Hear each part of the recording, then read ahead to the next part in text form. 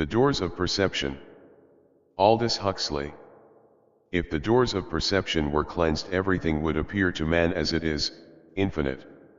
William Blake. It was in 1886 that the German pharmacologist, Louis Lewin, published the first systematic study of the cactus, to which his own name was subsequently given. Anhelonium lewinii was new to science. To primitive religion and the Indians of Mexico and the American Southwest it was a friend of immemorially long standing. Indeed, it was much more than a friend. In the words of one of the early Spanish visitors to the New World, they eat a root which they call peyote, and which they venerate as though it were a deity. Why they should have venerated it as a deity became apparent when such eminent psychologists as J.H. Havelock Ellis and Weir Mitchell began their experiments with mescaline, the active principle of peyote. True, they stopped short at a point well this side of idolatry, but all concurred in assigning to mescaline a position among drugs of unique distinction. Administered in suitable doses, it changes the quality of consciousness more profoundly and yet is less toxic than any other substance in the pharmacologist's repertory. Mescaline research has been going on sporadically ever since the days of Lewin and Havelock Ellis. Chemists have not merely isolated the alkaloid, they have learned how to synthesize it, so that the supply no longer depends on the sparse and intermittent crop of a desert cactus. Alienists have dosed themselves with mescaline in the hope thereby of coming to a better, a first-hand, understanding of their patients' mental processes. Working unfortunately upon too few subjects within too narrow a range of circumstances, psychologists have observed and catalogued some of the drug's more striking effects. Neurologists and physiologists have found out something about the mechanism of its action upon the central nervous system. And at least one professional philosopher has taken mescaline for the light it may throw on such ancient, unsolved riddles as the place of mind in nature and the relationship between brain and consciousness. Their matters rested until, 2 or 3 years ago, a new and perhaps highly significant fact was observed. 1 Actually the fact had been staring everyone in the face for several decades, but nobody, as it happened, had noticed it until a young English psychiatrist, at present working in Canada, was struck by the close similarity, in chemical composition, between mescaline and adrenaline. Further research revealed that lysergic acid, an extremely potent hallucinogen derived from ergot, has a structural biochemical relationship to the others. Then came the discovery that adrenochrome, which is a product of the decomposition of adrenaline, can produce many of the symptoms observed in mescaline intoxication. But adrenochrome probably occurs spontaneously in the human body. In other words, each one of us may be capable of manufacturing a chemical, minute doses of which are known to cause profound changes in consciousness. Certain of these changes are similar to those which occur in that most characteristic plague of the 20th century, schizophrenia. Is the mental disorder due to a chemical disorder? And is the chemical disorder due, in its turn, to psychological distresses affecting the adrenals? It would be rash and premature to affirm it. The most we can say is that some kind of a prima facie case has been made out. Meanwhile the clue is being systematically followed. The sleuths, biochemists, psychiatrists, psychologists are on the trail. By a series of, for me, extremely fortunate circumstances I found myself, in the spring of 1953, squarely athwart that trail. One of the sleuths had come on business to California. In spite of 70 years of mescaline research, the psychological material at his disposal was still absurdly inadequate, and he was anxious to add to it. I was on the spot and willing, indeed eager, to be a guinea pig. Thus it came about that, one bright May morning, I swallowed 4/10 gram of mescaline dissolved in half a glass of water and sat down to wait for the results. We live together, we act on, and react to, one another, but always and in all circumstances we are by ourselves. The martyrs go hand in hand into the arena, they are crucified alone. Embraced, the lovers desperately try to fuse their insulated ecstasies into a single self-transcendence, in vain. By its very nature every embodied spirit is doomed to suffer and enjoy in solitude. Sensations, feelings, insights, fancies, all these are private and, except through symbols and at second hand, incommunicable. We can pool information about experiences, but never the experiences themselves. From family to nation, every human group is a society of island universes. Most island universes are sufficiently like one another to permit of inferential understanding or even of mutual empathy or feeling into. Thus, remembering our own bereavements and humiliations, we can condole with others in analogous circumstances, can put ourselves, always, of course, in a slightly Pickwickian sense, in their places. But in certain cases communication between universes is incomplete or even non-existent. The mind is its own place, and the places inhabited by the insane and the exceptionally gifted are so different from the places where ordinary men and women live, that there is little or no common ground of memory to serve as a basis for understanding or fellow feeling. Words are uttered, but fail to enlighten. The things and events to which the symbols refer belong to mutually exclusive realms of experience. To see ourselves as others see us is a most salutary gift. Hardly less important is the capacity to see others as they see themselves. But what if these others belong to a different species and inhabit a radically alien universe? For example, how can the sane get to know what it actually feels like to be mad? Or, short of being born again as a visionary, a medium, or a musical genius, how can we ever visit the worlds which, to Blake, to Swedenborg, to Johann Sebastian Bach, were home?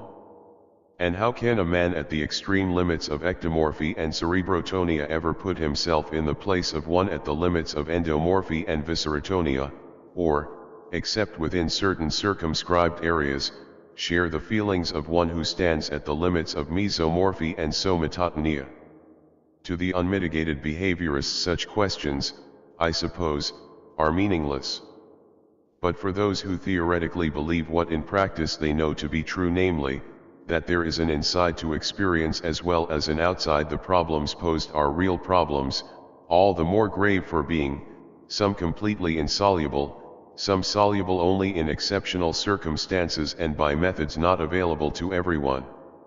Thus, it seems virtually certain that I shall never know what it feels like to be Sir John Falstaff or Joe Louis. On the other hand, it had always seemed to me possible that, through hypnosis, for example, or auto-hypnosis, by means of systematic meditation, or else by taking the appropriate drug, I might so change my ordinary mode of consciousness as to be able to know, from the inside, what the visionary, the medium, even the mystic were talking about. From what I had read of the mescaline experience, I was convinced in advance that the drug would admit me, at least for a few hours, into the kind of inner world described by Blake and A.E. But what I had expected did not happen.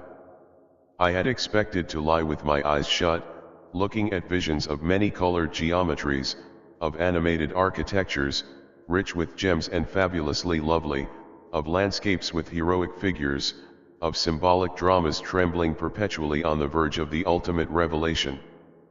But I had not reckoned, it was evident, with the idiosyncrasies of my mental makeup, the facts of my temperament, training, and habits. I am, and, for as long as I can remember, I have always been a poor visualizer. Words, even the pregnant words of poets, do not evoke pictures in my mind. No hypnagogic visions greet me on the verge of sleep. When I recall something, the memory does not present itself to me as a vividly seen event or object. By an effort of the will, I can evoke a not very vivid image of what happened yesterday afternoon, of how the Lung Arno used to look before the bridges were destroyed, of the Bayswater Road when the only buses were green and tiny and drawn by aged horses at 3.5 miles an hour. But such images have little substance and absolutely no autonomous life of their own. They stand to real, perceived objects in the same relation as Homer's ghosts stood to the men of flesh and blood, who came to visit them in the shades. Only when I have a high temperature do my mental images come to independent life. To those in whom the faculty of visualization is strong, my inner world must seem curiously drab, limited, and uninteresting. This was the world, a poor thing but my own, which I expected to see transformed into something completely unlike itself. The change which actually took place in that world was in no sense revolutionary. Half an hour after swallowing the drug, I became aware of a slow dance of golden lights. A little later there were sumptuous red surfaces swelling and expanding from bright nodes of energy that vibrated with a continuously changing, patterned life. At another time the closing of my eyes revealed a complex of gray structures, within which pale bluish spheres kept emerging into intense solidity and, having emerged, would slide noiselessly upwards, out of sight.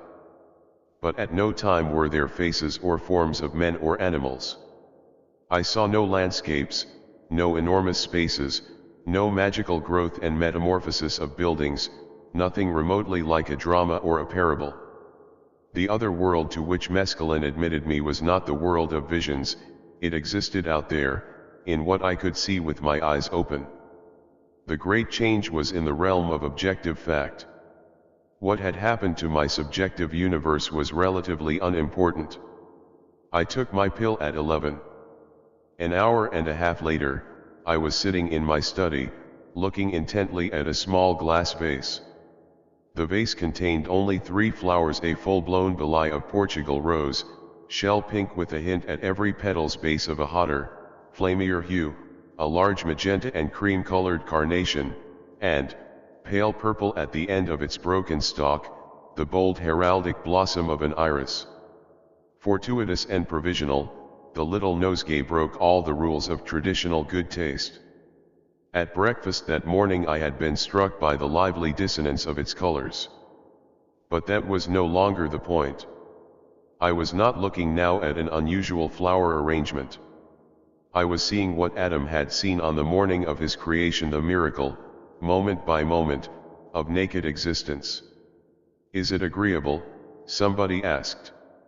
During this part of the experiment, all conversations were recorded on a dictating machine, and it has been possible for me to refresh my memory of what was said. "Neither agreeable nor disagreeable," I answered. "It just is. Istigkeit, wasn't that the word Meister Eckhart liked to use? Isness. The being of Platonic philosophy, except that Plato seems to have made the enormous, the grotesque mistake of separating being from becoming and identifying it with the mathematical abstraction of the idea. He could never, poor fellow, have seen a bunch of flowers shining with their own inner light and all but quivering under the pressure of the significance with which they were charged, could never have perceived that what rose and iris and carnation so intensely signified was nothing more, and nothing less, than what they were, a transience that was yet eternal life, a perpetual perishing that was at the same time pure being, a bundle of minute, unique particulars in which, by some unspeakable and yet self-evident paradox, was to be seen the divine source of all existence. I continued to look at the flowers, and in their living light I seemed to detect the qualitative equivalent of breathing, but of a breathing without returns to a starting point, with no recurrent ebbs but only a repeated flow from beauty to heightened beauty, from deeper to ever deeper meaning. Words like grace and transfiguration came to my mind, and this, of course, was what, among other things, they stood for. My eyes traveled from the rose to the carnation, and from that feathery incandescence to the smooth scrolls of sentient amethyst which were the iris. The beatific vision, Sat Chit Ananda, being awareness bliss, for the first time I understood, not on the verbal level, not by inchoate hints or at a distance, but precisely and completely what those prodigious syllables referred to. And then I remembered a passage I had read in one of Suzuki's essays. What is the Dharma body of the Buddha? The Dharma body of the Buddha is another way of saying mind, suchness, the void, the Godhead. The question is asked in a Zen monastery by an earnest and bewildered novice. And with the prompt irrelevance of one of the Marx brothers, the master answers, "The hedge at the bottom of the garden." And the man who realizes this truth, the novice dubiously inquires, "What, may I ask, is he?" Groucho gives him a whack over the shoulders with his staff and answers, "A golden-haired lion." It had been, when I read it, only a vaguely pregnant piece of nonsense. Now it was all as clear as day, as evident as Euclid. Of course the Dharma body of the Buddha was the hedge at the bottom of the garden. At the same time, and no less obviously, it was these flowers, it was anything that I, or rather the blessed not I, released for a moment from my throttling embrace cared to look at. The books, for example, with which my study walls were lined. Like the flowers, they glowed, when I looked at them, with brighter colors, a profounder significance. Red books, like rubies, emerald books, books bound in white jade, books of agate, of aquamarine, of yellow topaz, lapis lazuli, books whose color was so intense, so intrinsically meaningful, that they seemed to be on the point of leaving the shelves to thrust themselves more insistently on my attention. "What about spatial relationships?" the investigator inquired, as I was looking at the books. It was difficult to answer. True, the perspective looked rather odd, and the walls of the room no longer seemed to meet in right angles. But these were not the really important facts. The really important facts were that spatial relationships had ceased to matter very much, and that my mind was perceiving the world in terms of other than spatial categories. At ordinary times the eye concerns itself with such problems as where, how far, how situated in relation to what.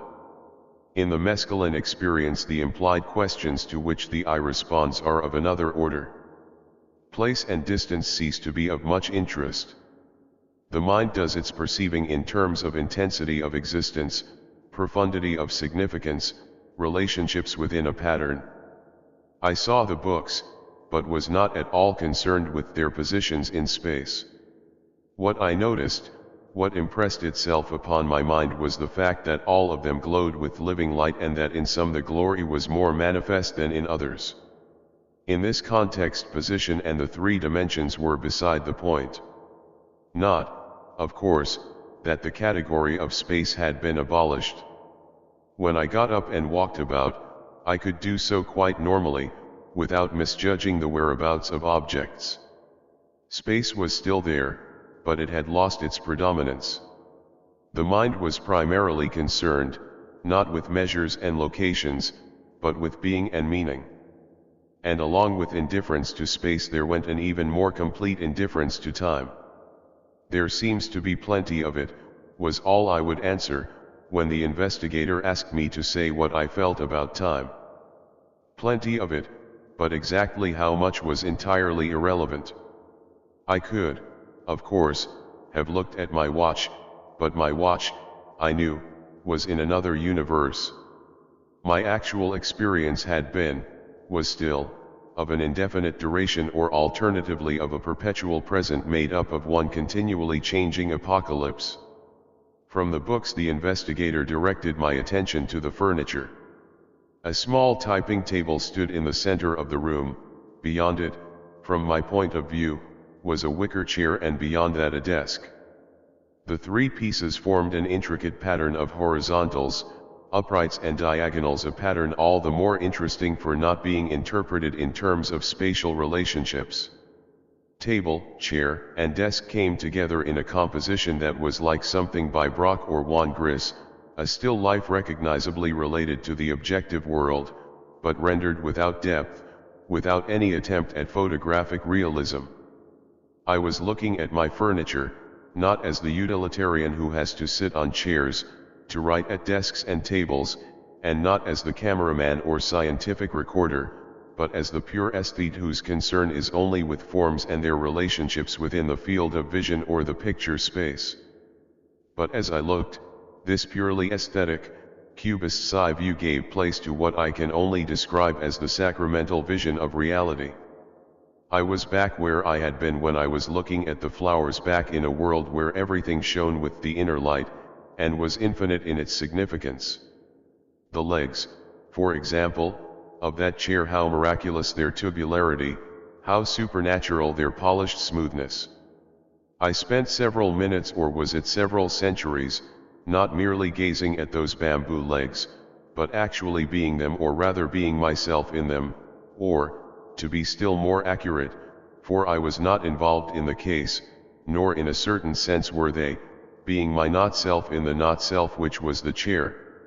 Reflecting on my experience, I find myself agreeing with the eminent Cambridge philosopher, Dr. C.D. Broad, that we should do well to consider much more seriously than we have hitherto been inclined to do the type of theory which Bergson put forward in connection with memory and sense perception. The suggestion is that the function of the brain and nervous system and sense organs is in the main eliminative and not productive. Each person is at each moment capable of remembering all that has ever happened to him and of perceiving everything that is happening everywhere in the universe.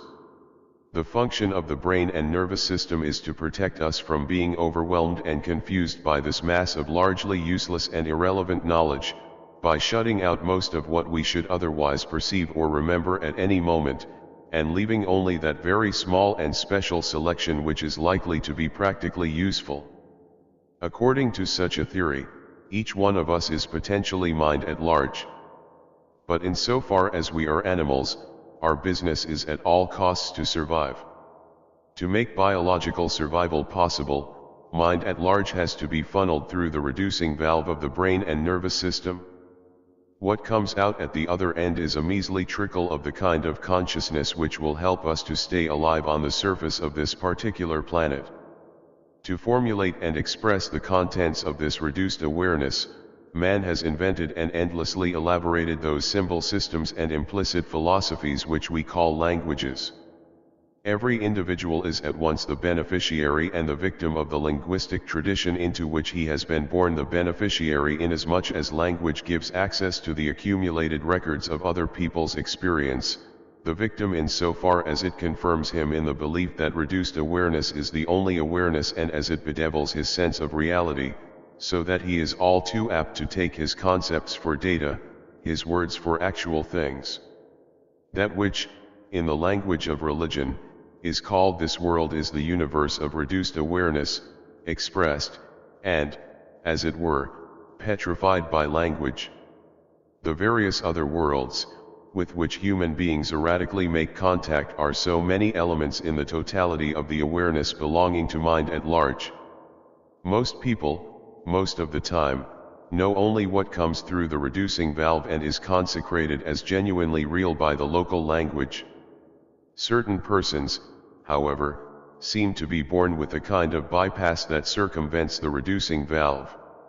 In others, temporary bypasses may be acquired either spontaneously, or as the result of deliberate spiritual exercises, or through hypnosis, or by means of drugs. Through these permanent or temporary bypasses there flows, not indeed the perception of everything that is happening everywhere in the universe, for the bypass does not abolish the reducing valve, which still excludes the total content of mind at large, but something more than, and above all something different from, the carefully selected utilitarian material which our narrowed, individual minds regard as a complete, or at least sufficient, picture of reality. The brain is provided with a number of enzyme systems which serve to coordinate its workings. Some of these enzymes regulate the supply of glucose to the brain cells. Mescaline inhibits the production of these enzymes and thus lowers the amount of glucose available to an organ that is in constant need of sugar. When mescaline reduces the brain's normal ration of sugar, what happens? Too few cases have been observed, and therefore a comprehensive answer cannot yet be given. But what happens to the majority of the few who have taken mescaline under supervision can be summarized as follows.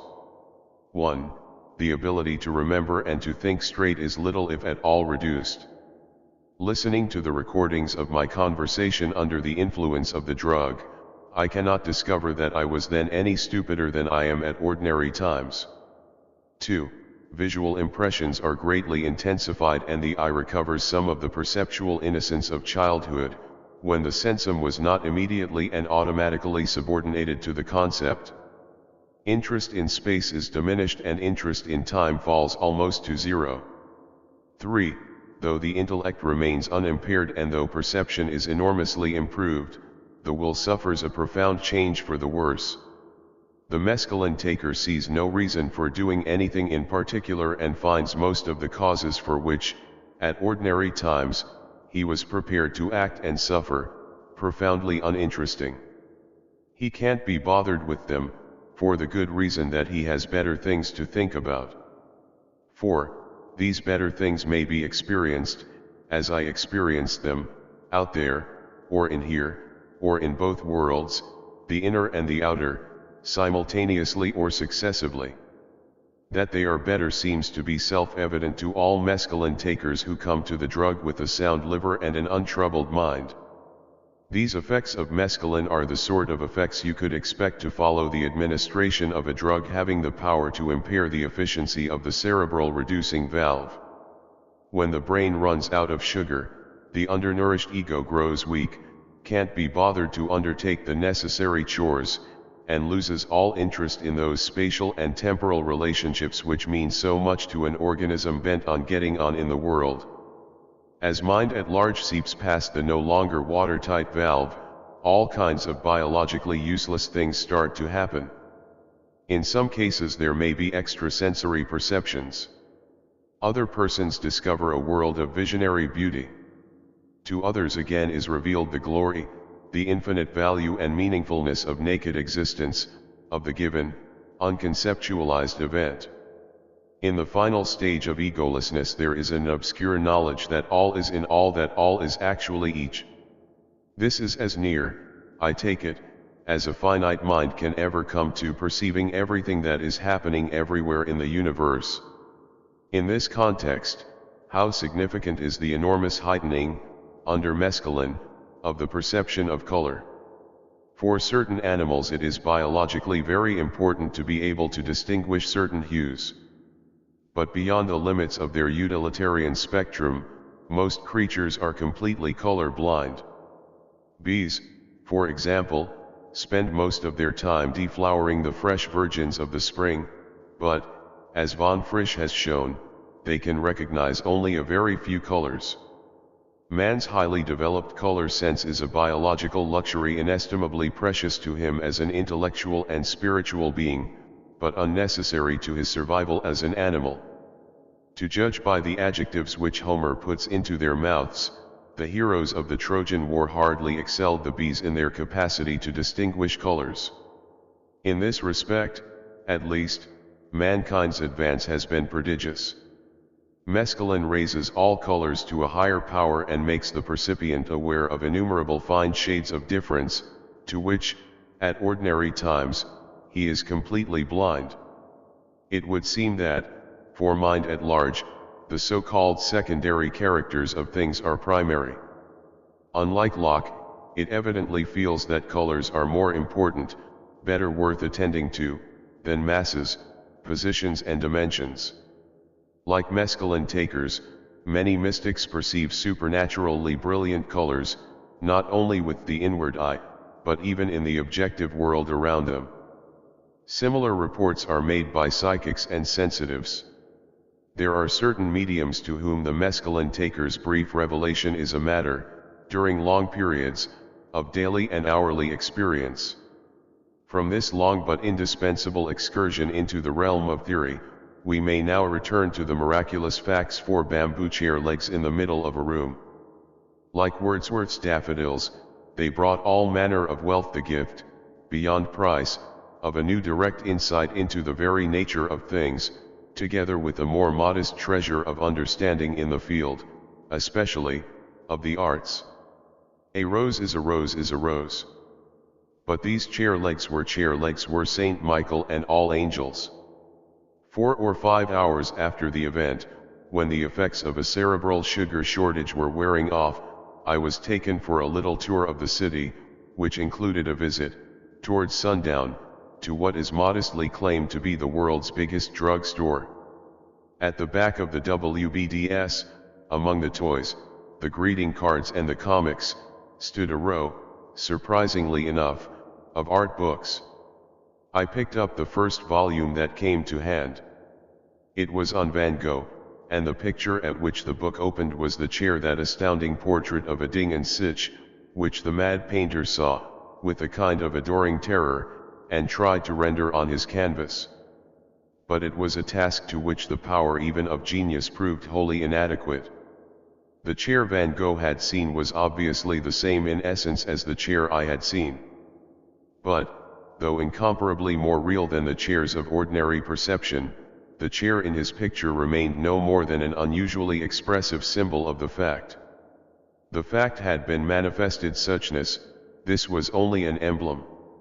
Such emblems are sources of true knowledge about the nature of things, and this true knowledge may serve to prepare the mind which accepts it for immediate insights on its own account.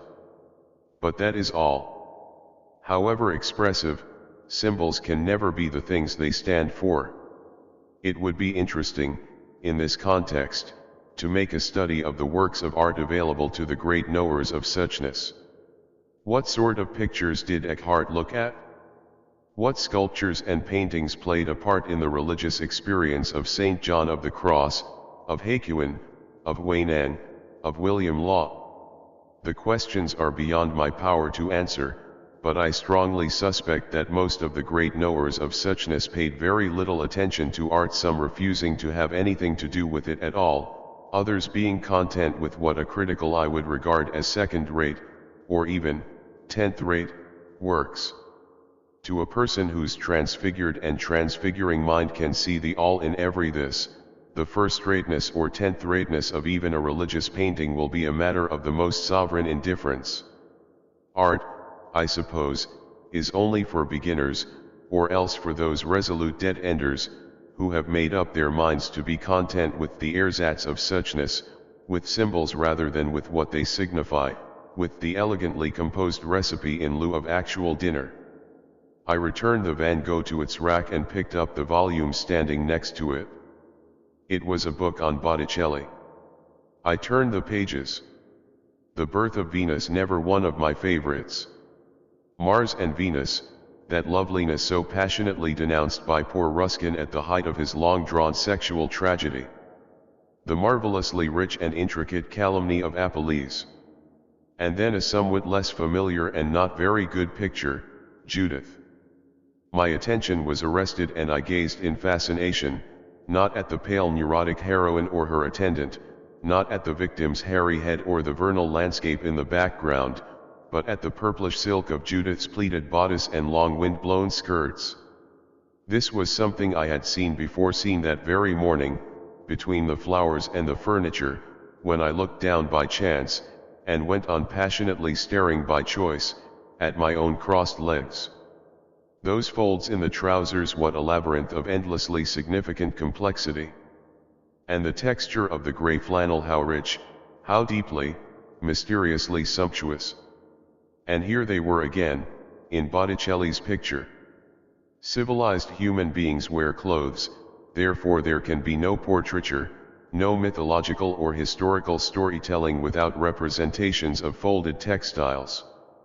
But though it may account for the origins, mere tailoring can never explain the luxuriant development of drapery as a major theme of all the plastic arts. Artists, it is obvious, have always loved drapery for its own sake, or, rather, for their own. When you paint or carve drapery, you are painting or carving forms which, for all practical purposes, are non-representational, the kind of unconditioned forms on which artists even in the most naturalistic tradition like to let themselves go. In the average Madonna or Apostle, the strictly human, fully representational element accounts for about 10% of the whole. All the rest consists of many colored variations on the inexhaustible theme of crumpled wool or linen. And these non-representational 9/10 of a Madonna or an Apostle may be just as important qualitatively as they are in quantity. Very often they set the tone of the whole work of art, they state the key in which the theme is being rendered, they express the mood, the temperament, the attitude to life of the artist. Stoical serenity reveals itself in the smooth surfaces, the broad unfiltered folds of Pierrot's draperies. Torn between fact and wish, between cynicism and idealism, Bernini tempers the all but caricatural verisimilitude of his faces with enormous sartorial abstractions, which are the embodiment, in stone or bronze, of the everlasting commonplaces of rhetoric, the heroism, the holiness, the sublimity to which mankind perpetually aspires, for the most part in vain. And here are El Greco's disquietingly visceral skirts and mantles, here are the sharp, twisting, flame-like folds in which Cosimo Tura clothes his figures. In the first, traditional spirituality breaks down into a nameless physiological yearning, in the second, there writhes an agonized sense of the world's essential strangeness and hostility. Or consider Watteau, his men and women play lutes, get ready for balls and harlequinades, embark, on velvet lawns and under noble trees, for the cythera of every lover's dream, their enormous melancholy and the flayed, excruciating sensibility of their creator find expression, not in the actions recorded, not in the gestures and the faces portrayed, but in the relief and texture of their taffeta skirts, their satin capes and doublets. Not an inch of smooth surface here, not a moment of peace or confidence, only a silken wilderness of countless tiny pleats and wrinkles, with an incessant modulation inner uncertainty rendered with the perfect assurance of a master hand of tone into tone, of one indeterminate color into another. In life, man proposes, God disposes. In the plastic arts the proposing is done by the subject matter, that which disposes is ultimately the artist's temperament, proximately, at least in portraiture, history, and genre, the carved or painted drapery. Between them, these two may decree that a fete galante shall move to tears, that a crucifixion shall be serene to the point of cheerfulness, that a stigmatization shall be almost intolerably sexy, that the likeness of a prodigy of female brainlessness, I am thinking now of Ingres incomparable Madame Moitier, shall express the austerest, the most uncompromising intellectuality. But this is not the whole story. Draperies, as I had now discovered, are much more than devices for the introduction of non-representational forms into naturalistic paintings and sculptures. What the rest of us see only under the influence of mescaline, the artist is congenitally equipped to see all the time. His perception is not limited to what is biologically or socially useful. A little of the knowledge belonging to mind at large oozes past the reducing valve of brain and ego, into his consciousness. It is a knowledge of the intrinsic significance of every existent. For the artist as for the mescaline taker, draperies are living hieroglyphs that stand in some peculiarly expressive way for the unfathomable mystery of pure being. More even than the chair, though less perhaps than those wholly supernatural flowers, the folds of my grey flannel trousers were charged with isness. To what they owed this privileged status, I cannot say. Is it, perhaps, because the forms of folded drapery are so strange and dramatic that they catch the eye and in this way force the miraculous fact of sheer existence upon the attention? Who knows? What is important is less the reason for the experience than the experience itself. Poring over Judith's skirts, there in the world's biggest drugstore, I knew that Botticelli, and not Botticelli alone, but many others too, had looked at draperies with the same transfigured and transfiguring eyes as had been mine that morning. They had seen the Istigkeit, the allness and infinity of folded cloth, and had done their best to render it in paint or stone. Necessarily, of course, without success. For the glory and the wonder of pure existence belong to another order, beyond the power of even the highest art to express. But in Judith's skirt I could clearly see what, if I had been a painter of genius, I might have made of my old grey flannels. Not much, heaven knows, in comparison with the reality, but enough to delight generation after generation of beholders, enough to make them understand at least a little of the true significance of what, in our pathetic imbecility, we call mere things and disregard in favor of television. This is how one ought to see, I kept saying as I looked down at my trousers, or glanced at the jeweled books in the shelves, at the legs of my infinitely more than Van Goghian chair. This is how one ought to see, how things really are. And yet there were reservations. For if one always saw like this, one would never want to do anything else. Just looking, just being the divine not-self of flower, of book, of chair, of flannel. That would be enough. But in that case, what about other people? What about human relations? In the recording of that morning's conversations I find the question constantly repeated, what about human relations? How could one reconcile this timeless bliss of seeing as one ought to see with the temporal duties of doing what one ought to do and feeling as one ought to feel? One ought to be able, I said, to see these trousers as infinitely important and human beings as still more infinitely important. One ought, but in practice it seemed to be impossible. This participation in the manifest glory of things left no room, so to speak, for the ordinary, the necessary concerns of human existence, above all for concerns involving persons. For persons ourselves and, in one respect at least, I was now a not-self, simultaneously perceiving and being the not-self of the things around me. To this newborn not-self, the behavior, the appearance, the very thought of the self it had momentarily ceased to be, and of other selves, its one-time fellows, seemed not indeed distasteful, for distastefulness was not one of the categories in terms of which I was thinking, but enormously irrelevant.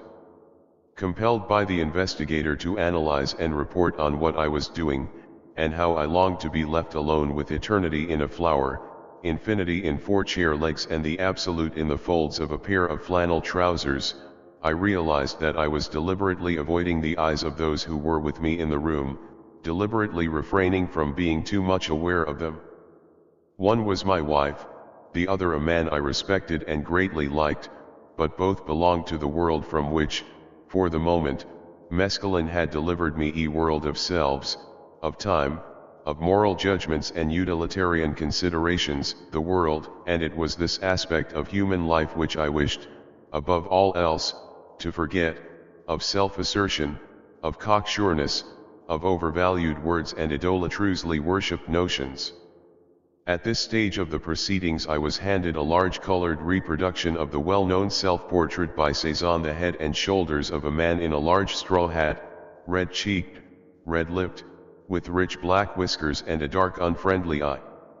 It is a magnificent painting, but it was not as a painting that I now saw it. For the head promptly took on a third dimension and came to life as a small goblin-like man looking out through a window in the page before me. I started to laugh. And when they asked me why, what pretensions, I kept repeating, who on earth does he think he is? The question was not addressed to Cézanne in particular, but to the human species at large. Who did they all think they were?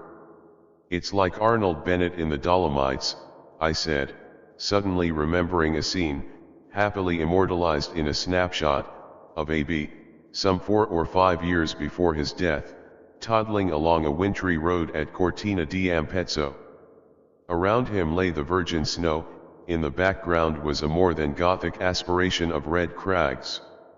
And there was dear, kind, unhappy A.B., consciously overacting the role of his favorite character in fiction, himself, the card in person. There he went, toddling slowly in the bright alpine sunshine, his thumbs in the armholes of a yellow waistcoat which bulged, a little lower down, with the graceful curve of a Regency bow window at Brighton, his head thrown back as though to aim some stammered utterance, howitzer-like, at the blue dome of heaven. What he actually said, I have forgotten, but what his whole manner, air, and posture fairly shouted was, I'm as good as those damned mountains. And in some ways, of course, he was infinitely better, but not, as he knew very well, in the way his favorite character in fiction liked to imagine. Successfully, whatever that may mean, or unsuccessfully, we all overact the part of our favorite character in fiction. And the fact, the almost infinitely unlikely fact of actually being Cézanne makes no difference. For the consummate painter, with his little pipeline to mind at large bypassing the brain valve and ego filter, was also and just as genuinely this whiskered goblin with the unfriendly eye. For relief I turned back to the folds in my trousers. This is how one ought to see, I repeated yet again. And I might have added, these are the sort of things one ought to look at. Things without pretensions, satisfied to be merely themselves, sufficient in their suchness, not acting a part, not trying, insanely, to go it alone, in isolation from the Dharma body, in Luciferian defiance of the grace of God. The nearest approach to this, I said, would be a Vermeer. Yes, a Vermeer. For that mysterious artist was truly gifted with the vision that perceives the Dharma body as the hedge at the bottom of the garden, with the talent to render as much of that vision as the limitations of human capacity permit, and with the prudence to confine himself in his paintings to the more manageable aspects of reality, for though Vermeer represented human beings, he was always a painter of still life. Cézanne, who told his female sitters to do their best to look like apples, tried to paint portraits in the same spirit. But his Pippin-like women are more nearly related to Plato's ideas than to the Dharma body in the hedge. They are eternity and infinity seen, not in sand or flower, but in the abstractions of some very superior brand of geometry. Vermeer never asked his girls to look like apples. On the contrary, he insisted on their being girls to the very limit, but always with the proviso that they refrain from behaving girlishly. They might sit or quietly stand but never giggle, never display self-consciousness, never say their prayers or pine for absent sweethearts, never gossip, never gaze enviously at other women's babies, never dirt, never love, or hate or work. In the act of doing any of these things they would doubtless become more intensely themselves, but would cease, for that very reason, to manifest their divine essential not-self. In Blake's phrase, the doors of Vermeer's perception were only partially cleansed. A single panel had become almost perfectly transparent, the rest of the door was still muddy. The essential not-self could be perceived very clearly in things and in living creatures on the hither side of good and evil. In human beings it was visible only when they were in repose, their minds untroubled, their bodies motionless. In these circumstances Vermeer could see suchness in all its heavenly beauty, could see and, in some small measure, render it in a subtle and sumptuous still life. Vermeer is undoubtedly the greatest painter of human still lives. But there have been others, for example, Vermeer's French contemporaries, the Le Nain brothers. They set out, I suppose, to be genre painters, but what they actually produced was a series of human still lives, in which their cleansed perception of the infinite significance of all things is rendered not, as with Vermeer, by subtle enrichment of color and texture, but by a heightened clarity, an obsessive distinctness of form, within an austere, almost monochromatic tonality.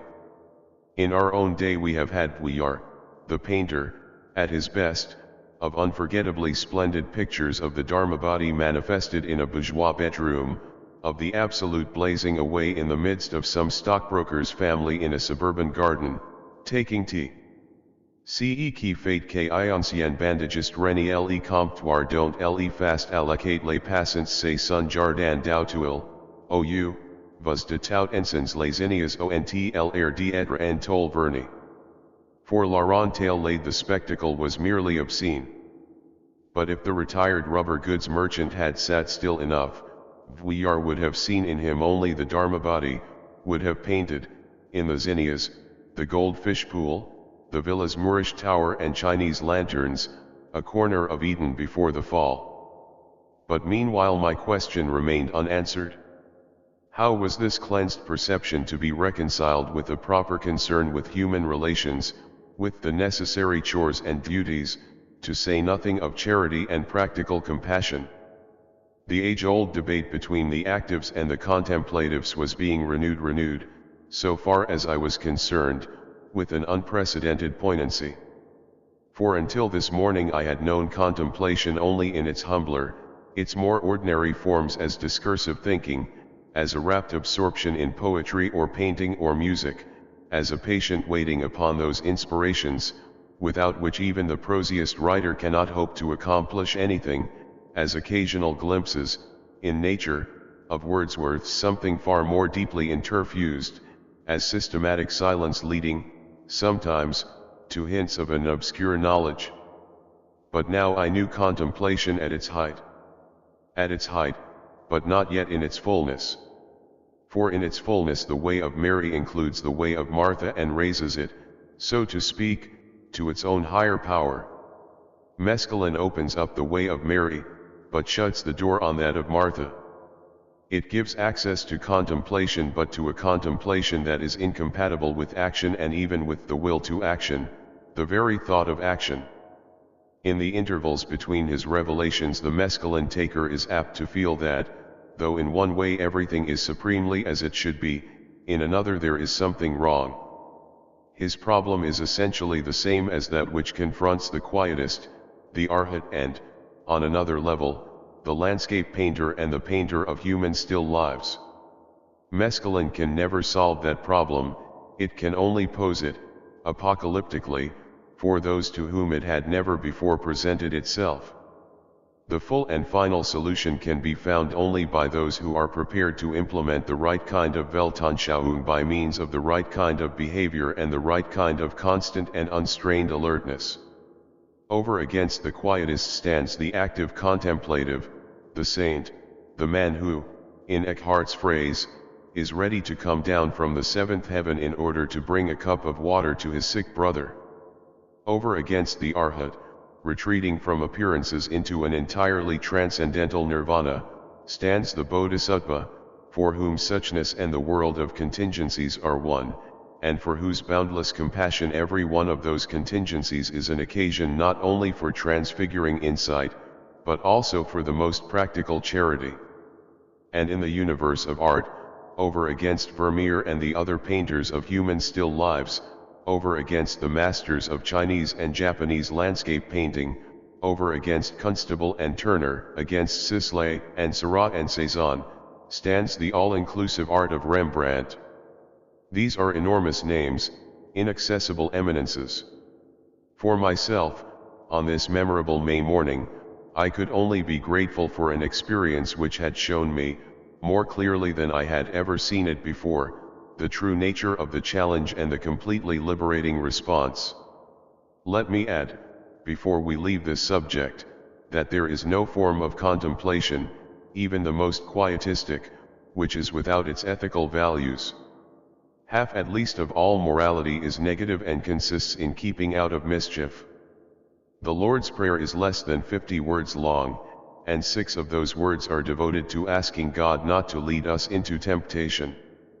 The one-sided contemplative leaves undone many things that he ought to do, but to make up for it, he refrains from doing a host of things he ought not to do. The sum of evil, Pascal remarked, would be much diminished if men could only learn to sit quietly in their rooms. The contemplative whose perception has been cleansed does not have to stay in his room. He can go about his business, so completely satisfied to see and be a part of the divine order of things that he will never even be tempted to indulge in what Traherne called the dirty devices of the world. When we feel ourselves to be sole heirs of the universe, when the sea flows in our veins, and the stars are our jewels, when all things are perceived as infinite and holy, what motive can we have for covetousness or self-assertion, for the pursuit of power or the drearier forms of pleasure? Contemplatives are not likely to become gamblers, or procurers, or drunkards. They do not as a rule preach intolerance, or make war, do not find it necessary to rob, swindle, or grind the faces of the poor. And to these enormous negative virtues we may add another which, though hard to define, is both positive and important. The arhat and the quietist may not practice contemplation in its fullness, but if they practice it at all, they may bring back enlightening reports of another, a transcendent country of the mind, and if they practice it in the height, they will become conduits through which some beneficent influence can how out of that other country into a world of darkened selves, chronically dying for lack of it. Meanwhile I had turned, at the investigator's request, from the portrait of Cézanne to what was going on, inside my head, when I shut my eyes. This time, the escape was curiously unrewarding. The field of vision was filled with brightly colored, constantly changing structures that seemed to be made of plastic or enameled tin. Cheap, I commented. Trivial. Like things in a 5 and 10. And all this shoddiness existed in a closed, cramped universe. It's as though one were below decks in a ship, I said. A 5 and 10 cent ship. And as I looked, it became very clear that this 5 and 10 cent ship was in some way connected with human pretensions, with the portrait of Cézanne, with A.B. among the Dolomites overacting his favorite character in fiction. This suffocating interior of a dime store ship was my own personal self. These gimcrack mobiles of tin and plastic were my personal contributions to the universe. I felt the lesson to be salutary, but was sorry, nonetheless, that it had had to be administered at this moment and in this form. As a rule, the mescaline taker discovers an inner world as manifestly a datum, as self-evidently infinite and holy, as that transfigured outer world which I had seen with my eyes open. From the first, my own case had been different. Mescaline had endowed me temporarily with the power to see things with my eyes shut, but it could not, or at least on this occasion did not, reveal an escape remotely comparable to my flowers or chair or flannels out there. What it had allowed me to perceive inside was not the Dharma body, in images, but my own mind, not suchness, but a set of symbols, in other words, a homemade substitute for suchness. Most visualizers are transformed by mescaline into visionaries. Some of them, and they are perhaps more numerous than is generally supposed, require no transformation. They are visionaries all the time. The mental species to which Blake belonged is fairly widely distributed even in the urban industrial societies of the present day.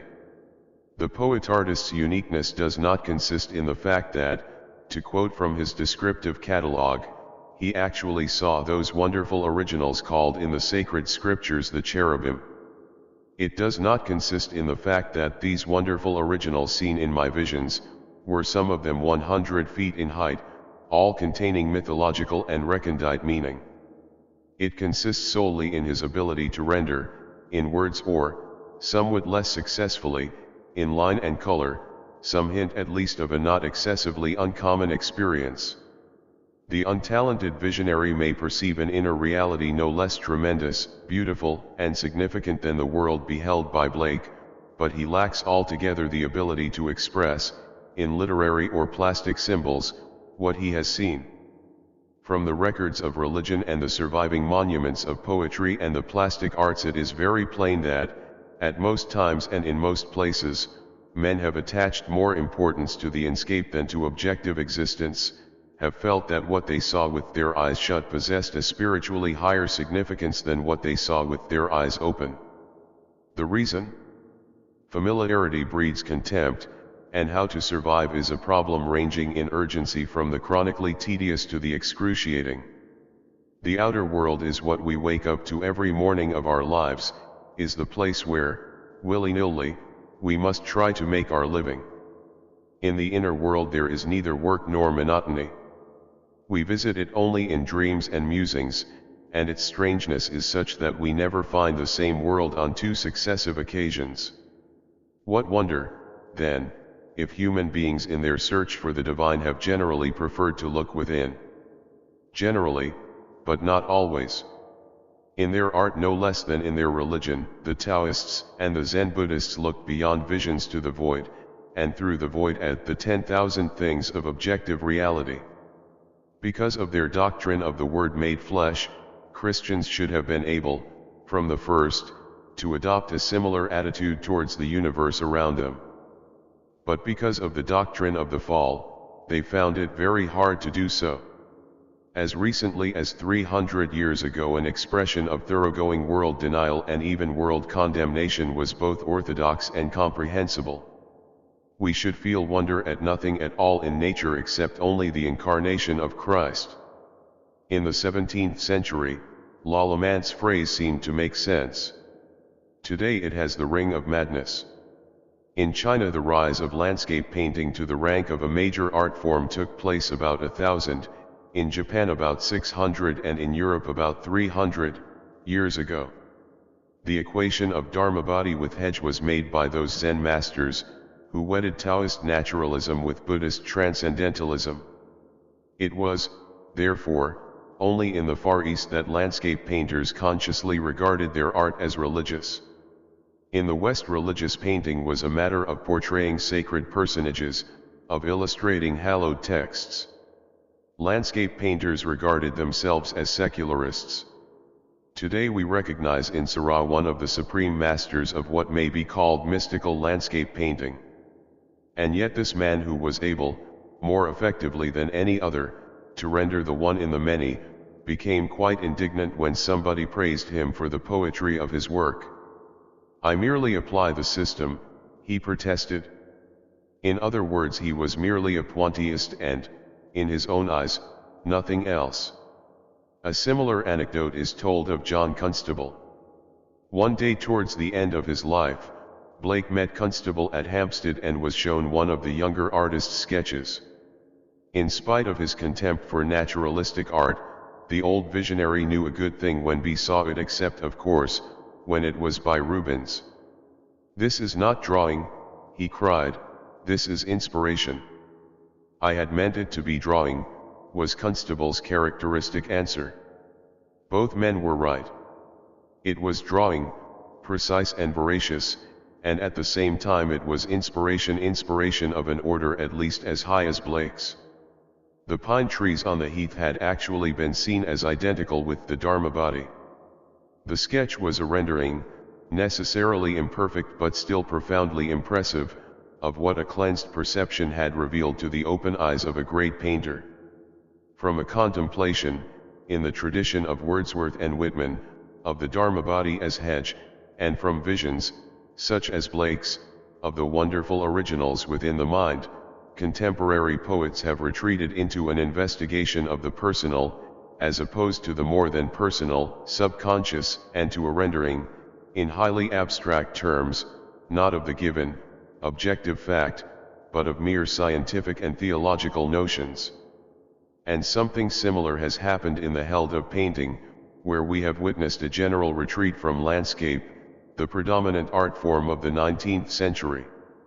This retreat from landscape has not been into that other, inner divine datum, with which most of the traditional schools of the past were concerned, that archetypal world, where men have always found the raw materials of myth and religion. No, it has been a retreat from the outward datum into the personal subconscious, into a mental world more squalid and more tightly closed than even the world of conscious personality. These contraptions of tin and highly colored plastic, where had I seen them before? In every picture gallery that exhibits the latest in non-representational art. And now someone produced a phonograph and put a record on the turntable. I listened with pleasure, but experienced nothing comparable to my scene apocalypses of flowers or flannel. Would a naturally gifted musician hear the revelations which, for me, had been exclusively visual? It would be interesting to make the experiment.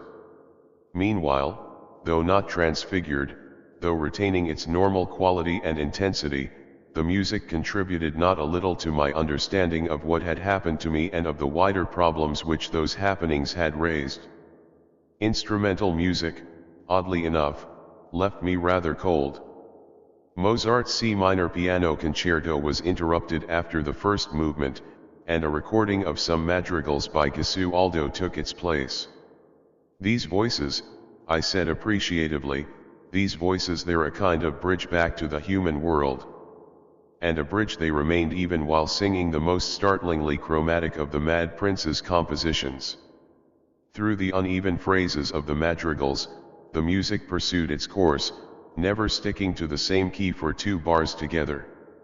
In Gesualdo, that fantastic character out of a Webster melodrama, psychological disintegration had exaggerated, had pushed to the extreme limit, a tendency inherent in modal as opposed to fully tonal music. The resulting works sounded as though they might have been written by the later Schoenberg. And yet, I felt myself constrained to say, as I listened to these strange products of a counter-Reformation psychosis working upon a late medieval art form, and yet it does not matter that he's all in bits. The whole is disorganized. But each individual fragment is in order, is a representative of a higher order. The highest order prevails even in the disintegration. The totality is present even in the broken pieces. More clearly present, perhaps, than in a completely coherent work. At least you aren't lulled into a sense of false security by some merely human, merely fabricated order. You have to rely on your immediate perception of the ultimate order. So in a certain sense disintegration may have its advantages. But of course it's dangerous, horribly dangerous. Suppose you couldn't get back, out of the chaos. From Gesualdo's madrigals we jumped, across a gulf of 3 centuries, to Albenberg and the lyric suite. This I announced in advance, is going to be hell. But, as it turned out, I was wrong. Actually the music sounded rather funny. Dredged up from the personal subconscious, agony succeeded 12-tone agony, but what struck me was only the essential incongruity between a psychological disintegration even completer than Gesualdo's and the prodigious resources, in talent and technique, employed in its expression. Isn't he sorry for himself?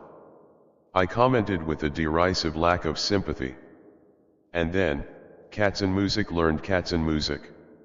And finally, after a few more minutes of the anguish, who cares what his feelings are? Why can't he pay attention to something else? As a criticism of what is undoubtedly a very remarkable work, it was unfair and inadequate but not, I think, irrelevant. I cite it for what it is worth and because that is how, in a state of pure contemplation, I reacted to the lyric suite. When it was over, the investigator suggested a walk in the garden. I was willing, and though my body seemed to have dissociated itself almost completely from my mind or, to be more accurate, though my awareness of the transfigured outer world was no longer accompanied by an awareness of my physical organism, I found myself able to get up, open the French window and walk out with only a minimum of hesitation. It was odd, of course, to feel that I was not the same as these arms and legs out there, as this wholly objective trunk and neck and even head. It was odd, but one soon got used to it. And anyhow the body seemed perfectly well able to look after itself. In reality, of course, it always does look after itself. All that the conscious ego can do is to formulate wishes, which are then carried out by forces which it controls very little and understands not at all. When it does anything more, when it tries too hard, for example, when it worries, when it becomes apprehensive about the future, it lowers the effectiveness of those forces and may even cause the devitalized body to fall ill. In my present state, awareness was not referred to as ego, it was, so to speak, on its own. This meant that the physiological intelligence controlling the body was also on its own. For the moment that interfering neurotic who, in waking hours, tries to run the show, was blessedly out of the way. From the French window I walked out under a kind of pergola covered in part by a climbing rose tree, in part by laths, 1 inch wide with half an inch of space between them. The sun was shining and the shadows of the laths made a zebra-like pattern on the ground and across the seat and back of a garden chair, which was standing at this end of the pergola. That chair, shall I ever forget it? Where the shadows fell on the canvas upholstery, stripes of a deep but glowing indigo alternated with stripes of an incandescence so intensely bright that it was hard to believe that they could be made of anything but blue fire. For what seemed an immensely long time I gazed without knowing, even without wishing to know, what it was that confronted me. At any other time I would have seen a chair barred with alternate light and shade. Today the percept had swallowed up the concept. I was so completely absorbed in looking, so thunderstruck by what I actually saw, that I could not be aware of anything else. Garden furniture, laths, sunlight, shadow, these were no more than names and notions, mere verbalizations, for utilitarian or scientific purposes, after the event. The event was the succession of azure furnace doors separated by gulfs of unfathomable gentian. It was inexpressibly wonderful, wonderful to the point, almost, of being terrifying. And suddenly I had an inkling of what it must feel like to be mad. Schizophrenia has its heavens as well as its hells and purgatories. I remember what an old friend, dead these many years, told me about his mad wife. One day in the early stages of the disease, when she still had her lucid intervals, he had gone to talk to her about their children. She listened for a time, then cut him short. How could he bear to waste his time on a couple of absent children, when all that really mattered, here and now, was the unspeakable beauty of the patterns he made, in this brown tweed jacket, every time he moved his arms. Alas, this paradise of cleansed perception, of pure one-sided contemplation, was not to endure. The blissful intermissions became rarer, became briefer, until finally there were no more of them, there was only horror. Most takers of mescaline experience only the heavenly part of schizophrenia. The drug brings hell and purgatory only to those who have had a recent case of jaundice, or who suffer from periodical depressions or a chronic anxiety. If, like the other drugs of remotely comparable power, mescaline were notoriously toxic, the taking of it would be enough, of itself, to cause anxiety. But the reasonably healthy person knows in advance that, so far as he is concerned, mescaline is completely innocuous, that its effects will pass off after 8 or 10 hours, leaving no hangover and consequently no craving for a renewal of the dose. Fortified by this knowledge, he embarks upon the experiment without fear, in other words, without any disposition to convert an unprecedentedly strange and other than human experience into something appalling, something actually diabolical. Confronted by a chair which looked like the Last Judgment, or, to be more accurate, by a Last Judgment which, after a long time and with considerable difficulty, I recognized as a chair, I found myself all at once on the brink of panic. This, I suddenly felt, was going too far. Too far, even though the going was into intenser beauty, deeper significance. The fear, as I analyze it in retrospect, was of being overwhelmed, of disintegrating under a pressure of reality greater than a mind, accustomed to living most of the time in a cozy world of symbols, could possibly bear.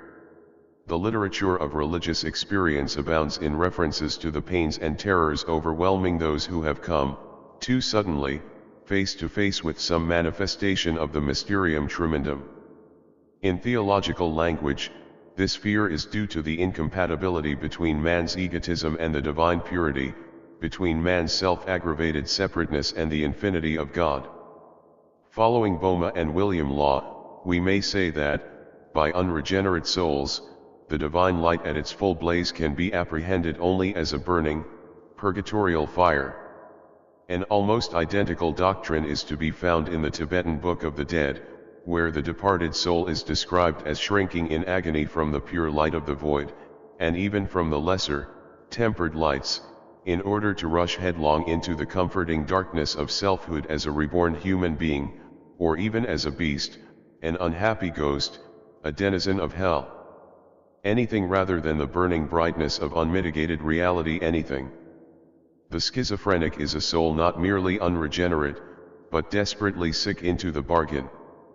His sickness consists in the inability to take refuge from inner and outer reality, as the sane person habitually does, in the homemade universe of common sense, the strictly human world of useful notions, shared symbols, and socially acceptable conventions.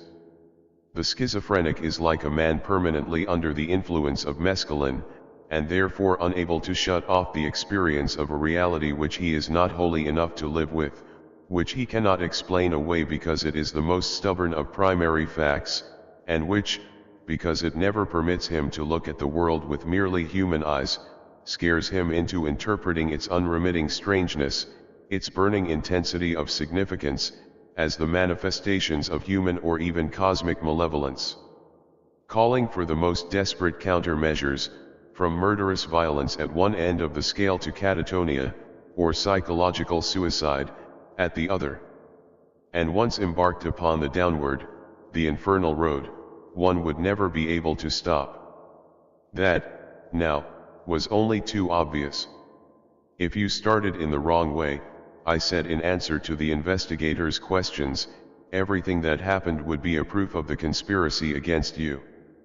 It would all be self-validating, you couldn't draw a breath without knowing it was part of the plot. So you think you know where madness lies? My answer was a convinced and heartfelt, yes. And you couldn't control it? No, I couldn't control it. If one began with fear and hate as the major premise, one would have to go on to the conclusion. Would you be able, my wife asked, to fix your attention on what the Tibetan Book of the Dead calls the clear light? I was doubtful. Would it keep the evil away, if you could hold it? Or would you not be able to hold it? I considered the question for some time. Perhaps, I answered at last, perhaps I could, but only if there were somebody there to tell me about the clear light. One couldn't do it by oneself. That's the point, I suppose, of the Tibetan ritual, someone sitting there all the time and telling you what's what. After listening to the record of this part of the experiment, I took down my copy of Evans Went's edition of the Tibetan Book of the Dead, and opened at random. O nobly born, let not thy mind be distracted. That was the problem, to remain undistracted.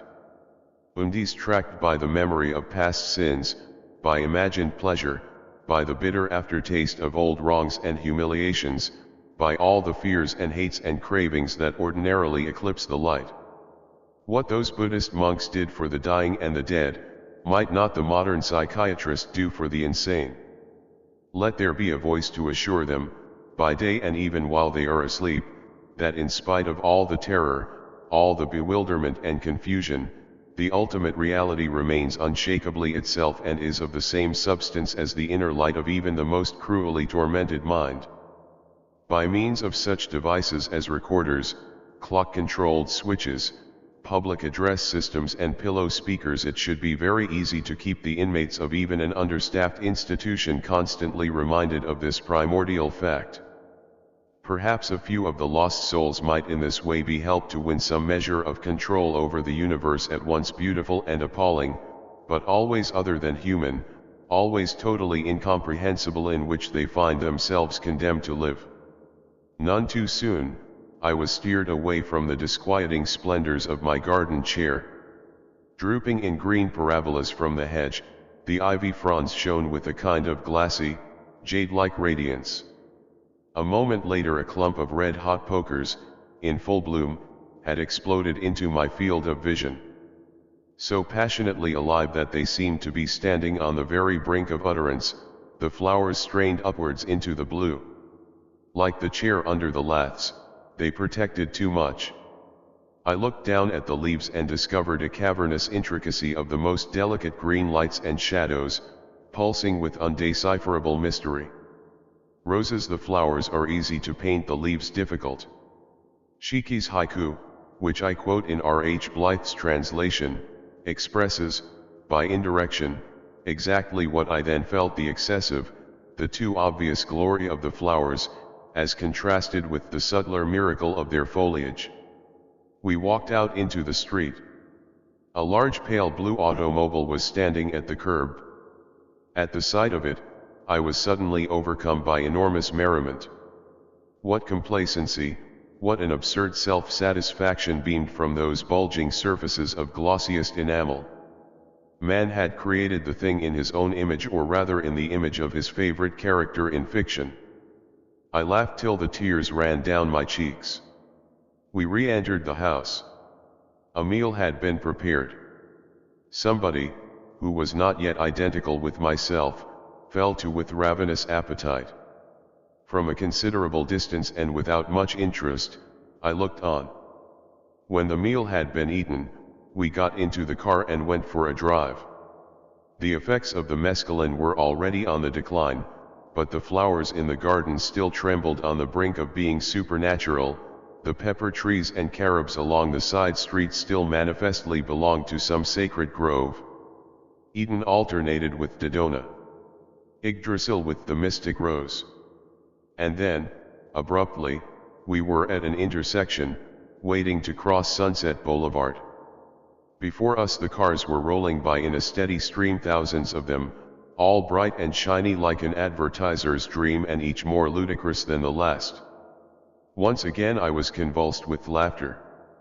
The Red Sea of traffic parted at last, and we crossed into another oasis of trees and lawns and roses. In a few minutes we had climbed to a vantage point in the hills, and there was the city spread out beneath us. Rather disappointingly, it looked very like the city I had seen on other occasions. So far as I was concerned, transfiguration was proportional to distance. The nearer, the more divinely other. This vast, dim panorama was hardly different from itself. We drove on, and so long as we remained in the hills, with view succeeding distant view, significance was at its everyday level, well below transfiguration point. The magic began to work again only when we turned down into a new suburb and were gliding between two rows of houses. Here, in spite of the peculiar hideousness of the architecture, there were renewals of transcendental otherness, hints of the morning's heaven.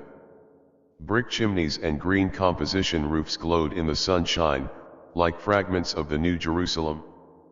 And all at once I saw what Gardy had seen and, with what incomparable skill, had so often rendered in his paintings a stucco wall with a shadow slanting across it, blank but unforgettably beautiful, empty but charged with all the meaning and the mystery of existence. The revelation dawned and was gone again within a fraction of a second. The car had moved on, time was uncovering another manifestation of the eternal suchness. Within sameness there is difference. But that difference should be different from sameness is in no wise the intention of all the Buddhas. Their intention is both totality and differentiation. This bank of red and white geraniums, for example, it was entirely different from that stucco wall 100 yards up the road. But the isness of both was the same, the eternal quality of their transience was the same. An hour later, with 10 more miles and the visit to the world's biggest drugstore safely behind us, we were back at home, and I had returned to that reassuring but profoundly unsatisfactory state known as being in one's right mind. That humanity at large will ever be able to dispense with artificial paradises seems very unlikely. Most men and women lead lives at the worst so painful, at the best so monotonous, poor, and limited that the urge to escape, the longing to transcend themselves if only for a few moments, is and has always been one of the principal appetites of the soul. Art and religion, carnivals and saturnalia, dancing and listening to oratory, all these have served, in H.G. Wells's phrase, as doors in the wall. And for private, far everyday use there have always been chemical intoxicants. All the vegetable sedatives and narcotics, all the euphorics that grow on trees, the hallucinogens that ripen in berries or can be squeezed from roots, all, without exception, have been known and systematically used by human beings from time immemorial. And to these natural modifiers of consciousness modern science has added its quota of synthetics, chloral, for example, and benzodrine, the bromides and the barbiturates.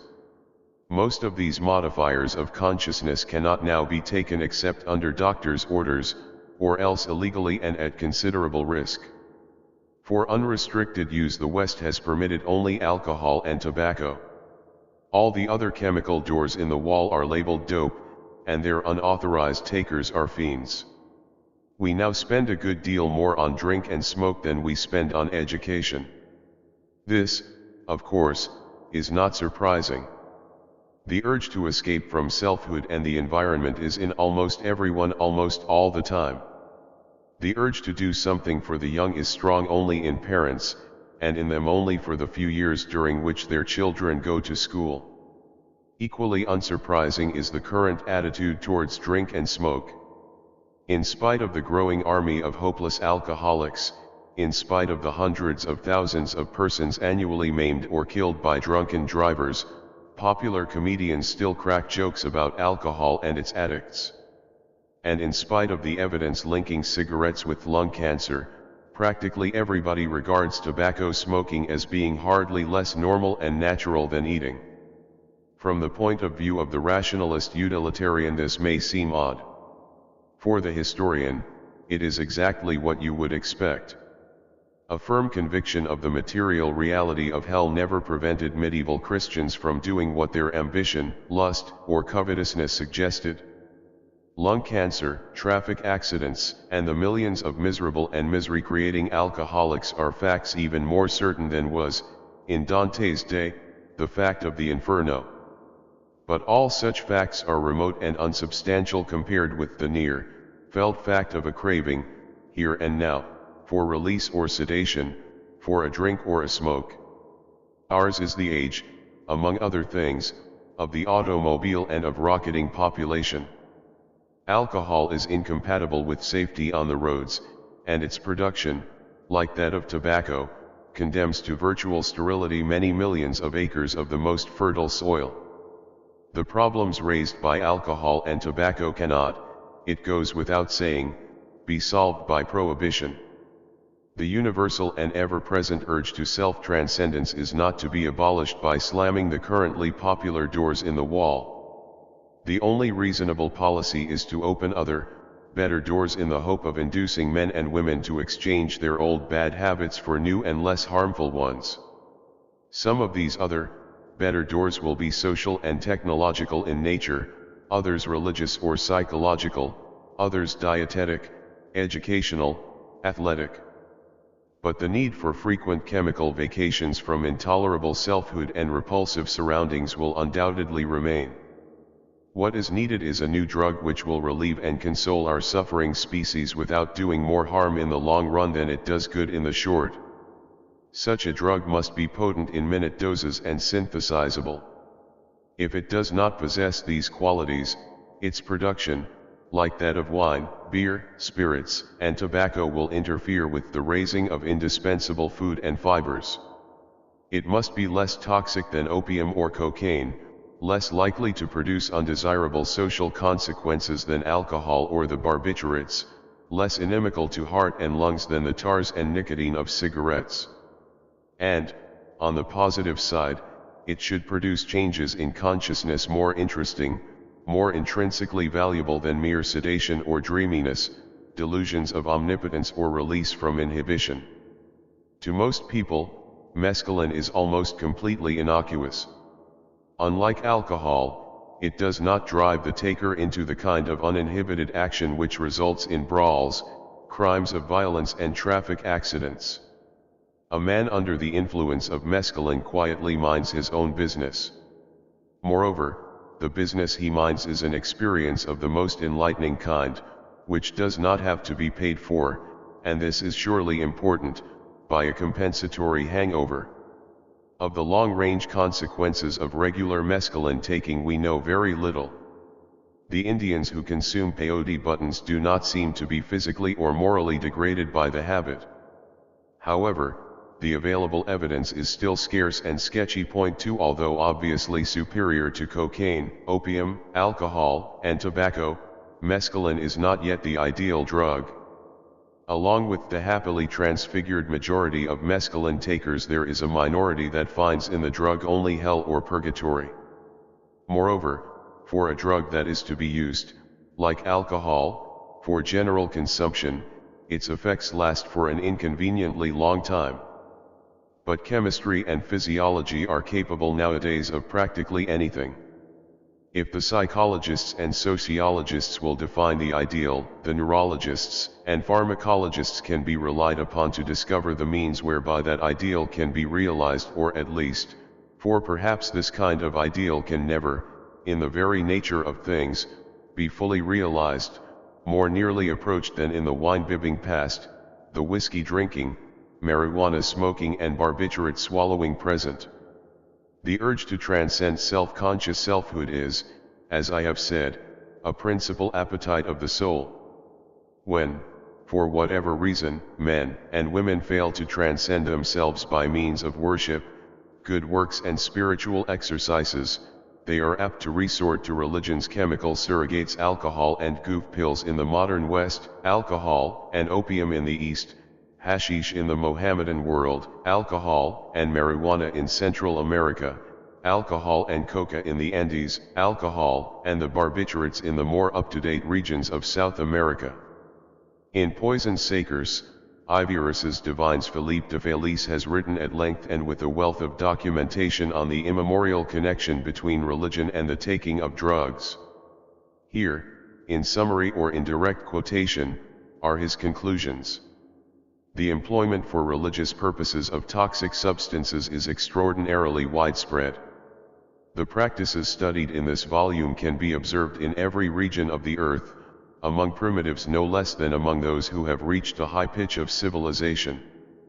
We are therefore dealing not with exceptional facts, which might justifiably be overlooked, but with a general and, in the widest sense of the word, a human phenomenon, the kind of phenomenon which cannot be disregarded by anyone who is trying to discover what religion is, and what are the deep needs which it must satisfy.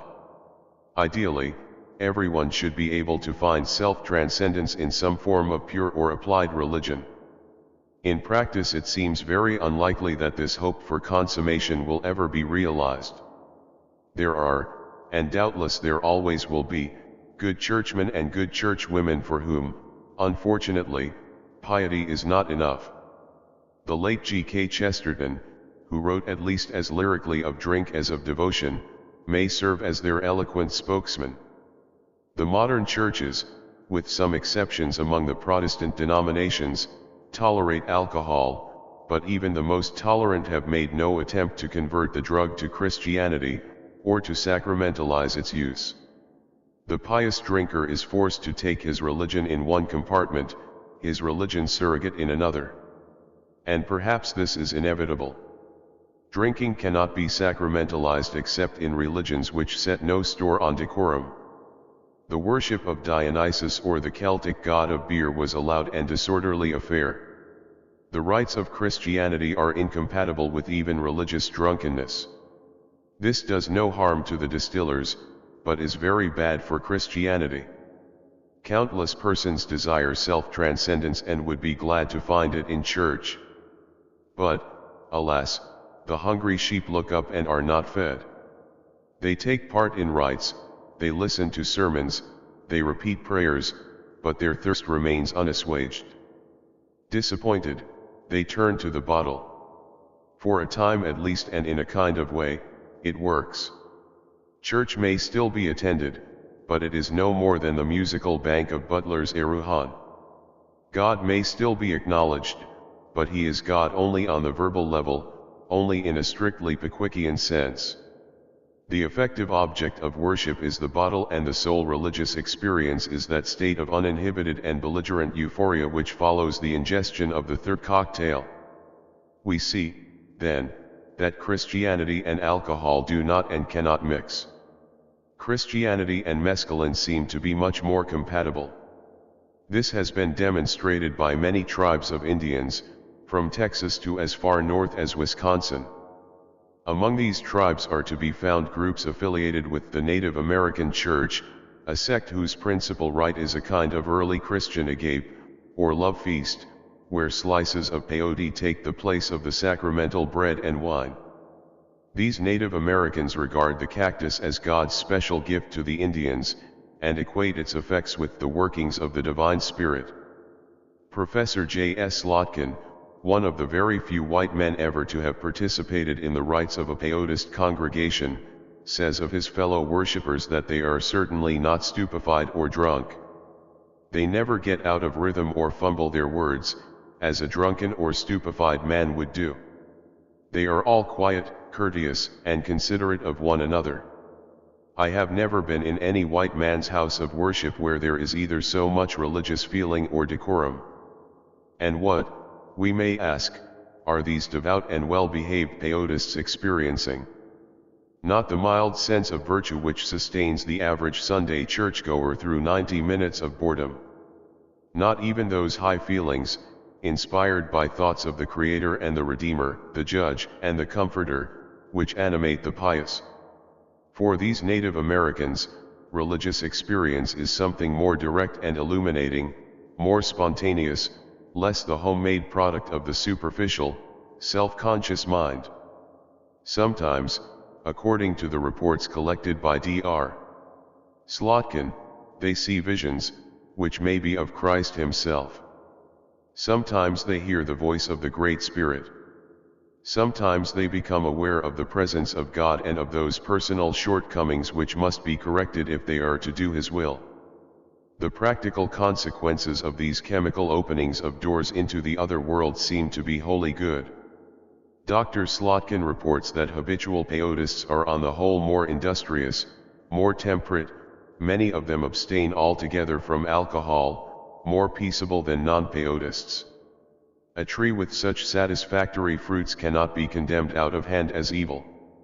In sacramentalizing the use of peyote, the Indians of the Native American Church have done something which is at once psychologically sound and historically respectable.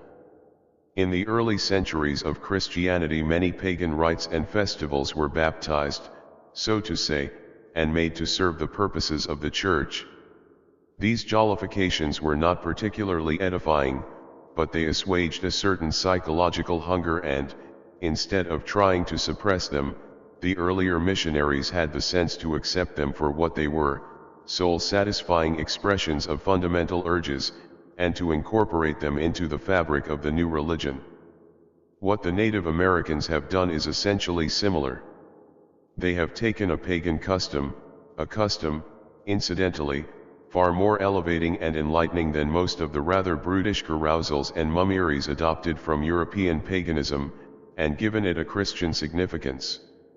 Though but recently introduced into the northern United States, peyote eating and the religion based upon it have become important symbols of the red man's right to spiritual independence. Some Indians have reacted to white supremacy by becoming Americanized, others by retreating into traditional Indianism. But some have tried to make the best of both worlds, indeed of all the worlds the best of Indianism, the best of Christianity, and the best of those other worlds of transcendental experience, where the soul knows itself as unconditioned and of like nature with the divine. Hence the Native American Church. In it two great appetites of the soul, the urge to independence and self-determination and the urge to self-transcendence, were fused with, and interpreted in the light of, a third, the urge to worship, to justify the ways of God to man, to explain the universe by means of a coherent theology. Lo, the poor Indian, whose untutored mind clothes him in front, but leaves him bare behind. But actually it is we, the rich and highly educated whites, who have left ourselves bare behind. We cover our anterior nakedness with some philosophy, Christian, Marxian, Fruto-physicalist, but abaft we remain uncovered, at the mercy of all the winds of circumstance. The poor Indian, on the other hand, has had the wit to protect his rear by supplementing the fig leaf of a theology with the breechclout of transcendental experience. I am not so foolish as to equate what happens under the influence of mescaline or of any other drug, prepared or in the future preparable, with the realization of the end and ultimate purpose of human life, enlightenment, the beatific vision.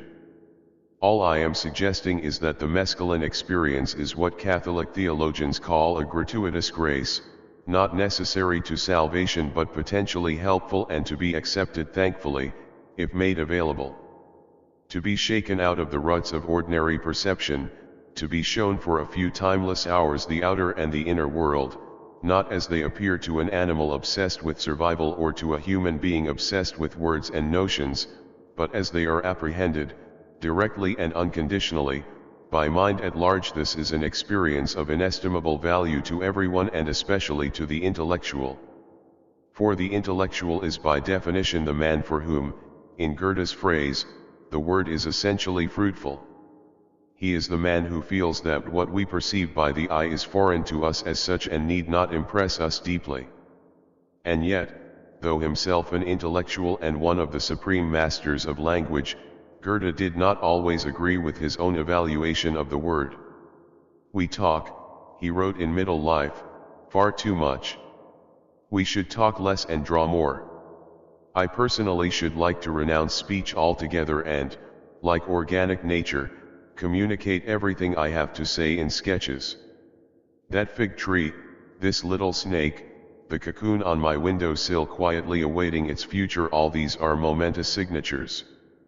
A person able to decipher their meaning properly would soon be able to dispense with the written or the spoken word altogether. The more I think of it, there is something futile, mediocre, even, I am tempted to say, foppish about speech.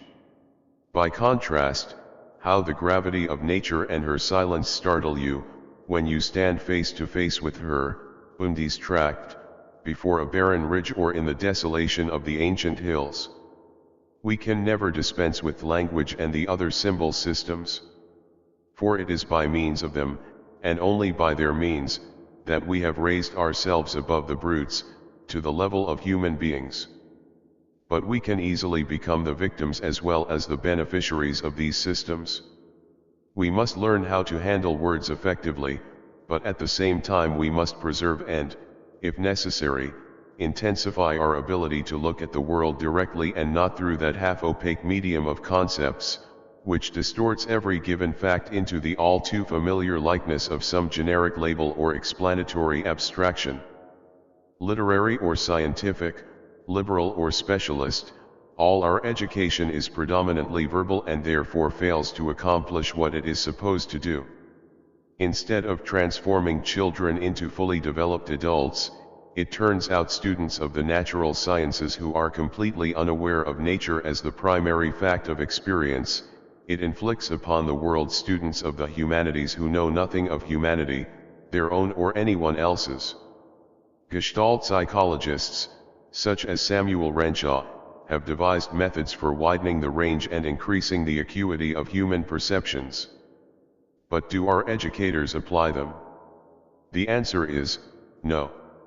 Teachers in every field of psychophysical skill, from seeing to tennis, from tightrope walking to prayer, have discovered, by trial and error, the conditions of optimum functioning within their special fields. But have any of the great foundations financed a project for coordinating these empirical findings into a general theory and practice of heightened creativeness? Again, so far as I am aware, the answer is, no. All sorts of cultists and queer fish teach all kinds of techniques for achieving health, contentment, peace of mind, and for many of their heroes many of these techniques are demonstrably effective. But do we see respectable psychologists, philosophers, and clergymen boldly descending into those odd and sometimes malodorous wells, at the bottom of which poor truth is so often condemned to sit? Yet once more the answer is, no. And now look at the history of mescaline research. 70 years ago men of first-rate ability described the transcendental experiences which come to those who, in good health, under proper conditions and in the right spirit, take the drug.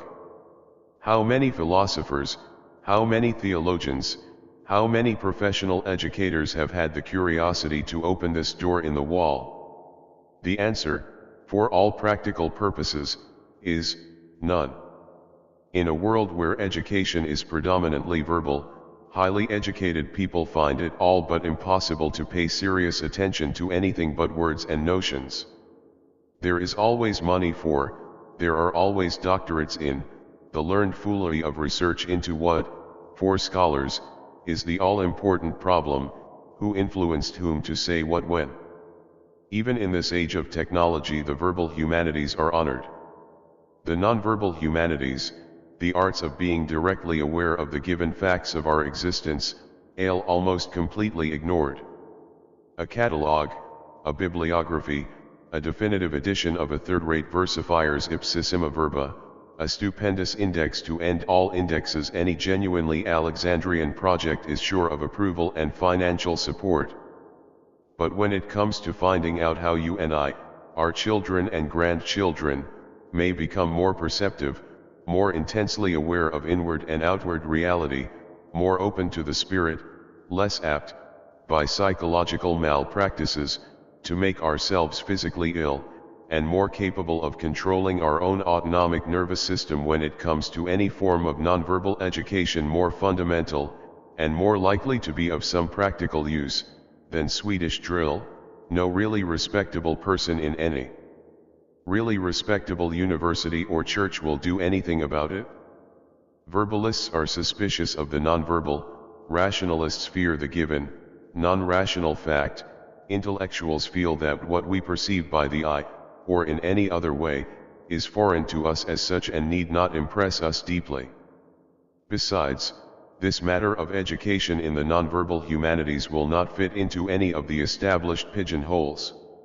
It is not religion, not neurology, not gymnastics, not morality or civics, not even experimental psychology. This being so, the subject is, for academic and ecclesiastical purposes, non-existent and may safely be ignored altogether or left, with a patronizing smile, to those whom the Pharisees of verbal orthodoxy call cranks, quacks, charlatans and unqualified amateurs. I have always found, Blake wrote rather bitterly, that angels have the vanity to speak of themselves as the only wise. This they do with a confident insolence sprouting from systematic reasoning. Systematic reasoning is something we could not, as a species or as individuals, possibly do without. But neither, if we are to remain sane, can we possibly do without direct perception, the more unsystematic the better, of the inner and outer worlds into which we have been born. This given reality is an infinite which passes all understanding and yet admits of being directly and in some sort totally apprehended. It is a transcendence belonging to another order than the human, and yet it may be present to us as a felt immanence, an experienced participation. To be enlightened is to be aware, always, of total reality in its immanent otherness, to be aware of it and yet to remain in a condition to survive as an animal, to think and feel as a human being, to resort whenever expedient to systematic reasoning. Our goal is to discover that we have always been where we ought to be. Unhappily, we make the task exceedingly difficult for ourselves.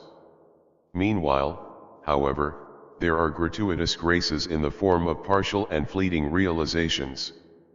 Under a more realistic, a less exclusively verbal system of education than ours, every angel, in Blake's sense of that word, would be permitted as a sabbatical treat, would be urged and even, if necessary, compelled to take an occasional trip through some chemical door in the wall into the world of transcendental experience. If it terrified him, it would be unfortunate but probably salutary. If it brought him a brief but timeless illumination, so much the better. In either case, the angel might lose a little of the confident insolence sprouting from systematic reasoning and the consciousness of having read all the books. Near the end of his life, Aquinas experienced infused contemplation. Thereafter he refused to go back to work on his unfinished book. Compared with this, everything he had read and argued about and written, Aristotle and the sentences, the questions, the propositions, the majestic summas, was no better than chaff or straw. For most intellectuals such a sit-down strike would be inadvisable, even morally wrong. But the angelic doctor had done more systematic reasoning than any 12 ordinary angels, and was already ripe for death. He had earned the right, in those last months of his mortality, to turn away from merely symbolic straw and chaff to the bread of actual and substantial fact. For angels of a lower order and with better prospects of longevity, there must be a return to the straw. But the man who comes back through the door in the wall will never be quite the same as the man who went out.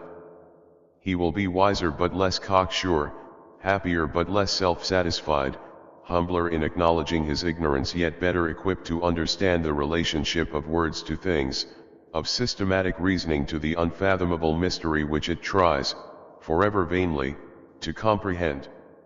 1. See the following papers: Schizophrenia. A New Approach. By Humphrey Osmond and John Smithies. Journal of Mental Science. Volume 88. April, 1952. On Being MAD. By Humphrey Osmond. Saskatchewan Psychiatric Services Journal. Volume I 2. September, 1952. The Mescaline Phenomena. By John Smithies. The British Journal of the Philosophy of Science. Volume 3. February, 1953. Schizophrenia, A New Approach. By Abram Hoffer, Humphrey Osmond and John Smithies. Journal of Mental Science. Volume C No. 418. January, 1954. Numerous other papers on the biochemistry, pharmacology, psychology, and neurophysiology of schizophrenia and the mescaline phenomena are in preparation. 2. In his monograph, Menomini-Payalism, published, December 1952, in the Transactions of the American Philosophical Society, Professor J. S. Slotkin has written that the habitual use of peyote does not seem to produce any increased tolerance or dependence. I know many people who have been peyotists for 40 to 50 years. The amount of peyote they use depends upon the solemnity of the occasion. In general, they do not take any more peyote now than they did years ago. Also, there is sometimes an interval of a month or more between rites, and they go without peyote during this period without feeling any craving for it. Personally, even after a series of rites occurring on 4 successive weekends, I neither increased the amount of peyote consumed nor felt any continued need for it.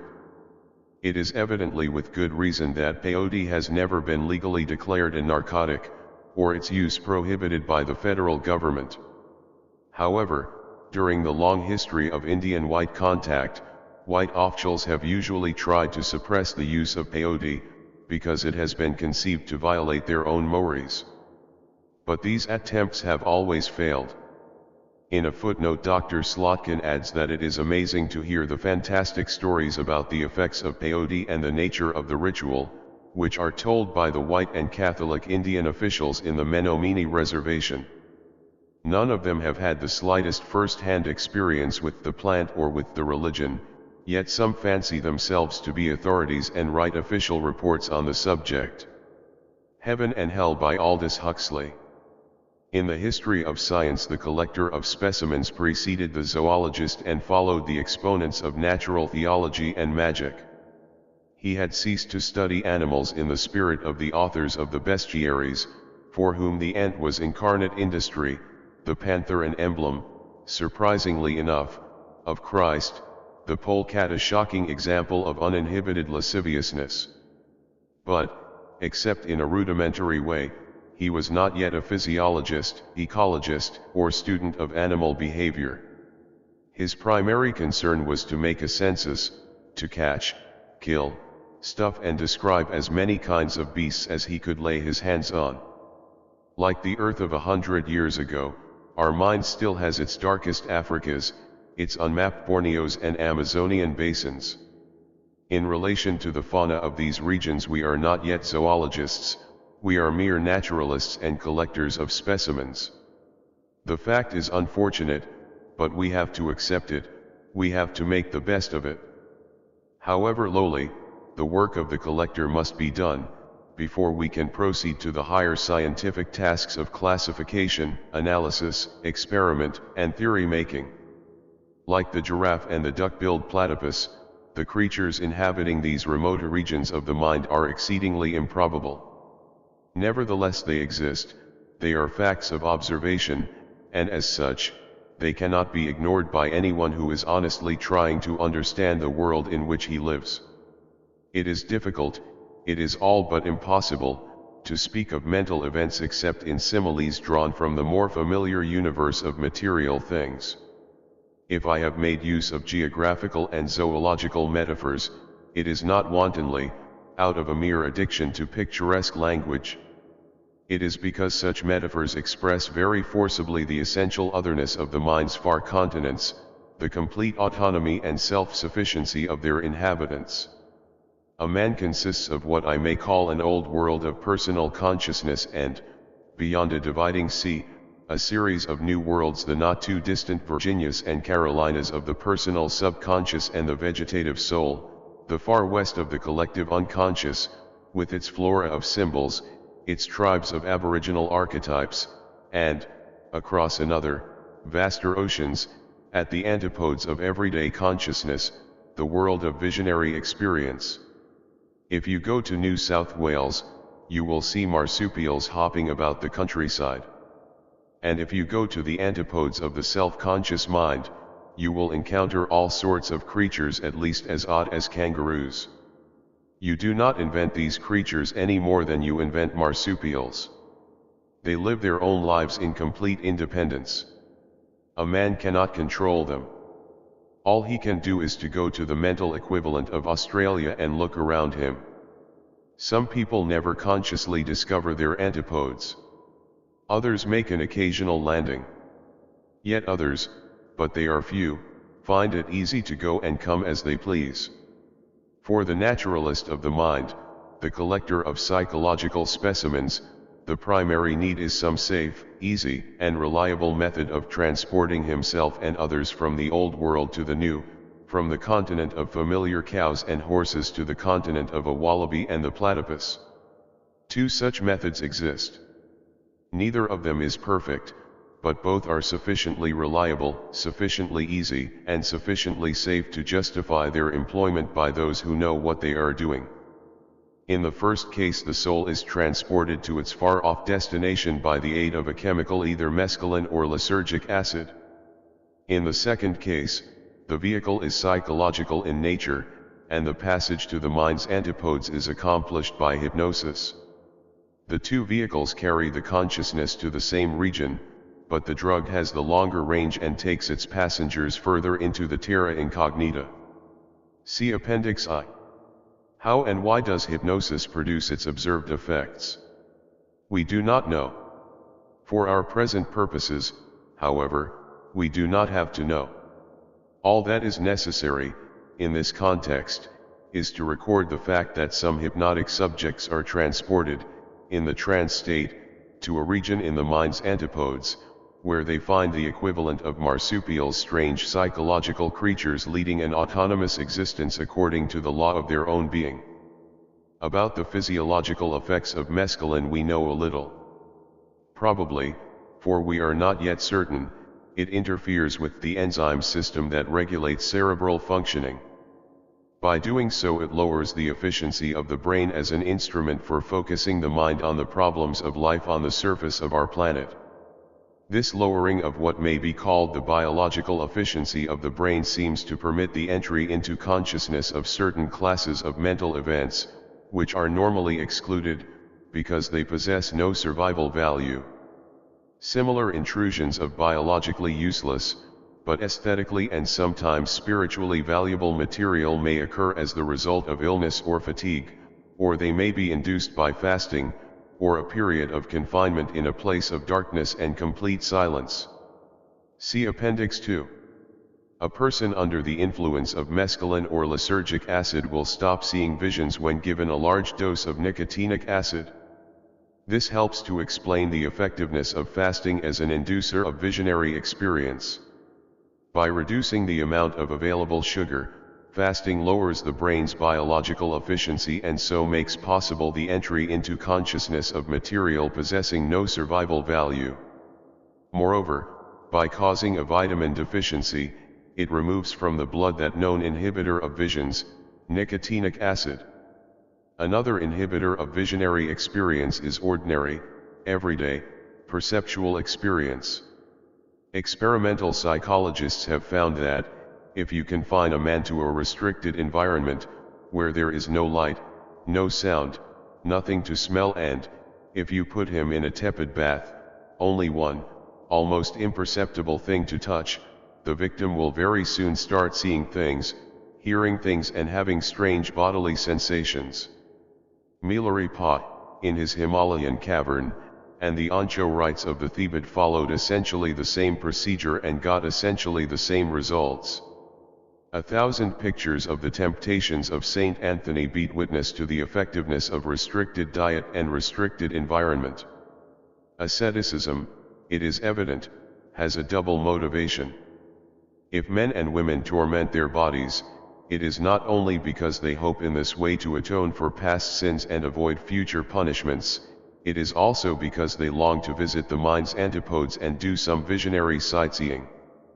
Empirically and from the reports of other ascetics, they know that fasting and a restricted environment will transport them where they long to go. Their self-inflicted punishment may be the door to paradise. It may also, and this a point which will be discussed in a later paragraph, be a door into the infernal regions. From the point of view of an inhabitant of the old world, marsupials are exceedingly odd. But the oddity is not the same as randomness. Kangaroos and wallabies may lack verisimilitude, but their improbability repeats itself and obeys recognizable laws. The same is true of the psychological creatures inhabiting the remote regions of our minds. The experiences encountered under the influence of mescaline or deep hypnosis are very strange, but they are strange with a certain regularity, strange according to a pattern. What are the common features which this pattern imposes upon our visionary experiences? First and most important is the experience of light. Everything seen by those who visit the mind's antipodes is brilliantly illuminated and seems to shine from within. All colors are intensified to a pitch far beyond anything seen in the normal state, and at the same time the mind's capacity for recognizing fine distinctions of tone and hue is notably heightened. In this respect there is a marked difference between these visionary experiences and ordinary dreams. Most dreams are without color, or else are only partially or feebly colored. On the other hand, the visions met with under the influence of mescaline or hypnosis are always intensely and, one might say, preternaturally brilliant in color. Professor Calvin Hall, who has collected records of many thousands of dreams, tells us that about 2/3 of all dreams are in black and white. Only one dream in 3 is colored, or has some color in it. A few people dream entirely in color, a few never experience color in their dreams, the majority sometimes dream in color, but more often do not. We have come to the conclusion, writes Dr. Hall, that color in dreams yields no information about the personality of the dreamer. I agree with this conclusion. Color in dreams and visions tells us no more about the personality of the beholder than does color in the external world. A garden in July is perceived as brightly colored. The perception tells us something about sunshine, flowers, and butterflies, but little or nothing about our own selves. In the same way, that fact that we see brilliant colors in our visions and in some of our dreams tells us something about the fauna of the mind's antipodes, but nothing whatever about the personality who inhabits what I have called the old world of the mind. Most dreams are concerned with the dreamer's private wishes and instinctive urges, and with the conflicts which arise when these wishes and urges are thwarted by a disapproving conscience or a fear of public opinion. The story of these drives and conflicts is told in terms of dramatic symbols, and in most dreams the symbols are uncolored. Why should this be the case? The answer, I presume, is that, to be effective, symbols do not require to be colored. The letters in which we write about roses need not be red, and we can describe the rainbow by means of ink marks on white paper. Textbooks are illustrated by line engravings and halftone plates, and these uncolored images and diagrams effectively convey information. What is good enough for the waking consciousness is evidently good enough for the personal subconscious, which finds it possible to express its meanings through uncolored symbols. Color turns out to be a kind of touchstone of reality. That which is given is colored, that which our symbol creating intellect and fancy put together is uncolored. Thus the external world is perceived as colored. Dreams, which are not given but fabricated by the personal subconscious, are generally in black and white. It is worth remarking that, in most people's experience, the most brightly colored dreams are those of landscapes, in which there is no drama, no symbolic reference to conflict, merely the presentation to consciousness of a given, non-human fact. The images of the archetypal world are symbolic, but since we, as individuals, do not fabricate them, but find them out there in the collective unconscious, they exhibit some at least of the characteristics of given reality and are colored. The non-symbolic inhabitants of the mind's antipodes exist in their own right, and like the given facts of the external world are colored. Indeed, they are far more intensely colored than external data. This may be explained, at least in part, by the fact that our perceptions of the external world are habitually clouded by the verbal notions in terms of which we do our thinking. We are forever attempting to convert things into signs for the more intelligible abstractions of our own invention.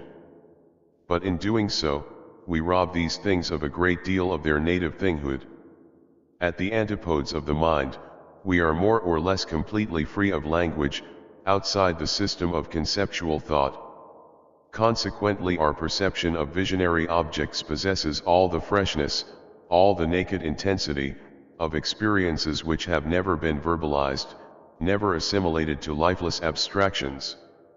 Their color, that hallmark of givenness, shines forth with a brilliance which seems to us preternatural, because it is in fact entirely natural in the sense of being entirely unsophisticated by language or the scientific, philosophical, and utilitarian notions, by means of which we ordinarily recreate the given world in our own drearily human image. In his Candle of Vision, the Irish poet, A.E.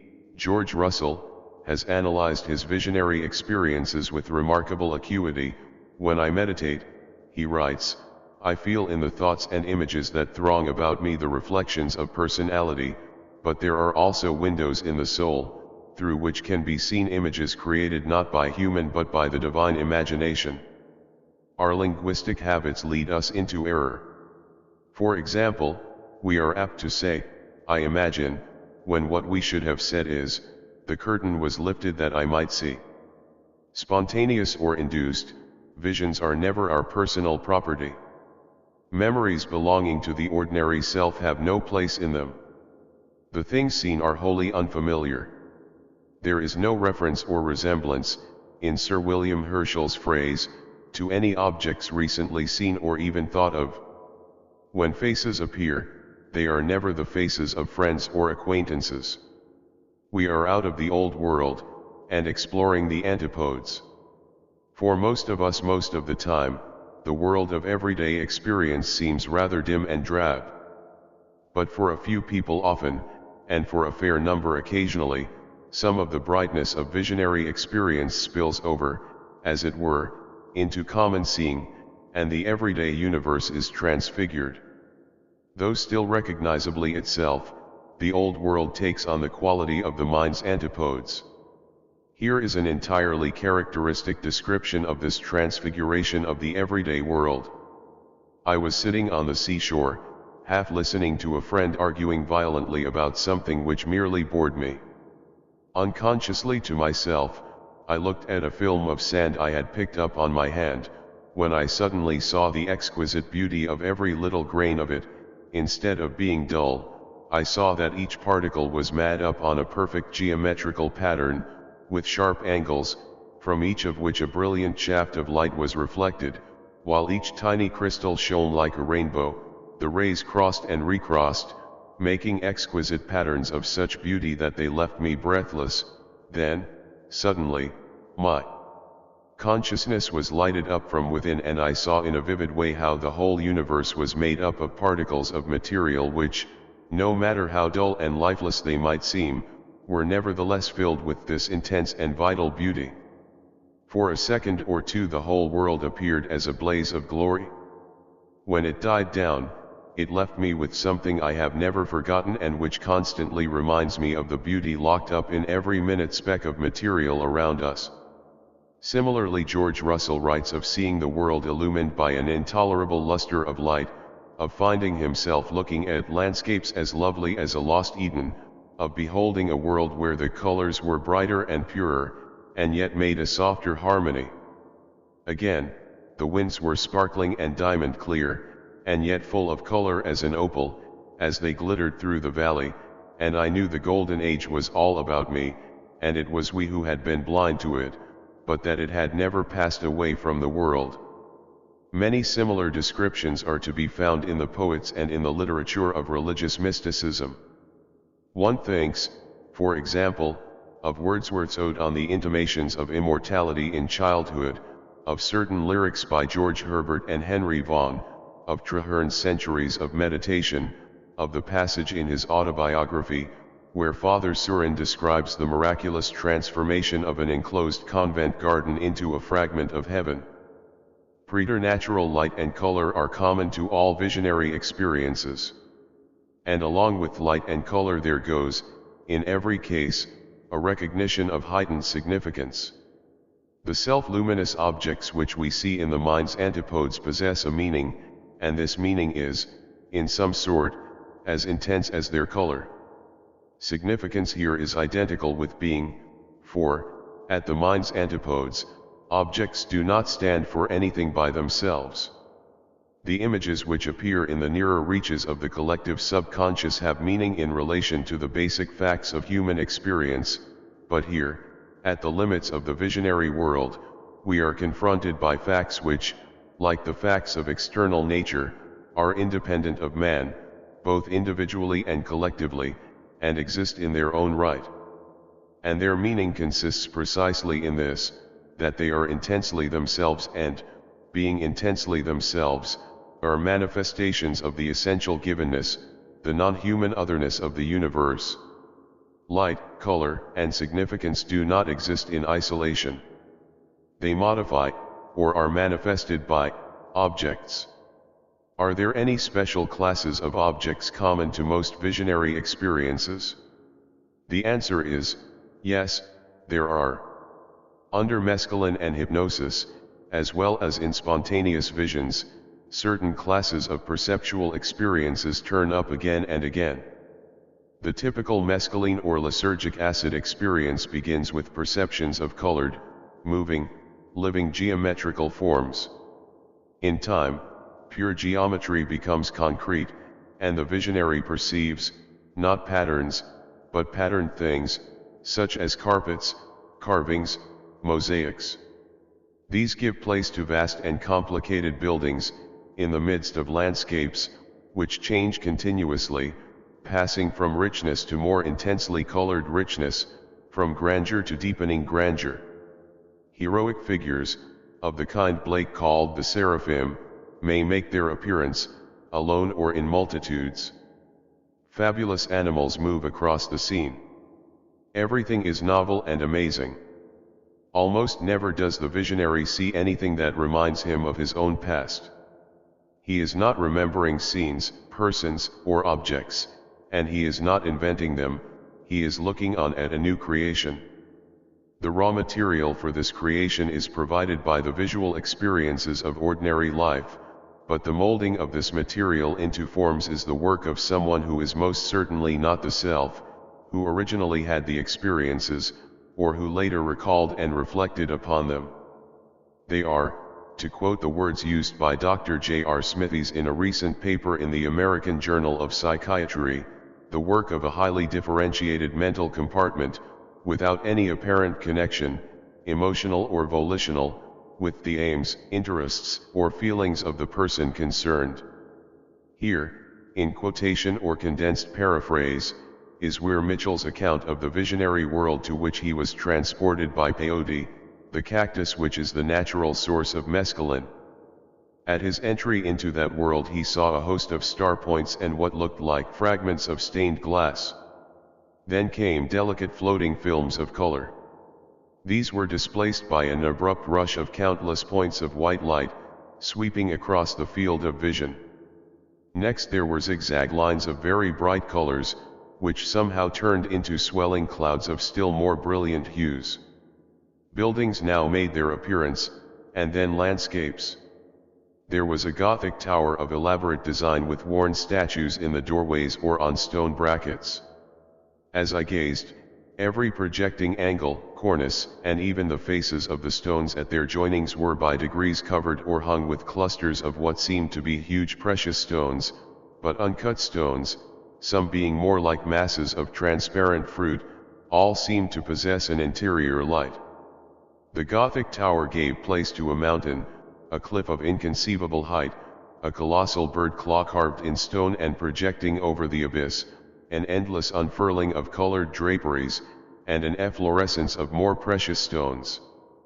Finally there was a view of green and purple waves breaking on a beach with myriads of lights of the same tint as the waves. Every mescaline experience, every vision arising under hypnosis, is unique, but all recognizably belong to the same species. The landscapes, the architectures, the clustering gems, the brilliant and intricate patterns, these, in their atmosphere of preternatural light, preternatural color, and preternatural significance, are the stuff of which the mind's antipodes are made. Why this should be so, we have no idea. It is a brute fact of experience which, whether we like it or not, we have to accept, just as we have to accept the fact of kangaroos.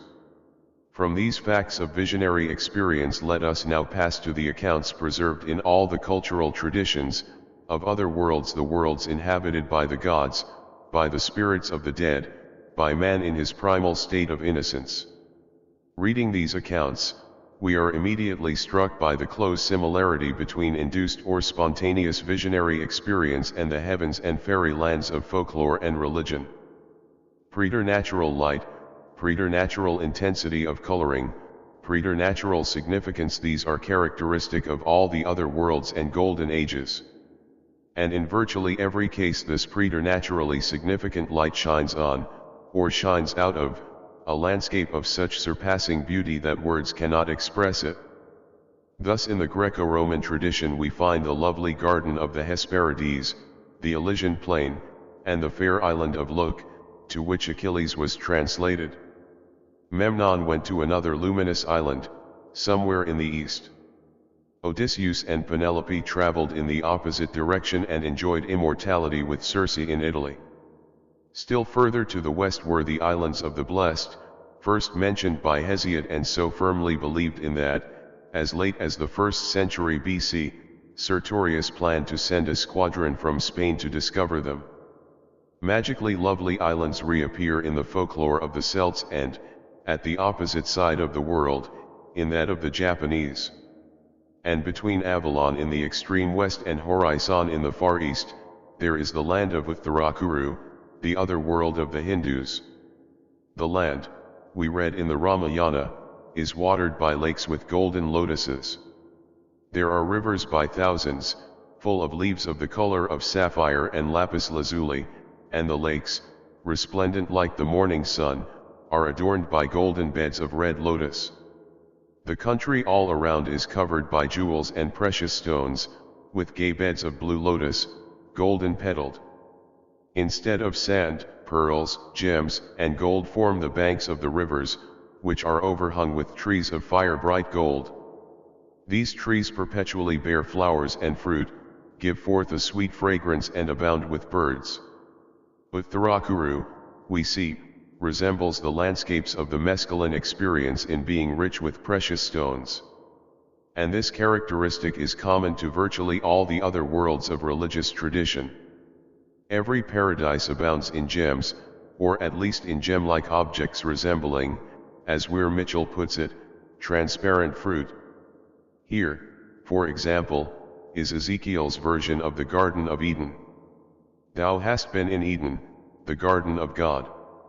Every precious stone was thy covering, the sardius, topaz, and the diamond, the beryl, the onyx and the jasper, the sapphire, the emerald, and the carbuncle, and gold, thou art the anointed cherub that covereth, thou hast walked up and down in the midst of the stones of fire. The Buddhist paradises are adorned with similar stones of fire. Thus, the Western paradise of the Pure Land sect is walled with silver, gold, and beryl, has lakes with jeweled banks and a profusion of glowing lotuses, within which the bodhisattvas sit enthroned. In describing their other worlds, the Celts and Teutons speak very little of precious stones, but have much to say of another and, for them, equally wonderful substance, glass. The Welsh had a blessed land called Ynys Vitrin, the Isle of Glass, and one of the names of the Germanic kingdom of the dead was Glassberg. One is reminded of the Sea of Glass in the Apocalypse. Most paradises are adorned with buildings, and, like the trees, the waters, the hills, and the fields, these buildings are bright with gems. We are familiar with the New Jerusalem. And the building of the wall of it was of jasper, and the city was of pure gold, like unto clear glass, and the foundations of the wall of the city were garnished with all manner of precious stones. Similar descriptions are to be found in the eschatological literature of Hinduism, Buddhism, and Islam. Heaven is always a place of gems. Why should this be the case? Those who think of all human activities in terms of a social and economic frame of reference will give some such answer as this. Gems are very rare on earth. Few people possess them. To compensate themselves for these facts, the spokesmen for the poverty-stricken majority have filled their imaginary heavens with precious stones. This pie-in-the-sky hypothesis contains, no doubt, some element of truth, but it fails to explain why precious stones should have come to be regarded as precious in the first place. Men have spent enormous amounts of time, energy, and money on the finding, mining and cutting of colored pebbles. Why? The utilitarian can offer no explanation for such fantastic behavior. But as soon as we take into account the facts of visionary experience, everything becomes clear. In vision, men perceive a profusion of what Ezekiel calls stones of fire, of what Weir Mitchell describes as transparent fruit. These things are self-luminous, exhibit a preternatural brilliance of color and possess a preternatural significance. The material objects which most nearly resemble these sources of visionary illumination are gemstones. To acquire such a stone is to acquire something whose preciousness is guaranteed by the fact that it exists in the other world. Hence man's otherwise inexplicable passion for gems, and hence his attribution to precious stones of therapeutic and magical virtue.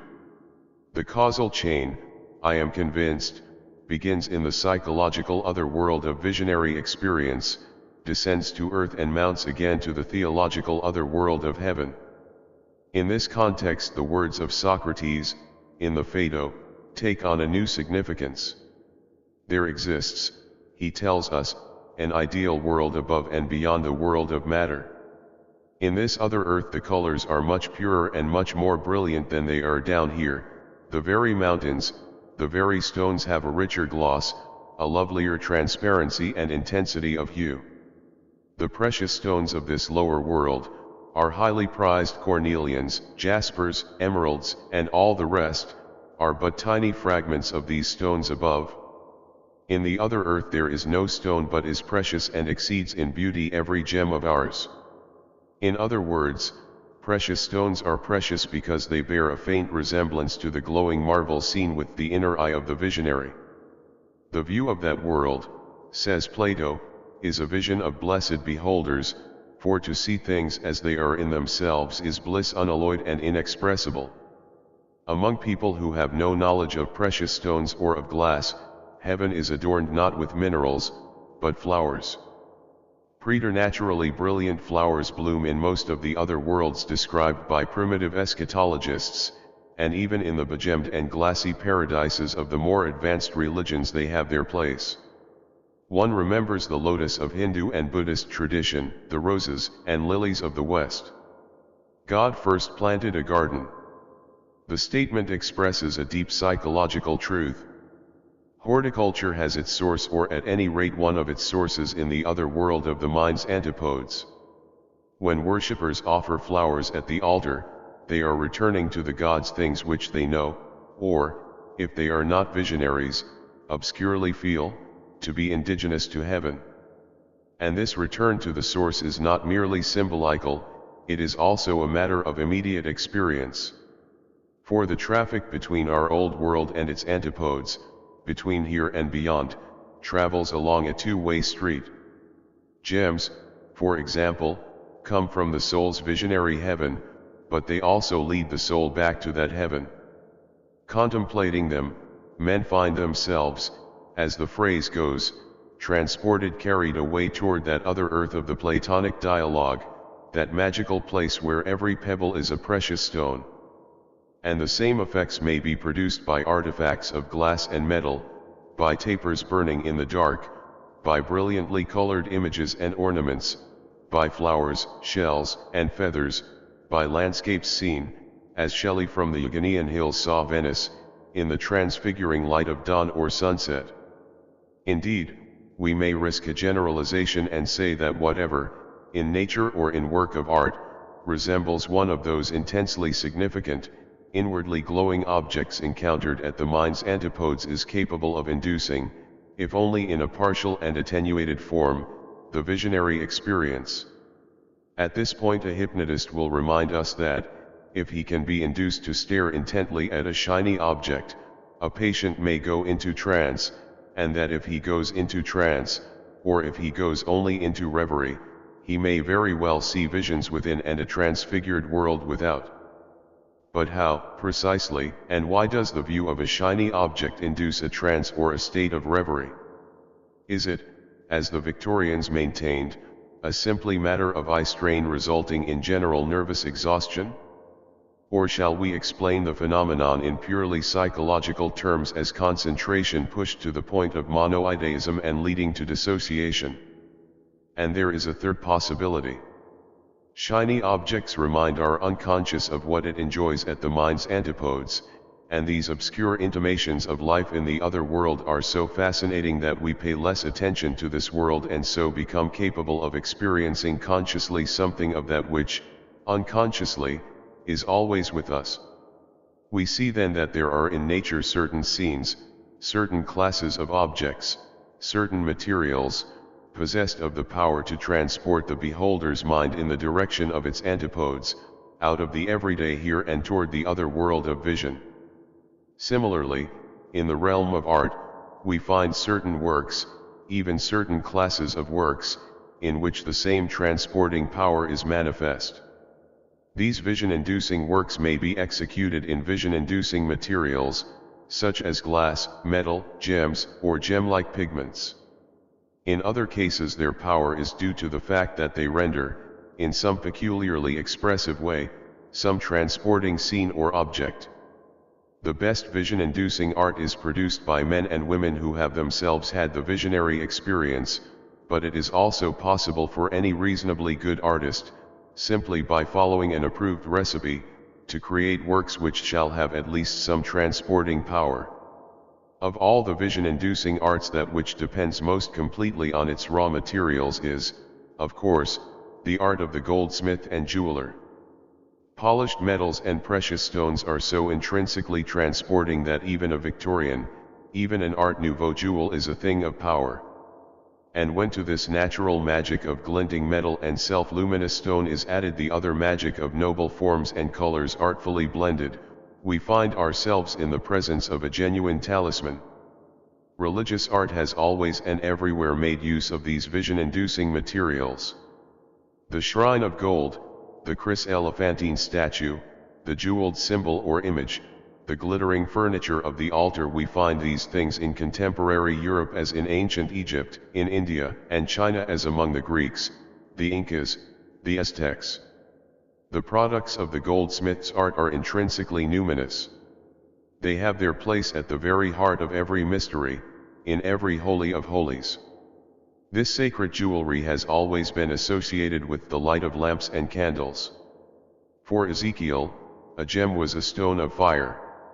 Conversely, a flame is a living gem, endowed with all the transporting power that belongs to the precious stone and, to a lesser degree, to polished metal. This transporting power of flame increases in proportion to the depth and extent of the surrounding darkness. The most impressively numinous temples are caverns of twilight, in which a few tapers give life to the transporting, otherworldly treasures on the altar. Glass is hardly less effective as an inducer of visions than are the natural gems. In certain respects, indeed, it is more effective, for the simple reason that there is more of it. Thanks to glass, a whole building, the Sainte-Chapelle, for example, the cathedrals of Chartres and Sens, could be turned into something magical and transporting. Thanks to glass, Paolo Uccello could design a circular jewel 13 feet in diameter, his great window of the resurrection, perhaps the most extraordinary single work of vision-inducing art ever produced. For the men of the Middle Ages, it is evident, visionary experience was supremely valuable. So valuable, indeed, that they were ready to pay for it in hard-earned cash. In the 12th century, collecting boxes were placed in the churches for the upkeep and installation of stained glass windows. Suger, the abbot of Saint Denis, tells us that they were always full.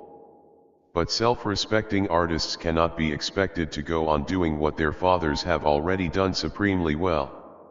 In the 14th century, color gave place to grisaille, and windows ceased to be vision-inducing. When, in the later 15th century, color came into fashion again, the glass painters felt the desire, and found themselves, at the same time, technically equipped, to imitate Renaissance painting in transparency. The results were often interesting, but they were not transporting. Then came the Reformation. The Protestants disapproved of visionary experience and attributed a magical virtue to the printed word. In a church where clear windows, the worshippers could read their Bibles and prayer books and were not tempted to escape from the sermon into the other world. On the Catholic side, the men of the Counter-Reformation found themselves in two minds. They thought visionary experience was a good thing, but they also believed in the supreme value of print. In the new churches, stained glass was rarely installed, and in many of the older churches it was wholly or partially replaced by clear glass. The unobscured light permitted the faithful to follow the service in their books, and at the same time to see the vision-inducing works created by the new generations of Baroque sculptors and architects. These transporting works were executed in metal and polished stone. Wherever the worshipper turned, he found the glint of bronze, the rich radiance of colored marble, the unearthly whiteness of statuary. On the rare occasions when the counter-reformers made use of glass, it was as a surrogate for diamonds, not for rubies or sapphires. Faceted prisms entered religious art in the 17th century, and in Catholic churches they dangle to this day from innumerable chandeliers. These charming and slightly ridiculous ornaments and among the very few vision-inducing devices permitted in Islam. Mosques have no images or reliquaries, but in the Near East, at any rate, their austerity is sometimes mitigated by the transporting glitter of Rococo crystal. From glass, stained or cut, we pass to marble and the other stones that take a high polish and can be used in mass. The fascination exercised by such stones may be gauged by the amount of time and trouble spent in obtaining them. At Baalbek, for example, and, 200 or 300 miles further inland, at Palmyra, we find among the ruins columns of pink granite from Aswan. These great monoliths were quarried in Upper Egypt, were floated in barges down the Nile, were towed across the Mediterranean to Byblos or Tripolis, and from thence were hauled, by oxen, mules and men, uphill to Homs, and from Homs southward to Baalbek, or east, across the desert, to Palmyra. What a labor of giants! And, from the utilitarian point of view, how marvelously pointless! But in fact, of course, there was a point that existed in a region beyond mere utility. Polished to a visionary glow, the rosy shafts proclaimed their manifest kinship with the other world. At the cost of enormous efforts, men had transported these stones from their quarry on the Tropic of Cancer, and now, by way of recompense, the stones were transporting their transporters halfway to the mind's visionary antipodes. The question of utility and of the motives that lie beyond utility arises once more in relation to ceramics. Few things are more useful, more absolutely indispensable, than pots and plates and jugs. But at the same time, few human beings concern themselves less with utility than do the collectors of porcelain and glazed earthenware. To say these people have an appetite for beauty is not a sufficient explanation. The commonplace ugliness of the surroundings, in which fine ceramics are so often displayed, is proof enough that what their owners crave is not beauty in all its manifestations, but only a special kind of beauty, the beauty of curved reflections, of softly lustrous glazes, of sleek and smooth surfaces. In a word, the beauty that transports the beholder, because it reminds him, obscurely or explicitly, of the preternatural lights and colors of the other world. In the main, the art of the potter has been a secular art, but a secular art which its innumerable devotees have treated with an almost idolatrous reverence. From time to time, however, this secular art has been placed at the service of religion. Glazed tiles have found their way into mosques and, here and there, into Christian churches. From China come shining ceramic images of gods and saints. In Italy, Luca della Robbia created a heaven of blue glaze, for his lustrous white Madonnas and Christ children. Baked clay is cheaper than marble and, suitably treated, almost as transporting. Plato and, during a later flowering of religious art, St. Thomas Aquinas maintained that pure, bright colors were of the very essence of artistic beauty. A Matisse, in that case, would be intrinsically superior to a Goya or a Rembrandt. One has only to translate the philosopher's abstractions into concrete terms to see that this equation of beauty in general with bright, pure colors is absurd. But though untenable as it stands, the venerable doctrine is not altogether devoid of truth. Bright, pure colors are characteristic of the other world. Consequently, works of art painted in bright, pure colors are capable, in suitable circumstances, of transporting the beholder's mind in the direction of its antipodes. Bright pure colors are of the essence, not of beauty in general, but only of a special kind of beauty, the visionary. Gothic churches and Greek temples, the statues of the 13th century after Christ and of the 5th century before Christ, all were brilliantly colored. For the Greeks and the men of the Middle Ages, this art of the merry-go-round and the waxwork show was evidently transporting. To us it seems deplorable. We prefer our praxiteles plain, our marble and our limestone au naturel. Why should our modern taste be so different, in this respect, from that of our ancestors? The reason, I presume, is that we have become too familiar with bright, pure pigments to be greatly moved by them. We admire them, of course, when we see them in some grand or subtle composition, but in themselves and as such, they leave us untransported. Sentimental lovers of the past complain of the drabness of our age and contrast it unfavorably with the gay brilliance of earlier times. In actual fact, of course, there is a far greater profusion of color in the modern than in the ancient world. Lapis lazuli and Tyrian purple were costly rarities, the rich velvets and brocades of princely wardrobes, the woven or painted hangings of medieval and early modern houses were reserved for a privileged minority. Even the great ones of the earth possessed very few of these vision-inducing treasures. As late as the 17th century, monarchs owned so little furniture that they had to travel from palace to palace with wagon loads of plates and bedspreads, of carpets and tapestries. For the great mass of the people there were only homespun and a few vegetable dyes, and, for interior decoration, there were at best the earth colors, at worst, and in most cases, the floor of plaster and the walls of dung. At the antipodes of every mind lay the other world of preternatural light and preternatural color, of ideal gems and visionary gold. But before every pair of eyes was only the dark squalor of the family hovel, the dust or mud of the village street, the dirty whites, the duns and goose-turd greens of ragged clothing. Hence a passionate, an almost desperate thirst for bright, pure colors, and hence the overpowering effect produced by such colors whenever, in church or at court, they were displayed. Today the chemical industry turns out paints, inks and dyes in endless variety and enormous quantities.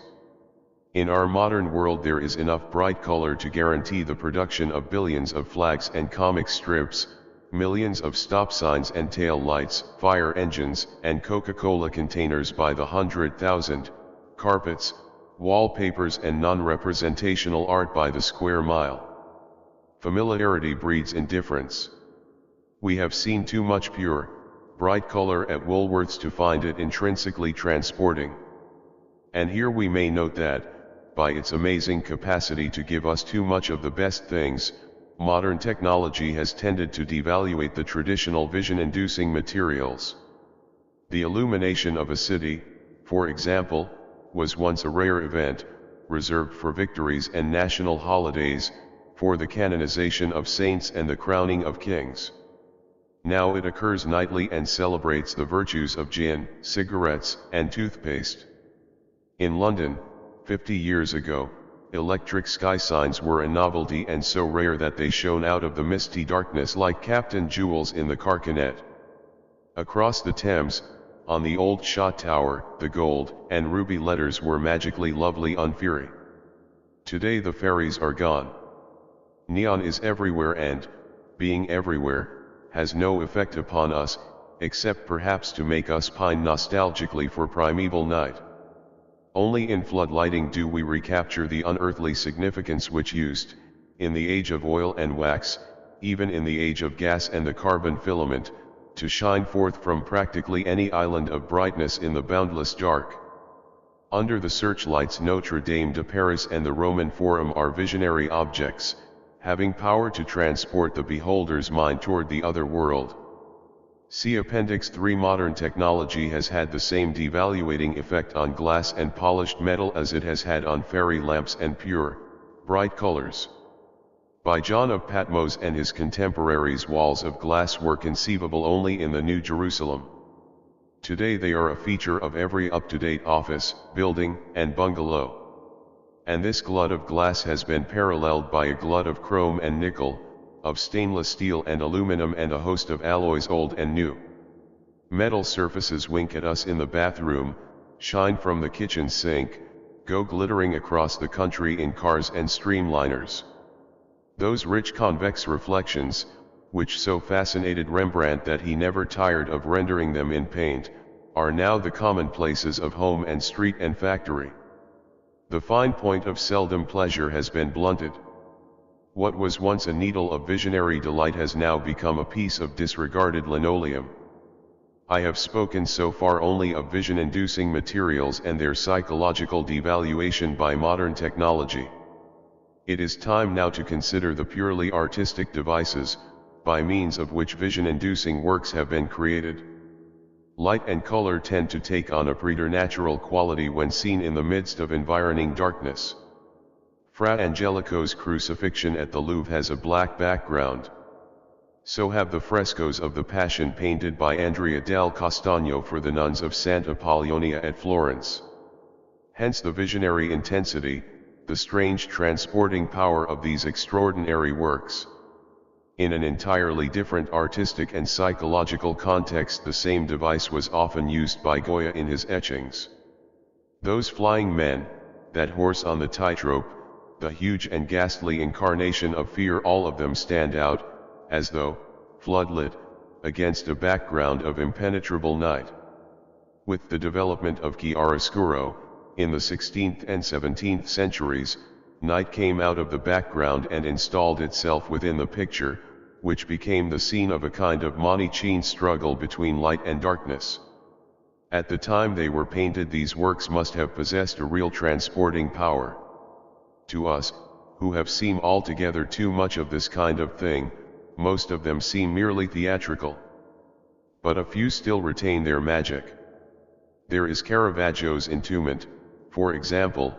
There are a dozen magical paintings by Georges de Latour, see Appendix 4, there are all those visionary Rembrandts where the lights have the intensity and significance of light at the mind's antipodes, where the darks are full of rich potentialities waiting their turn to become actual, to make themselves glowingly present to our consciousness. In most cases the ostensible subject matter of Rembrandt's pictures is taken from real life, or the Bible, a boy at his lessons, or Bathsheba bathing, a woman waiting in a pond, or Christ before his judges. Occasionally, however, these messages from the other world are transmitted by means of a subject drawn, not from real life or history, but from the realm of archetypal symbols.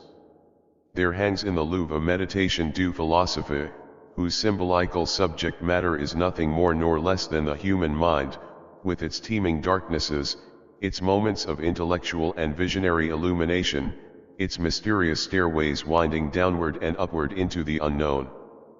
The meditating philosopher sits there in his island of inner illumination, and at the opposite end of the symbolic chamber, in another, rosier island, an old woman crouches before the hearth. The firelight touches and transfigures her face, and we see, concretely illustrated, the impossible paradox and supreme truth that perception is, or at least can be, ought to be, the same as revelation, that reality shines out of every appearance, that the one is totally, infinitely present in all particulars.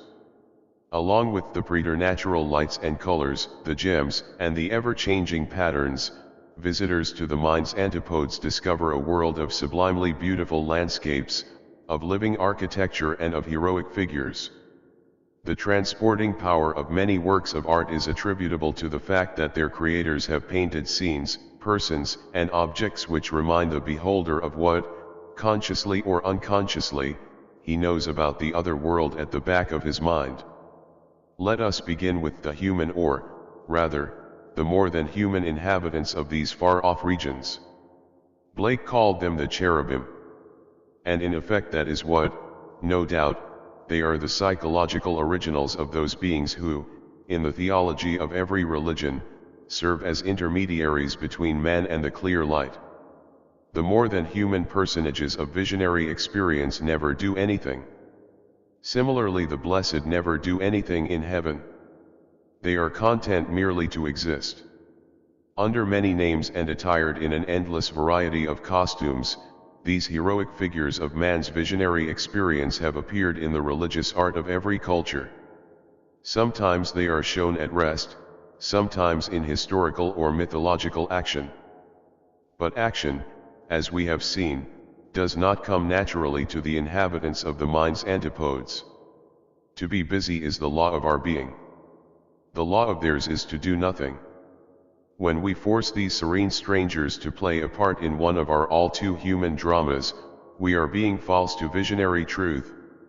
That is why the most transporting, though not necessarily the most beautiful, representation of the cherubim are those which show them as they are in their native habitat, doing nothing in particular. And that accounts for the overwhelming, the more than merely aesthetic impression made upon the beholder by the great static masterpieces of religious art.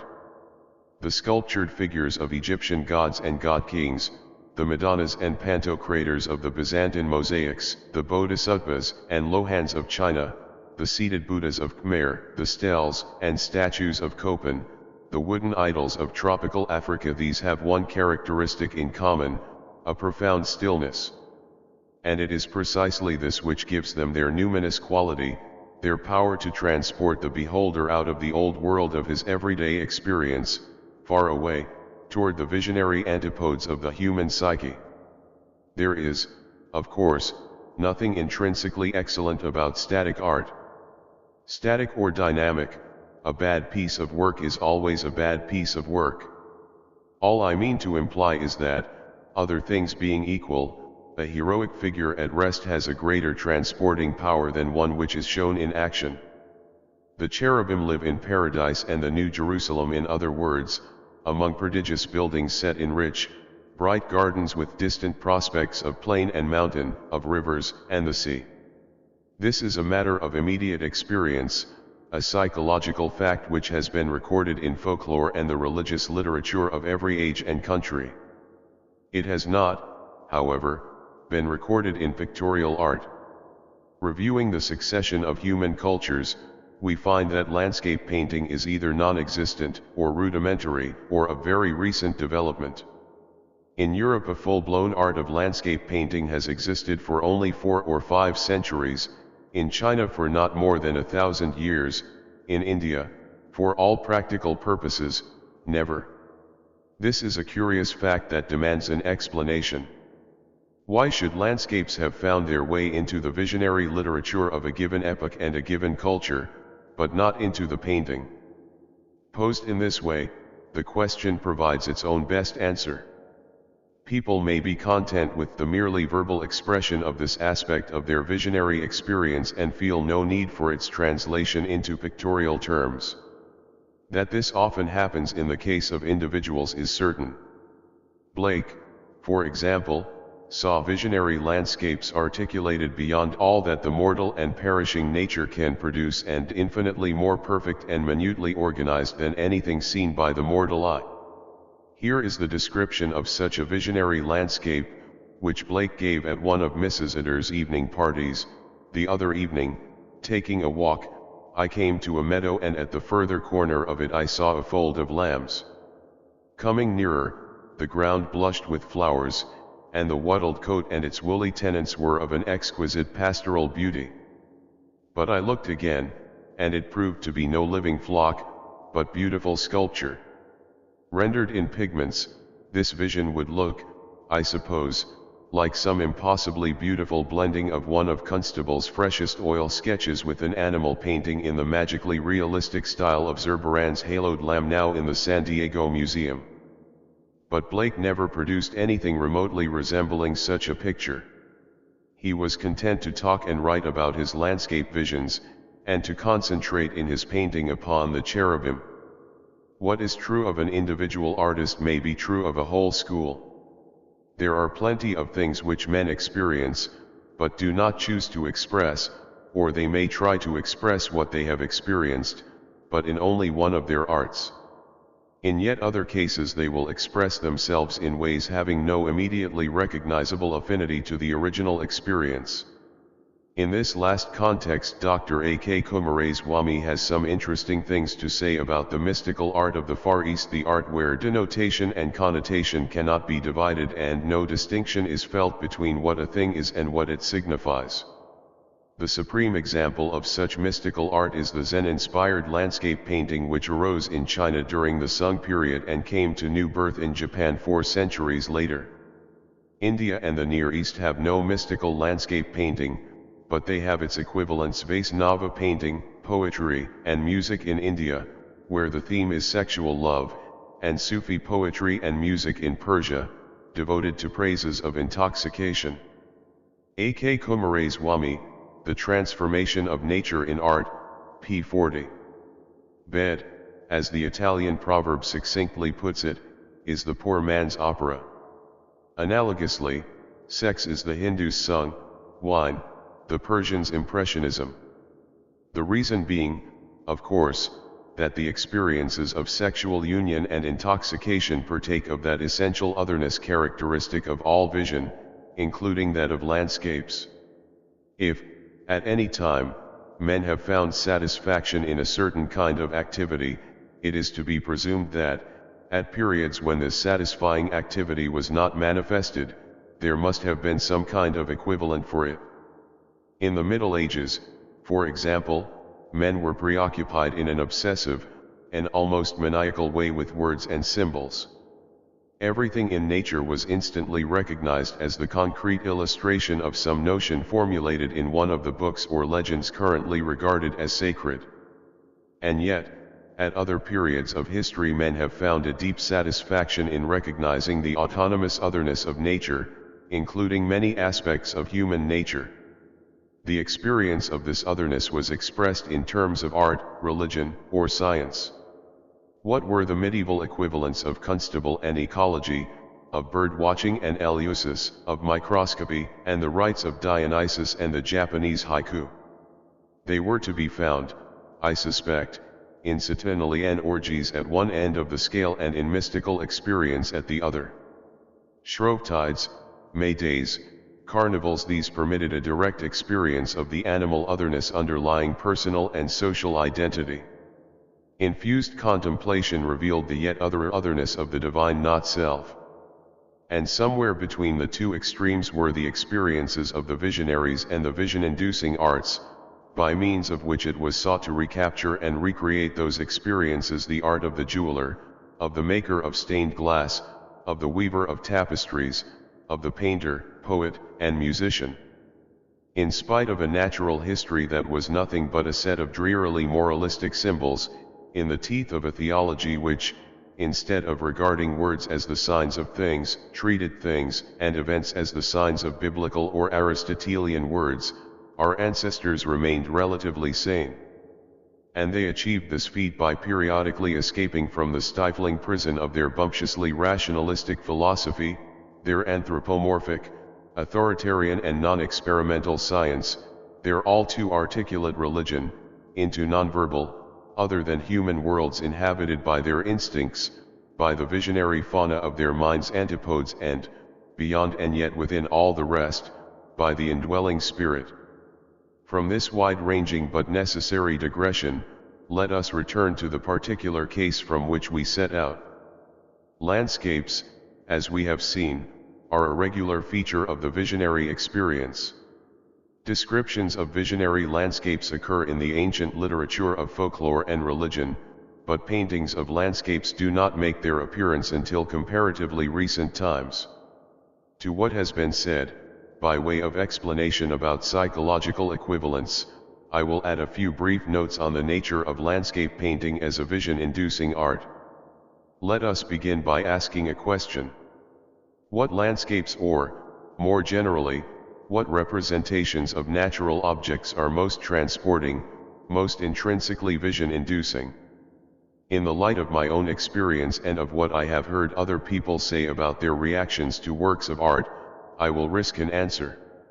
Other things being equal, for nothing can make up for lack of talent, the most transporting landscapes are, first, those which represent natural objects a very long way off, and, second, those which represent them at close range.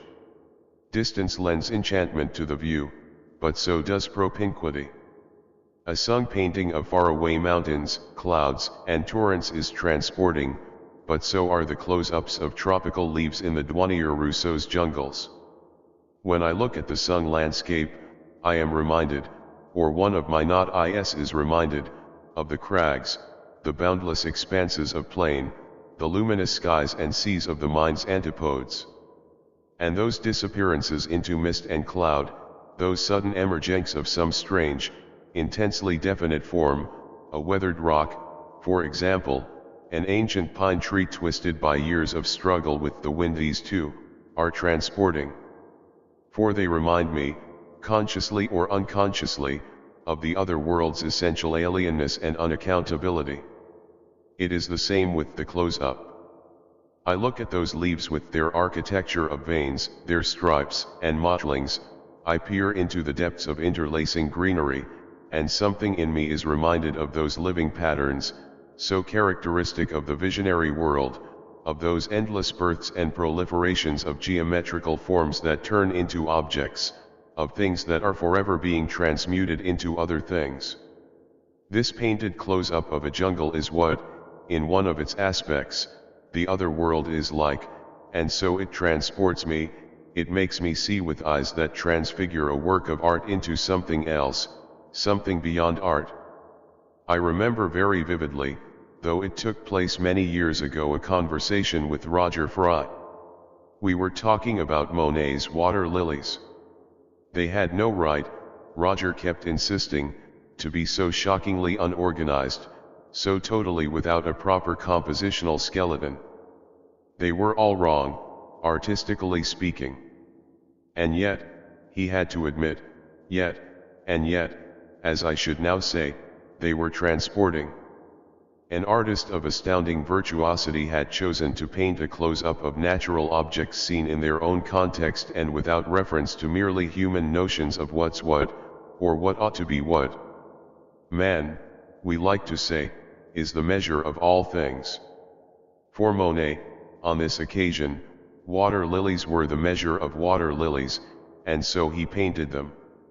The same non-human point of view must be adopted by any artist who tries to render the distant scene. How tiny, in the Chinese painting, are the travelers who make their way along the valley. How frail the bamboo hut on the slope above them. And all the rest of the vast landscape is emptiness and silence.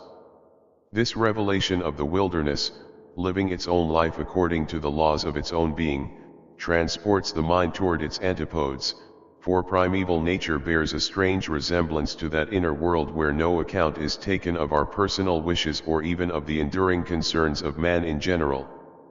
Only the middle distance and what may be called the remoter foreground are strictly human.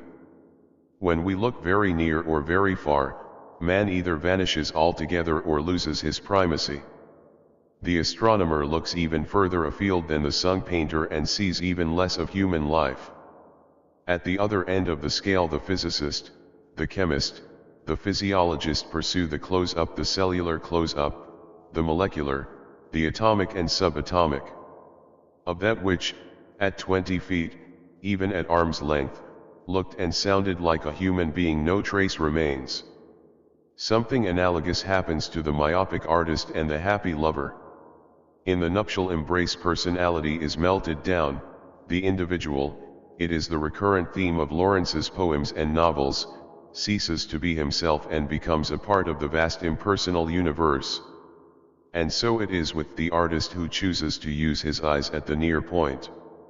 In his work, humanity loses its importance, even disappears completely. Instead of men and women playing their fantastic tricks before high heaven, we are asked to consider the lilies, to meditate on the unearthly beauty of mere things, when isolated from their utilitarian context and rendered as they are, in and for themselves.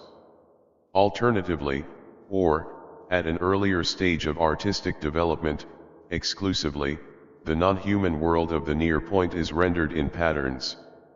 These patterns are abstracted for the most part from leaves and flowers, the rose, the lotus, the acanthus, palm, papyrus, and are elaborated, with recurrences and variations, into something transportingly reminiscent of the living geometries of the other world. Freer and more realistic treatments of nature at the near point make their appearance at a relatively recent date, but far earlier than those treatments of the distant scene, to which alone, and mistakenly, we give the name of landscape painting. Rome, for example, had its close-up landscapes. The fresco of a garden, which once adorned a room in Livia's villa, is a magnificent example of this form of art. For theological reasons, Islam had to be content, for the most part, with arabesques luxuriant and, as in visions, continually varying patterns, based upon natural objects seen at the near point. But even in Islam the genuine close-up landscape was not unknown. Nothing can exceed in beauty and in vision-inducing power the mosaics of gardens and buildings in the great Umayyad Mosque at Damascus. In medieval Europe, despite the prevailing mania for turning every datum into a concept, every immediate experience into a mere symbol of something in a book, realistic close-ups of foliage and flowers were fairly common. We find them carved on the capitals of Gothic pillars, as in the chapter house of Southwell Cathedral.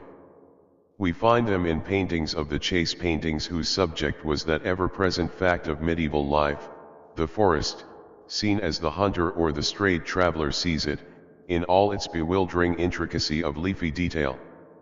The frescoes in the Papal Palace at Avignon are almost the sole survivors of what, even in the time of Chaucer, was a widely practiced form of secular art. A century later this art of the forest close-up came to its self-conscious perfection in such magnificent and magical works as Pisanolo's Saint Hubert and Paolo Uccello's Hunt in a Wood, now in the Ashmolean Museum at Oxford.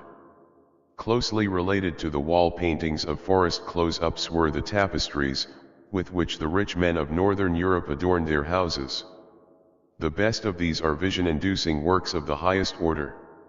In their own way they are heavenly, as powerfully reminiscent of what goes on at the mind's antipodes, as are the great masterpieces of landscape painting at the farthest point Sung Mountains in their enormous solitude, Ming rivers interminably lovely, the blue subalpine world of Titian's Distances, the England of Constable, the Italies of Turner and Corot, the provinces of Cézanne and Van Gogh, the Isle de France of Sisley and the Isle de France of Vuillard. Vuillard, incidentally, was a supreme master both of the transporting close-up and of the transporting distant view. His bourgeois interiors are masterpieces of vision-inducing art, compared with which the works of such conscious and so to say professional visionaries as Blake and Odilon Redon seem feeble in the extreme. In Vuillard's interior every detail, however trivial, however hideous, even the pattern of the late Victorian wallpaper, the Art Nouveau bibelot, the Brussels carpet, is seen and rendered as a living jewel, and all these jewels are harmoniously combined into a whole which is a jewel of a yet higher order of visionary intensity. And when the upper middle class inhabitants of Vuillard's New Jerusalem go for a walk, they find themselves not, as they had supposed, in the department of Saint-Étienne, but in the Garden of Eden, in an other world which is yet essentially the same as this world, but transfigured and therefore transporting. See Appendix B.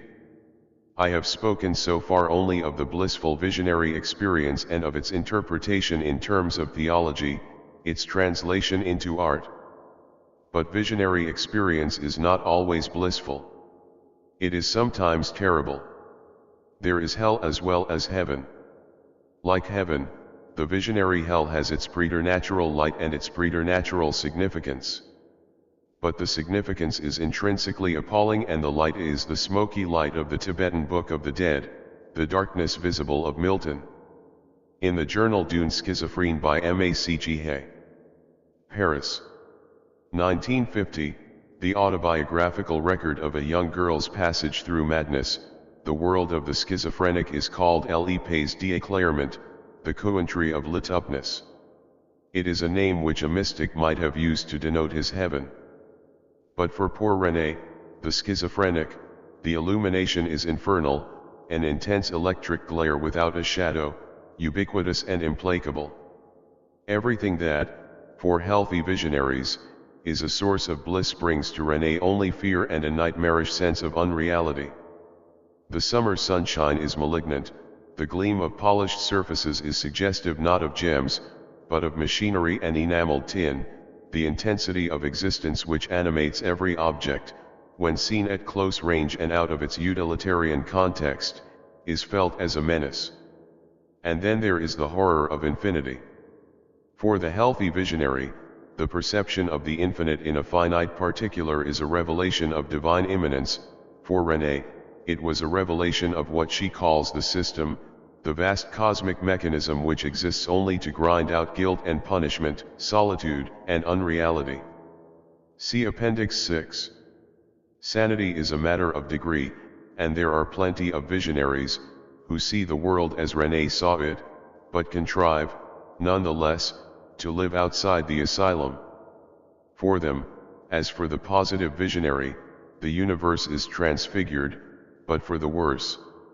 Everything in it, from the stars in the sky to the dust under their feet, is unspeakably sinister or disgusting. Every event is charged with a hateful significance, every object manifests the presence of an indwelling horror, infinite, all-powerful, eternal. This negatively transfigured world has found its way, from time to time, into literature and the arts. It writhed and threatened in Van Gogh's later landscapes. It was the setting and the theme of all Kafka's stories. It was Dürerwald's spiritual home. See Appendix 7. It was inhabited by Goya during the long years of his deafness and solitude. It was glimpsed by Browning when he wrote Childe Roland. It had its place, over against the Theophanies, in the novels of Charles Williams. The negative visionary experience is often accompanied by bodily sensations of a very special and characteristic kind. Blissful visions are generally associated with a sense of separation from the body, a feeling of de-individualization. It is, no doubt, this feeling of de-individualization which makes it possible for the Indians who practice the peyote cult to use the drug not merely as a shortcut to the visionary world, but also as an instrument for creating a loving solidarity within the participating group. When the visionary experience is terrible and the world is transfigured for the worse, individualization is intensified and the negative visionary finds himself associated with a body that seems to grow progressively more dense, more tightly packed, until he finds himself at last reduced to being the agonized consciousness of an inspissated lump of matter, no bigger than a stone that can be held between the hands. It is worth remarking that many of the punishments described in the various accounts of hell are punishments of pressure and constriction. Dante's sinners are buried in mud, shut up in the trunks of trees, frozen solid in blocks of ice, crushed beneath stones. The inferno is psychologically true. Many of its pains are experienced by schizophrenics, and by those who have taken mescaline or lysergic acid under unfavorable conditions. See Appendix 8. What is the nature of these unfavorable conditions? How and why is heaven turned into hell? In certain cases, the negative visionary experience is the result of predominantly physical causes. Mescaline tends, after ingestion, to accumulate in the liver. If the liver is diseased, the associated mind may find itself in hell. But what is more important for our present purposes is the fact that negative visionary experience may be induced by purely psychological means. Fear and anger bar the way to the heavenly other world and plunge the mescaline taker into hell. And what is true of the mescaline taker is also true of the person who sees visions spontaneously or under hypnosis. Upon this psychological foundation has been reared the theological doctrine of saving faith, a doctrine to be met with in all the great religious traditions of the world. Eschatologists have always found it difficult to reconcile their rationality and their morality with the brute facts of psychological experience. As rationalists and moralists, they feel that good behavior should be rewarded and that the virtuous deserve to go to heaven. But as psychologists, they know that virtue is not the sole or sufficient condition of blissful visionary experience. They know that works alone are powerless and that it is faith, or loving confidence, which guarantees that visionary experience shall be blissful. Negative emotions, the fear which is the absence of confidence, the hatred, anger, or malice which exclude love, are the guarantee that visionary experience, if and when it comes, shall be appalling. The Pharisee is a virtuous man, but his virtue is of the kind which is compatible with negative emotion. His visionary experiences are therefore likely to be infernal rather than blissful. The nature of the mind is such that the sinner who repents and makes an act of faith in a higher power is more likely to have a blissful visionary experience than is the self-satisfied pillar of society with his righteous indignations, his anxiety about possessions and pretensions, his ingrained habits of blaming, depsising and condemning. Hence the enormous importance attached, in all the great religious traditions, to the state of mind at the moment of death. Visionary experience is not the same as mystical experience. Mystical experience is beyond the realm of opposites. Visionary experience is still within that realm. Heaven entails hell, and going to heaven is no more liberation than is the descent into horror. Heaven is merely a vantage point, from which the divine ground can be more clearly seen than on the level of ordinary individualized existence.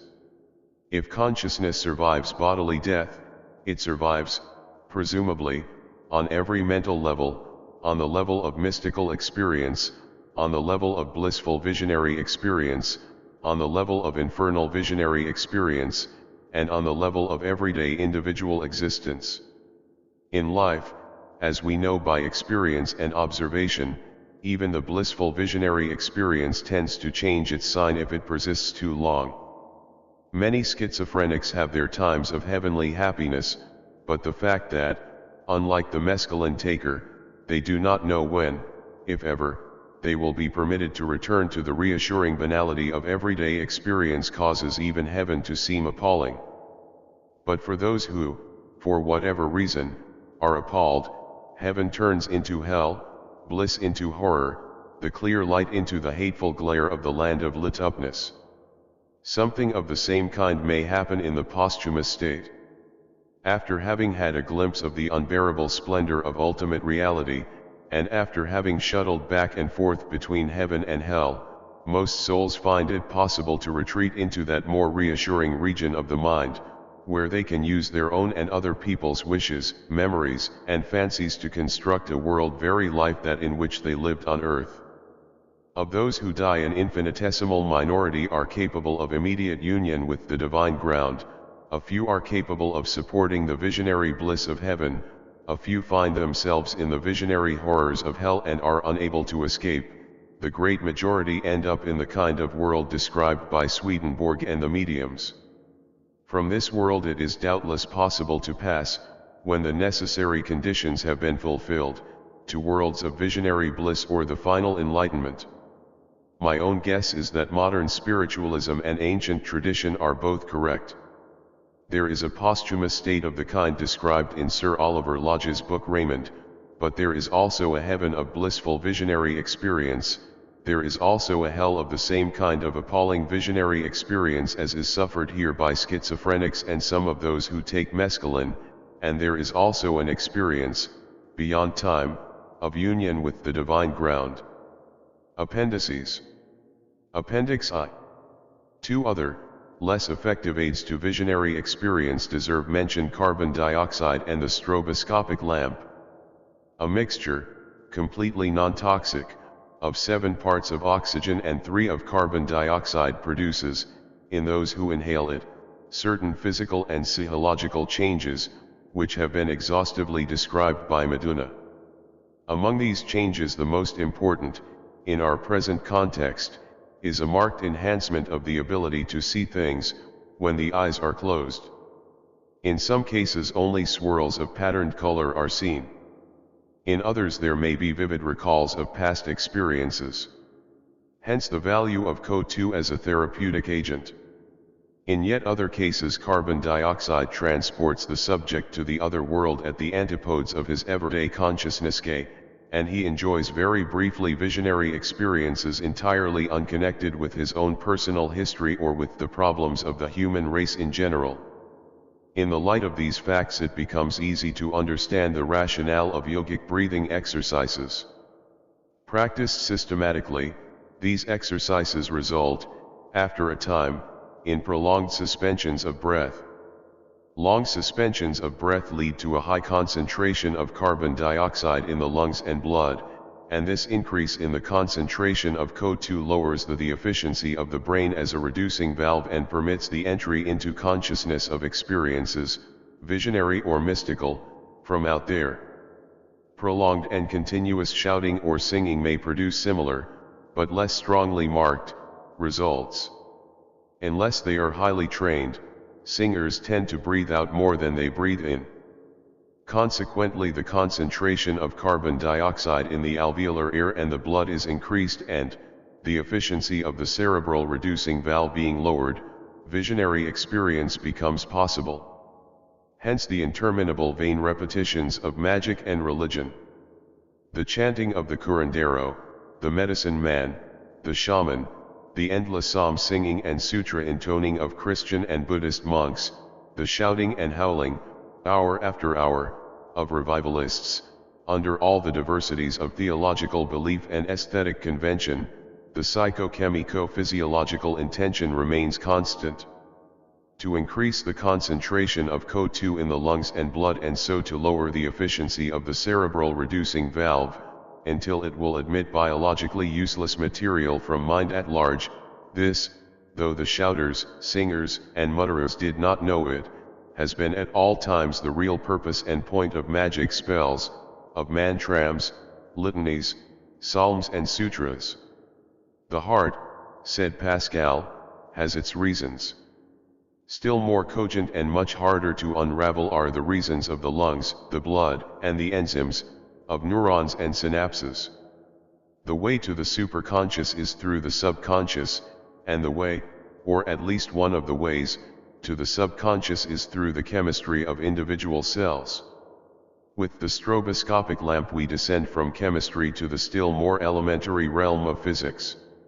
Its rhythmically flashing light seems to act directly, through the optic nerves, on the electrical manifestations of the brain's activity. For this reason there is always a slight danger involved in the use of the stroboscopic lamp. Some persons suffer from petit mal without being made aware of the fact by any clear-cut and unmistakable symptoms. Exposed to a stroboscopic lamp, such persons may go into a full-blown epileptic fit. The risk is not very great, but it must always be recognized.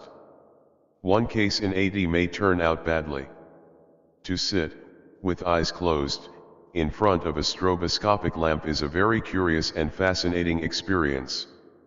No sooner is the lamp turned on than the most brilliantly colored patterns makes themselves visible.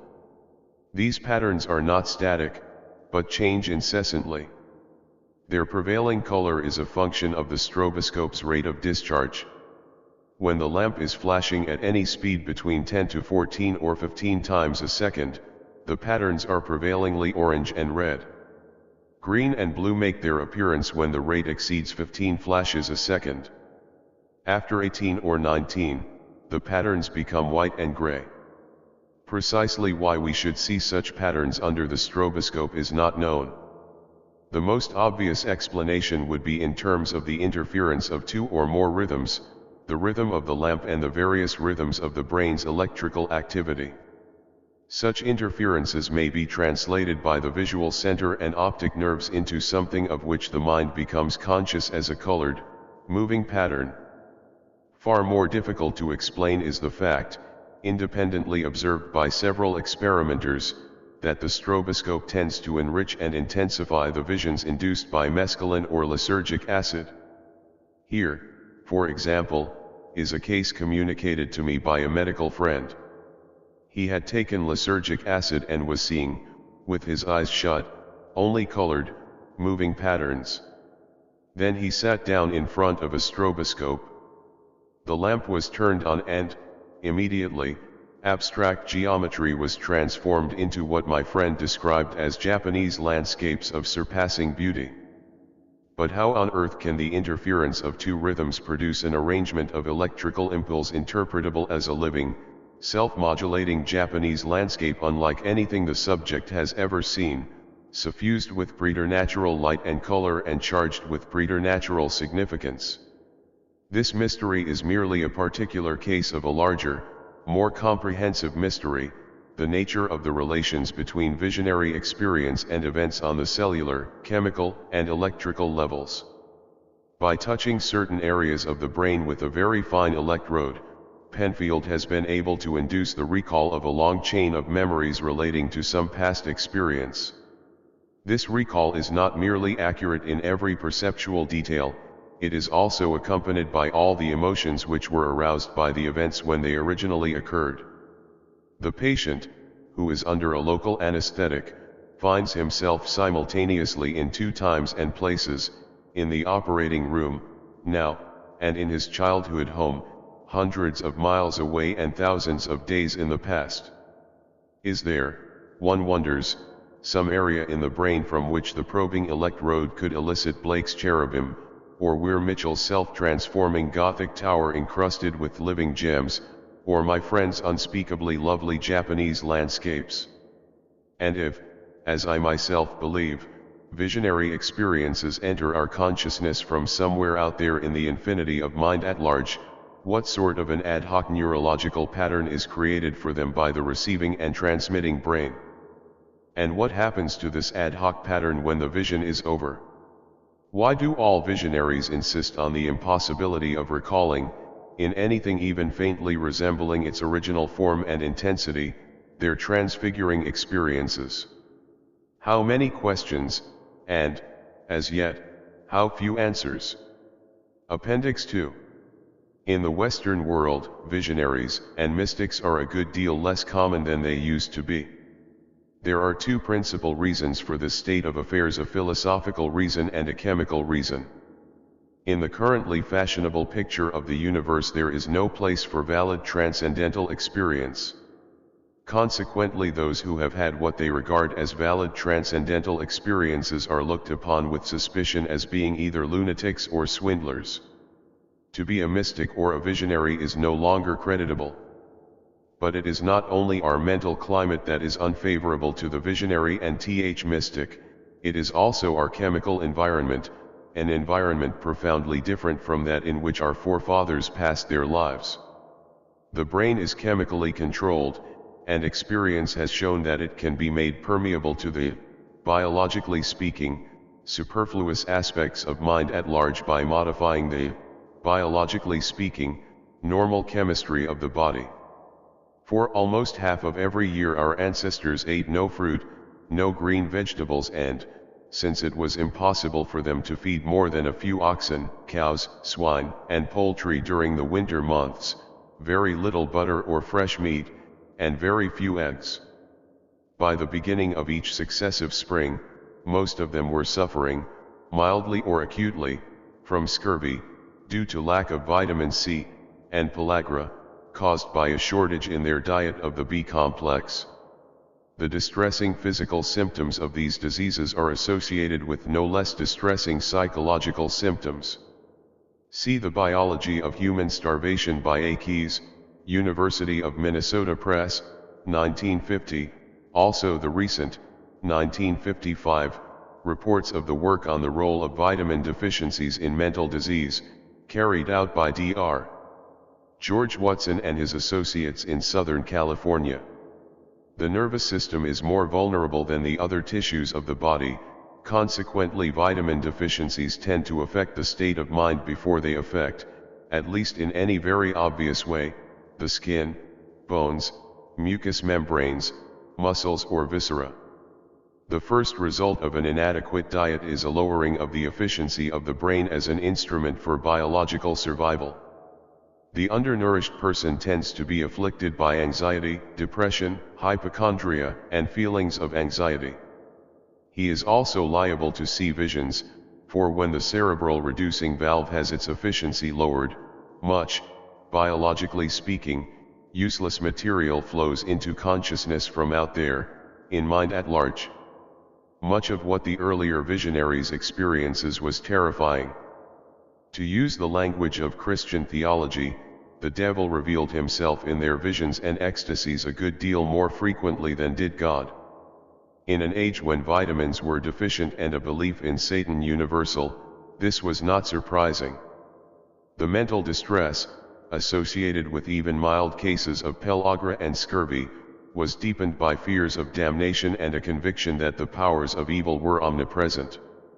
This distress was apt to tinge with its own dark coloring the visionary material, admitted to consciousness through a cerebral valve whose efficiency had been impaired by underfeeding. But in spite of their preoccupations with eternal punishment and in spite of their deficiency disease, spiritually minded ascetics often saw heaven and might even be aware, occasionally, of that divinely impartial one in which the polar opposites are reconciled. For a glimpse of beatitude, for a foretaste of unitive knowledge, no price seemed too high. Mortification of the body may produce a host of undesirable mental symptoms, but it may also open a door into a transcendental world of being, knowledge and bliss. That is why, in spite of its obvious disadvantages, almost all aspirants to the spiritual life have, in the past, undertaken regular courses of body mortification. So far as vitamins were concerned, every medieval winter was a long involuntary fast, and this involuntary fast was followed, during Lent, by 40 days of voluntary abstinence. Holy Week found the faithful marvelously well prepared, so far as their body chemistry was concerned, for its tremendous incitements to grief and joy, for seasonable remorse of conscience and a self-transcending identification with the risen Christ. At this season of the highest religious excitement and the lowest vitamin intake, ecstasies and visions were almost a commonplace. It was only to be expected. For cloistered contemplatives, there were several Lents in every year. And even between fasts their diet was meager in the extreme.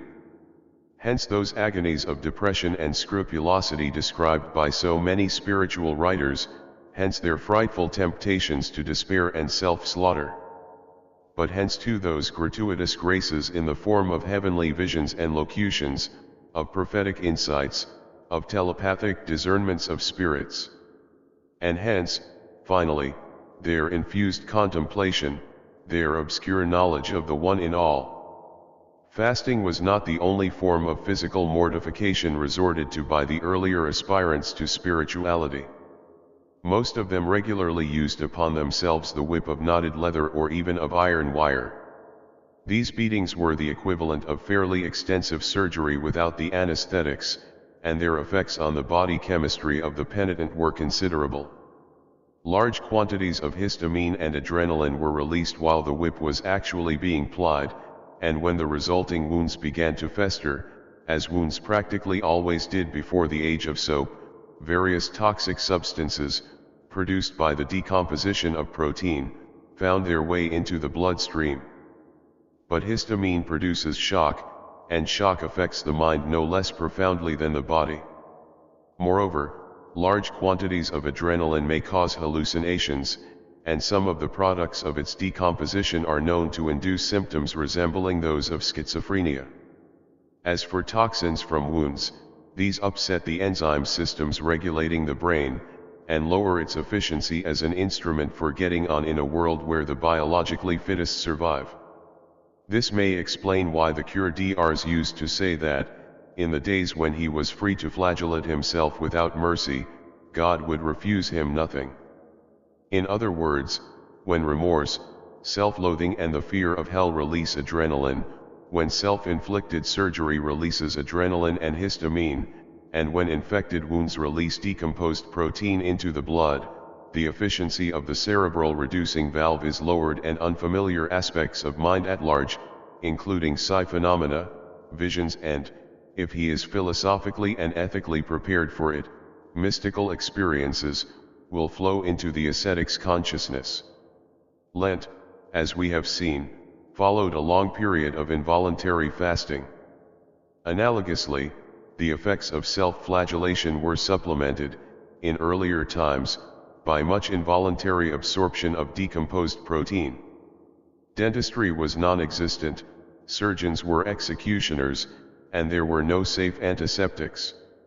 Most people, therefore, must have lived out their lives with focal infections, and focal infections, though out of fashion as the cause of all the ills that flesh is heir to, can certainly lower the efficiency of the cerebral reducing valve. And the moral of all this is, what? Exponents of a nothing but philosophy will answer that, since changes in body chemistry can create the conditions favorable to visionary and mystical experiences, visionary and mystical experiences cannot be what they claim to be, what, for those who have had them, they self-evidently are. But this, of course, is a non sequitur. A similar conclusion will be reached by those whose philosophy is unduly spiritual. God, they will insist, is a spirit and is to be worshipped in spirit. Therefore an experience which is chemically conditioned cannot be an experience of the divine. But, in one way or another, all our experiences are chemically conditioned, and if we imagine that some of them are purely spiritual, purely intellectual, purely aesthetic, it is merely because we have never troubled to investigate the internal chemical environment at the moment of their occurrence. Furthermore, it is a matter of historical record that most contemplatives work systematically to modify their body chemistry, with a view to creating the internal conditions favorable to spiritual insight. When they were not starving themselves into low blood sugar and a vitamin deficiency, or beating themselves into intoxication by histamine, adrenaline, and decomposed protein, they were cultivating insomnia and praying for long periods in uncomfortable positions in order to create the psychophysical symptoms of stress. In the intervals they sang interminable psalms, thus increasing the amount of carbon dioxide in the lungs and the bloodstream, or, if they were Orientals, they did breathing exercises to accomplish the same purpose. Today we know how to lower the efficiency of the cerebral reducing valve by direct chemical action, and without the risk of inflicting serious damage on the psychophysical organism. For an aspiring mystic to revert, in the present state of knowledge, to prolonged fasting and violent self-flagellation would be as senseless as it would be for an aspiring cook to behave like Charles Lamb's Chinaman, who burned down the house in order to roast a pig. Knowing as he does, or at least as he can know, if he desires, what are the chemical conditions of transcendental experience, the aspiring mystic should turn for technical help to the specialists, in pharmacology, in biochemistry, in physiology and neurology, in psychology and psychiatry, and parapsychology. And on their part, of course, the specialists, if any of them aspire to be genuine men of science and complete human beings, should turn, out of their respective pigeonholes, to the artist, the sibyl, the visionary, the mystic, all those, in a word, who have had experience of the other world and who know, in their different ways, what to do with that experience. Appendix 3. Vision-like effects and vision-inducing devices have played a greater part in popular entertainment than in the fine arts. Fireworks, pageantry, theatrical spectacle, these are essentially visionary arts. Unfortunately, they are also ephemeral arts, whose earlier masterpieces are known to us only by report. Nothing remains of all the Roman triumphs, the medieval tournaments, the Jacobean masques, the long succession of state entries and coronations, of royal marriages and solemn decapitations, of canonizations, and the funerals of popes. The best that can be hoped for such magnificences is that they may live in settled numbers one day more. An interesting feature of these popular visionary arts is their close dependence upon contemporary technology. Fireworks, for example, were once no more than bonfires, and to this day, I may add, a good bonfire on a dark night remains one of the most magical and transporting of spectacles.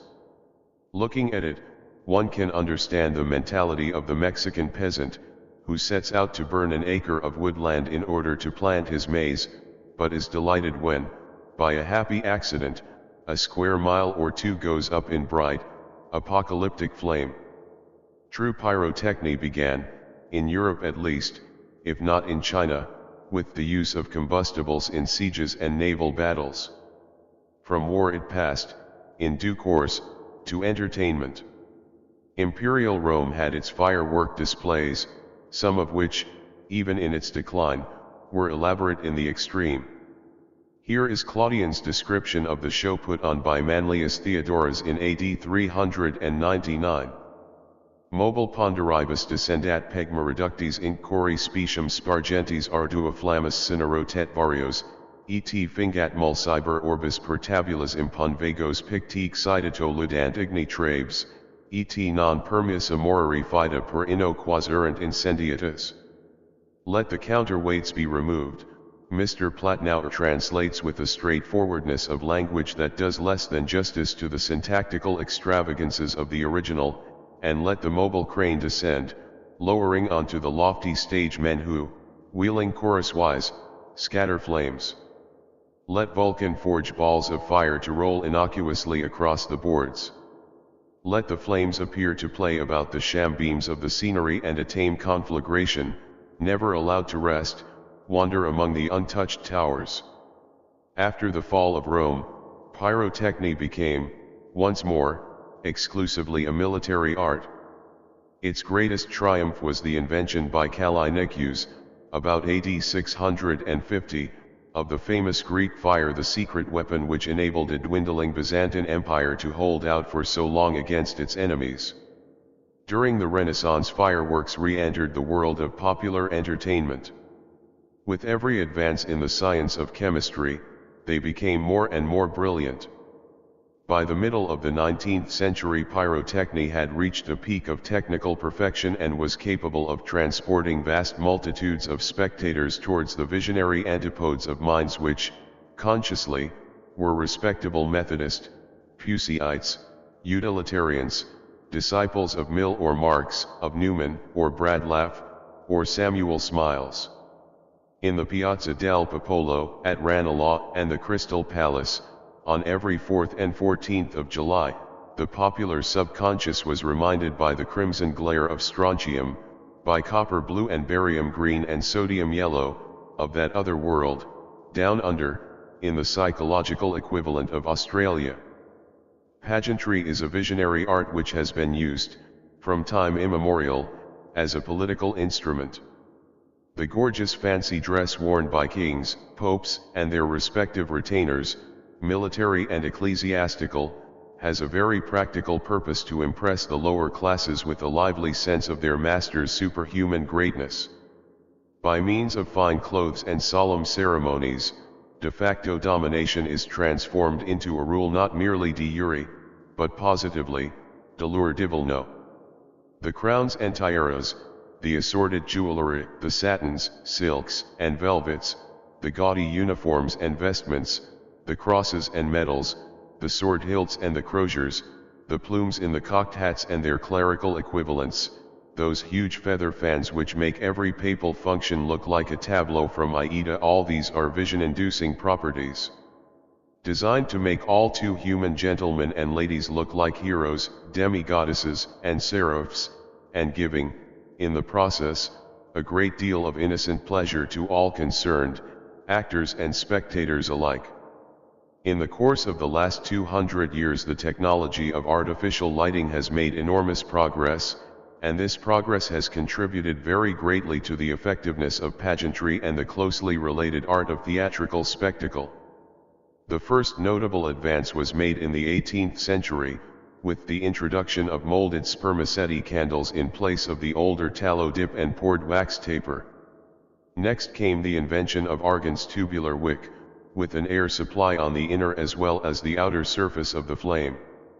Glass chimneys speedily followed, and it became possible, for the first time in history, to burn oil with a bright and completely smokeless light. Coal gas was first employed as an illuminant in the early years of the 19th century, and in 1825 Thomas Drummond found a practical way of heating lime to incandescence by means of an oxygen-hydrogen or oxygen-coal gas flame. Meanwhile, parabolic reflectors for concentrating light into a narrow beam had come into use. The first English lighthouse equipped with such a reflector was built in 1790. The influence on pageantry and theatrical spectacle of these inventions was profound. In earlier times civic and religious ceremonies could only take place during the day, and days were as often cloudy as fine, or by the light, after sunset, of smoky lamps and torches or the feeble twinkling of candles. Argand and Drummond, gas, limelight, and, 40 years later, electricity made it possible to evoke, from the boundless chaos of night, rich island universes, in which the glitter of metal and gems, the sumptuous glow of velvets and brocades were intensified to the highest pitch of what may be called intrinsic significance. A recent example of ancient pageantry, raised by 20th century lighting to a higher magical power, was the coronation of Queen Elizabeth II. In the motion picture of the event, a ritual of transporting splendor was saved from the oblivion which, up till now, has always been the fate of such solemnities, and preserved it, blazing preternaturally under the floodlights, for the delight of a vast contemporary and future audience. Two distinct and separate arts are practiced in the theater: the human art of the drama, and the visionary, otherworld art of spectacle. Elements of the two arts may be combined in a single evening's entertainment, the drama being interrupted, as so often happens in elaborate productions of Shakespeare, to permit the audience to enjoy a tableau vivant, in which the actors either remain still or, if they move only in a non-dramatic way, ceremonially, processionally, or in a formal dance. Our concern here is not with drama, it is with theatrical spectacle, which is simply pageantry without its political or religious overtones. In the minor visionary arts of the costumier and the designer of stage jewelry, our ancestors were consummate masters. Nor, for all their dependence on unassisted muscle power, were they far behind us in the building and working of stage machinery, the contrivance of special effects. In the masks of Elizabethan and early Stuart times, divine descents and eruptions of demons from the cellarage were a commonplace, so were apocalypses, so were the most amazing metamorphoses. Enormous sums of money were lavished on these spectacles. The Inns of Court, for example, put on a show for Charles I which cost more than £20,000 at a date when the purchasing power of the pound was 6 or 7 times what it is today. Carpentry, said Ben Jonson sarcastically, is the soul of mask. His contempt was motivated by resentment. Inigo Jones was paid as much for designing the scenery as was Ben for writing the libretto.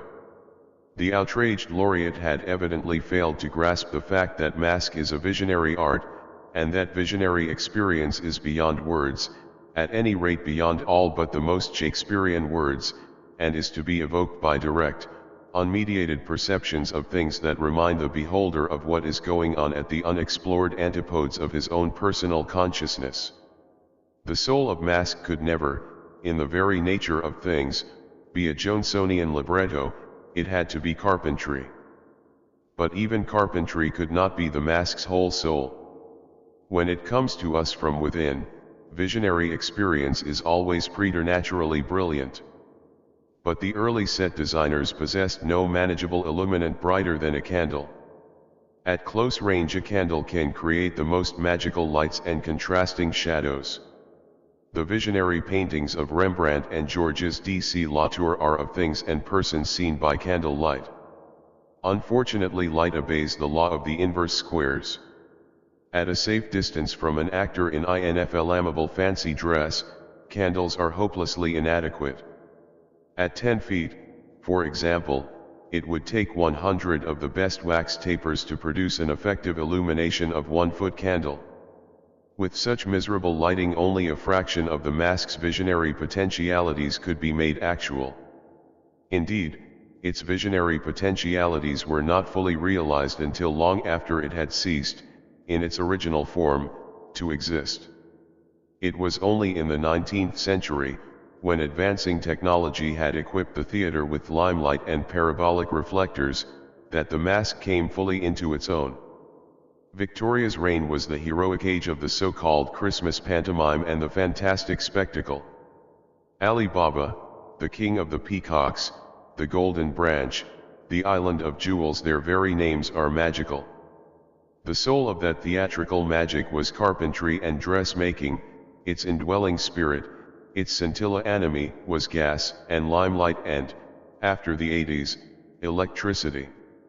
For the first time in the history of the stage, beams of brightest incandescence transfigured the painted backdrops, the costumes, the glass and pinchbeck of jewelry, so that they became capable of transporting the spectators towards that other world which lies at the back of every mind, however perfect its adaptation to the exigencies of social life, even the social life of mid-Victorian England. Today we are in the fortunate position of being able to squander 500,000 horsepower on the nightly illumination of a metropolis. And yet, in spite of this devaluation of artificial light, theatrical spectacle still retains its old compelling magic.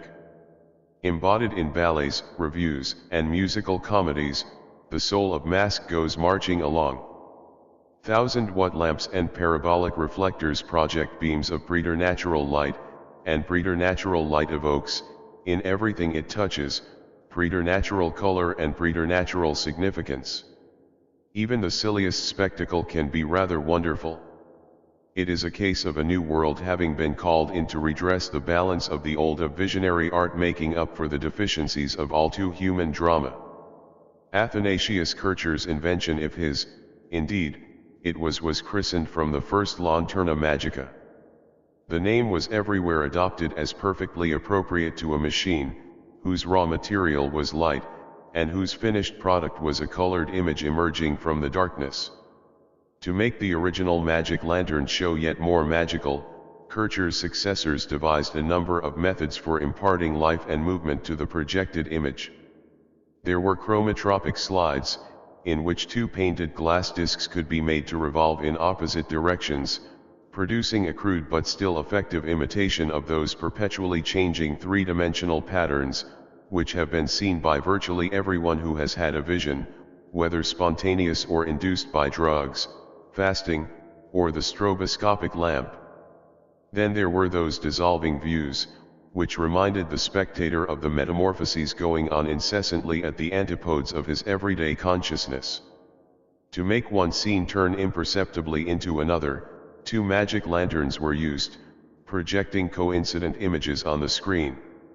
Each lantern was fitted with a shutter, so arranged that the light of one could be progressively dimmed, while the light of the other, originally completely obscured, was progressively brightened. In this way the view projected by the first DPH9 lantern was insensibly replaced by the view by the second, to the delight and astonishment of all beholders.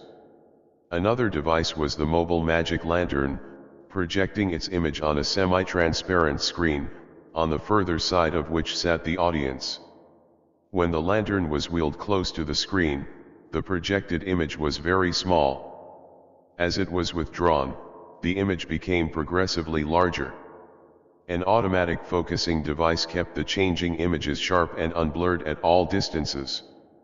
The word phantasmagoria was coined in 1802 by the inventors of this new kind of peep show. All these improvements in the technology of magic lanterns were contemporary with the poets and painters of the Romantic Revival, and may perhaps have exercised a certain influence on their choice of subject matter and their methods of treating it. Queen Mab and the Revolt of Islam, for example, are full of dissolving views and phantasmagorias. Keats' descriptions of scenes and persons, of interiors and furniture and effects of light, have the intense beamy quality of colored images on a white sheet in a darkened room. John Martin's representations of Satan and Belshazzar, of Hell and Babylon and the Deluge, are manifestly inspired by lantern slides and tableaux vivants dramatically illuminated by limelight. The 20th century equivalent of the magic lantern show is the colored movie. In the huge, expensive spectaculars, the soul of mask goes marching along with a vengeance sometimes, but sometimes also with taste and a real feeling for vision-inducing fantasy. Moreover, thanks to advancing technology, the colored documentary has proved itself, in skillful hands, a notable new form of popular visionary art. The immensely magnified cactus blossoms, into which, at the end of Disney's The Living Desert, the spectator finds himself sinking, come straight from the other world. And then what transporting visions, in the best of the nature films, of foliage in the wind, of the textures of rock and sand, of the shadows and emerald lights in grass or among the reeds, of birds and insects and four-footed creatures going about their business in the underbrush or among the branches of forest trees. Here are the magical close-up landscapes which fascinated the makers of millefiorous tapestries, the medieval painters of gardens and hunting scenes. Here are the enlarged and isolated details of living nature out of which the artists of the Far East made some of the most beautiful of their paintings.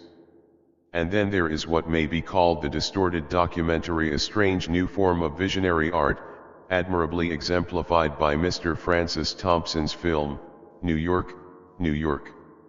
In this very strange and beautiful picture we see the city of New York as it appears when photographed through multiplying prisms, or reflected in the backs of spoons, polished hubcaps, spherical and parabolic mirrors. We still recognize houses, people, shop fronts, taxi cabs, but recognize them as elements in one of those living geometries which are so characteristic of the visionary experience.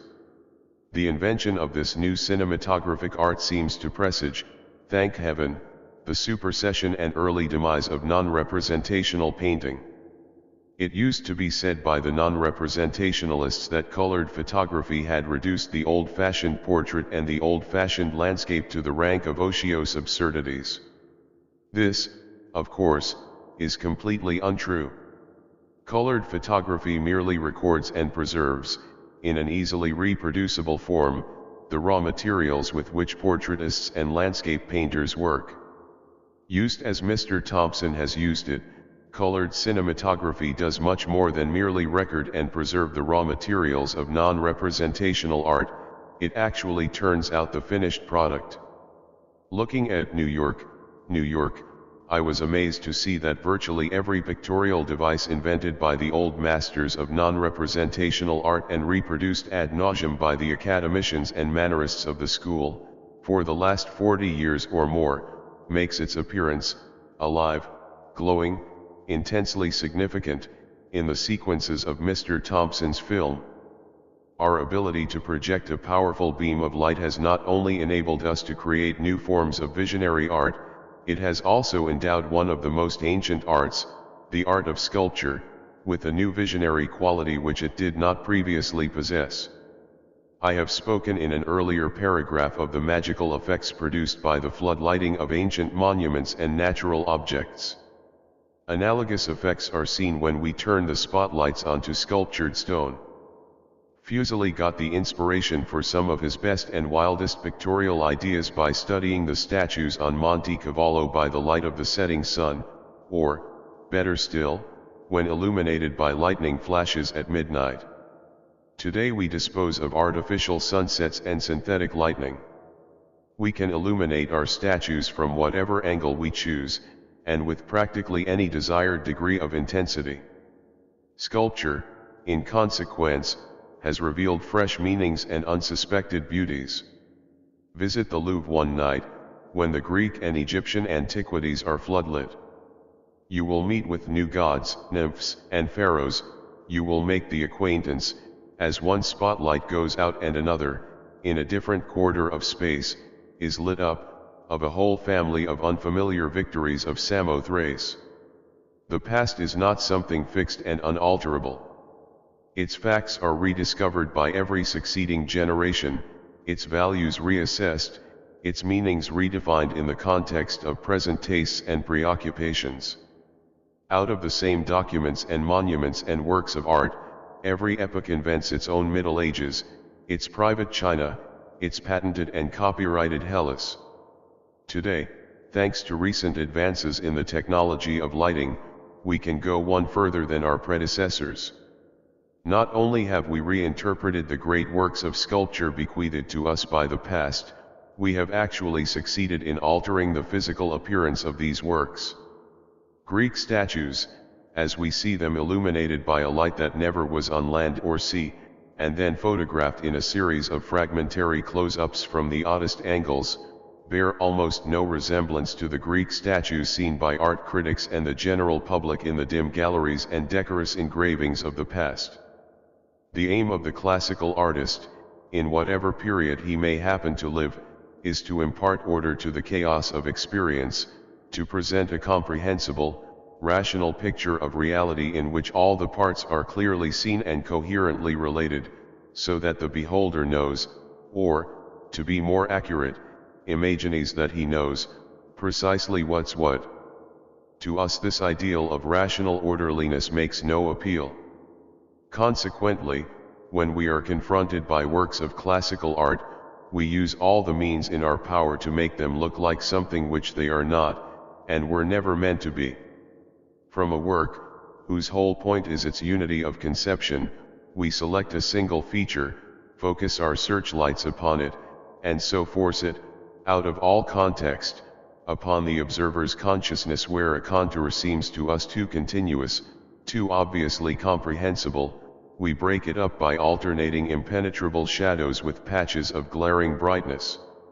When we photograph a sculptured figure or group, we use the camera to isolate a part which we then exhibit in enigmatic independence from the whole. By such means we can declassicize the severest classic. Subjected to the light treatment and photographed by an expert cameraman, a Phidias becomes a piece of Gothic expressionism, a Praxiteles is turned into a fascinating surrealist object dredged up from the ooziest depths of the subconscious. This may be bad art history, but it is certainly enormous fun. Appendix 4. Painter in ordinary, first to the Duke of his native Lorraine and later to the King of France, Georges de Latour was treated, during his lifetime, as the great artist he so manifestly was. With the accession of Louis XIV and the rise, the deliberate cultivation, of a new art of Versailles, aristocratic in subject matter and lucidly classical in style, the reputation of this once famous man suffered an eclipse so complete that, within a couple of generations, his very name had been forgotten, and his surviving paintings came to be attributed to the Lenanes, to Honthurst, to Zurbaran, to Murillo, even to Velázquez. The rediscovery of Latour began in 1915 and was virtually complete by 1934, when the Louvre organized a notable exhibition of the painters of reality. Ignored for nearly 300 years, one of the greatest of French painters had come back to claim his rights. Georges de Latour was one of those extroverted visionaries, whose art faithfully reflects certain aspects of the outer world, but reflects them in a state of transfigurement, so that every meanest particular becomes intrinsically significant, a manifestation of the absolute. Most of his compositions are of figures seen by the light of a single candle. A single candle, as Caravaggio and the Spaniards had shown, can give rise to the most enormous theatrical effects.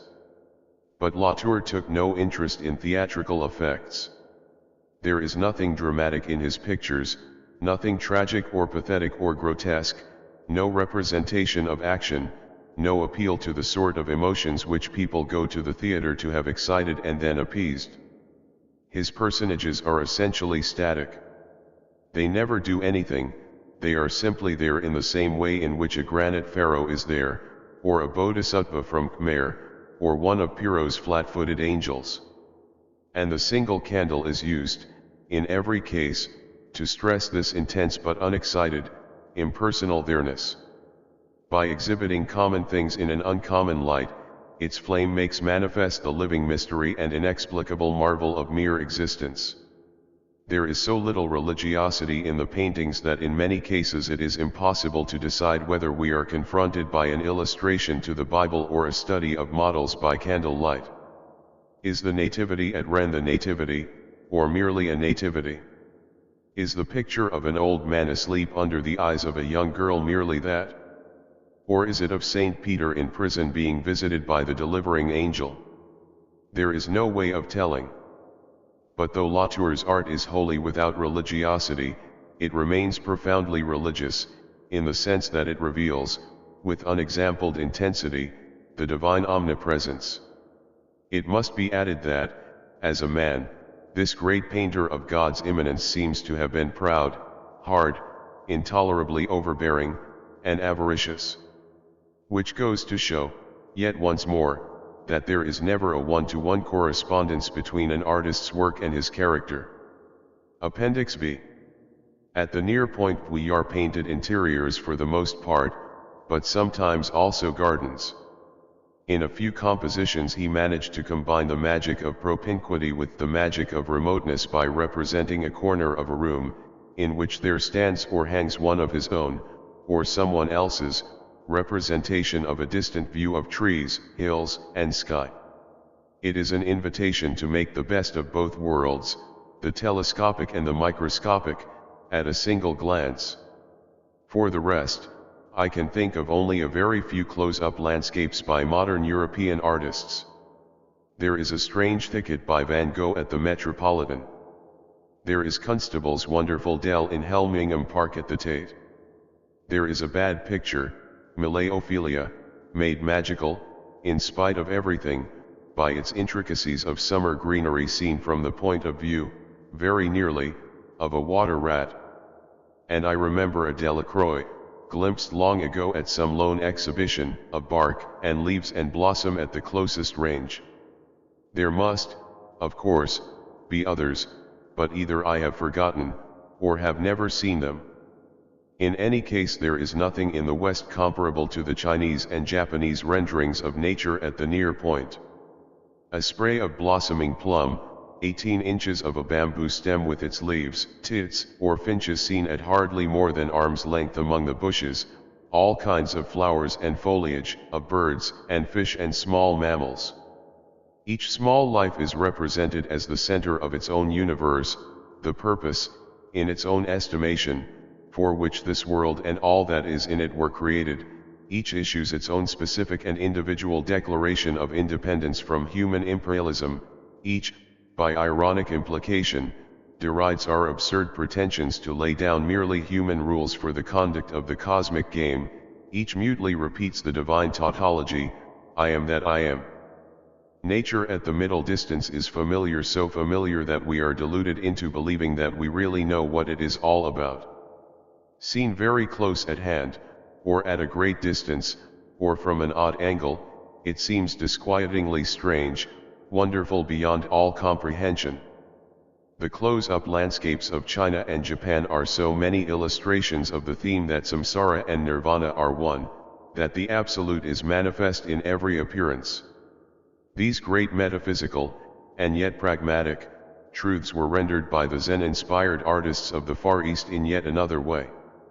All the objects of their near-point scrutiny were represented in a state of unrelatedness, against a blank of virgin silk or paper. Thus isolated, these transient appearances take on a kind of absolute thing in itselfhood. Western artists have used this device when painting sacred figures, portraits, and, sometimes, natural objects at a distance. Rembrandt's mill and Van Gogh's cypresses are examples of long-range landscapes, in which a single feature has been absolutized by isolation. The magical power of many of Goya's etchings, drawings, and paintings can be accounted for by the fact that his compositions almost always take the form of a few silhouettes, or even a single silhouette, seen against a blank. These silhouetted shapes possess the visionary quality of intrinsic significance, heightened by isolation and unrelatedness to preternatural intensity. In nature, as high a work of art, the isolation of an object tends to invest it with absoluteness, to endow it with that more than symbolic meaning which is identical with being. But there's a tree of many, one a single field which I have looked upon, both of them speak of something that is gone. The something which Wordsworth could no longer see was the visionary gleam. That gleam, I remember, and that intrinsic significance were the properties of a solitary oak that could be seen from the train, between Reading and Oxford, growing from the summit of a little knoll in a wide expanse of ploughland, and silhouetted against the pale northern sky. The effects of isolation combined with proximity may be studied, in all their magical strangeness, in an extraordinary painting by a 17th-century Japanese artist, who was also a famous swordsman and a student of Zen. It represents a butcher bird, perched on the very tip of a naked branch, waiting without purpose, but in the state of highest tension. Beneath, above, and all around is nothing. The bird emerges from the void, from that eternal namelessness and formlessness, which is yet the very substance of the manifold, concrete, and transient universe. That shrike on its bare branch is first cousin to Hardy's wintry thrush. But whereas the Victorian thrush insists on teaching us some kind of a lesson, the Far Eastern butcher bird is content simply to exist, to be intensely and absolutely there. Appendix 6. Many schizophrenics pass most of their time neither on earth, nor in heaven, nor even in hell, but in a gray, shadowy world of phantoms and unrealities. What is true of these psychotics is true, to a lesser extent, of certain neurotics afflicted by a milder form of mental illness. Recently it has been found possible to induce the state of ghostly existence by administering a small quantity of one of the derivatives of adrenaline. For the living, the doors of heaven, hell, and limbo are opened, not by massy keys of metals twain, but by the presence in the blood of one set of chemical compounds and the absence of another set. The shadow world inhabited by some schizophrenics and neurotics closely resembles the world of the dead, as described in some of the earlier religious traditions. Like the wraiths in Sheol and in Homer's Hades, these mentally disturbed persons have lost touch with matter, language, and their fellow beings. They have no purchase on life and are condemned to ineffectiveness, solitude, and a silence broken only by the senseless squeak and gibber of ghosts. The history of eschatological ideas marks a genuine progress, a progress which can be described in theological terms as the passage from Hades to heaven, in chemical terms as the substitution of mescaline and lysergic acid for adrenaludin, and in psychological terms as the advance from catatonia and feelings of unreality to a sense of heightened reality in vision and, finally, in mystical experience. Appendix 7. Géricault was a negative visionary, for though his art was almost obsessively true to nature, it was true to a nature that had been magically transfigured, in his perceiving and rendering of it, for the worse. "I start to paint a woman," he once said, "but it always ends up as a lion." More often, indeed, it ended up as something a good deal less amiable than a lion, as a corpse, for example, or as a demon. His masterpiece, The Prodigious Raft of the Medusa, was painted not from life but from dissolution and decay, from bits of cadavers supplied by medical students, from the emaciated torso and jaundiced face of a friend who was suffering from a disease of the liver. Even the waves on which the raft is floating, even the overarching sky, are corpse-colored. It is as though the entire universe had become a dissecting room. And then there are his demonic pictures. The Derby, it is obvious, is being run in hell, against a background fairly blazing with darkness visible. The horse startled by lightning, in the National Gallery, is the revelation, in a single frozen instant, of the strangeness, the sinister, and even infernal otherness that hides in familiar things. In the Metropolitan Museum there is a portrait of a child. And what a child! In his luridly brilliant jacket the little darling is what Baudelaire liked to call a budding Satan, un Satan en herbe. And the study of a naked man, also in the Metropolitan, is none other than the budding Satan grown up. From the accounts which his friends have left of him it is evident that Géricault habitually saw the world about him as a succession of visionary apocalypses. The prancing horse of his early officier de chasseurs was seen one morning, on the road to St. Cloud, in a dusty glare of summer sunshine, rearing and plunging between the shafts of an omnibus. The personages in the raft of the Medusa were painted in finished detail, one by one, on the virgin canvas. There was no outline drawing of the whole composition, no gradual building up of an overall harmony of tones and hues. Each particular revelation of a body in decay, of a sick man in the ghastly extremity of hepatitis, was fully rendered as it was seen and artistically realized. By a miracle of genius, every successive apocalypse was made to fit, prophetically, into a harmonious composition which existed, when the first of the appalling visions was transferred to canvas, only in the artist's imagination.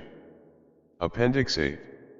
In Sartor Resartus Carlyle has left what, in Mr. Carlyle, My Patient, his psychosomatic biographer, Dr. James Halliday, calls an amazing description of a psychotic state of mind, largely depressive, but partly schizophrenic.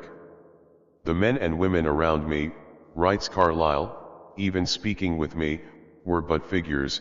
I had practically forgotten that they were alive, that they were not merely automata. Friendship was but an incredible tradition. In the midst of their crowded streets and assemblages I walked solitary, and, except that it was my own heart, not another's, that I kept devouring, savage also as the tiger in the jungle. To me the universe was all void of life, of purpose, of volition, even of hostility. It was one huge, dead immeasurable steam engine, rolling on in its dead indifference, to grind me limb from limb. Having no hope, neither had I any definite fear, were it of man or of devil. And yet, strangely enough, I lived in a continual, indefinite, pining fear, tremulous, pusillanimous, apprehensive of I knew not what. It seemed as if all things in the heavens above and the earth beneath, would hurt me, as if the heavens and the earth were but the boundless jaws of a devouring monster, wherein I, palpitating, waited to be devoured.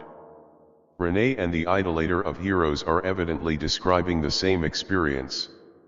Infinity is apprehended by both, but in the form of the system, the immeasurable steam engine. To both, again, all is significant, but negatively significant, so that every event is utterly pointless, every object intensely unreal, every self-styled human being a clockwork dummy, grotesquely going through the motions of work and play, of loving, hating, thinking, of being eloquent, heroic, saintly, what you will. The robots are nothing if not versatile.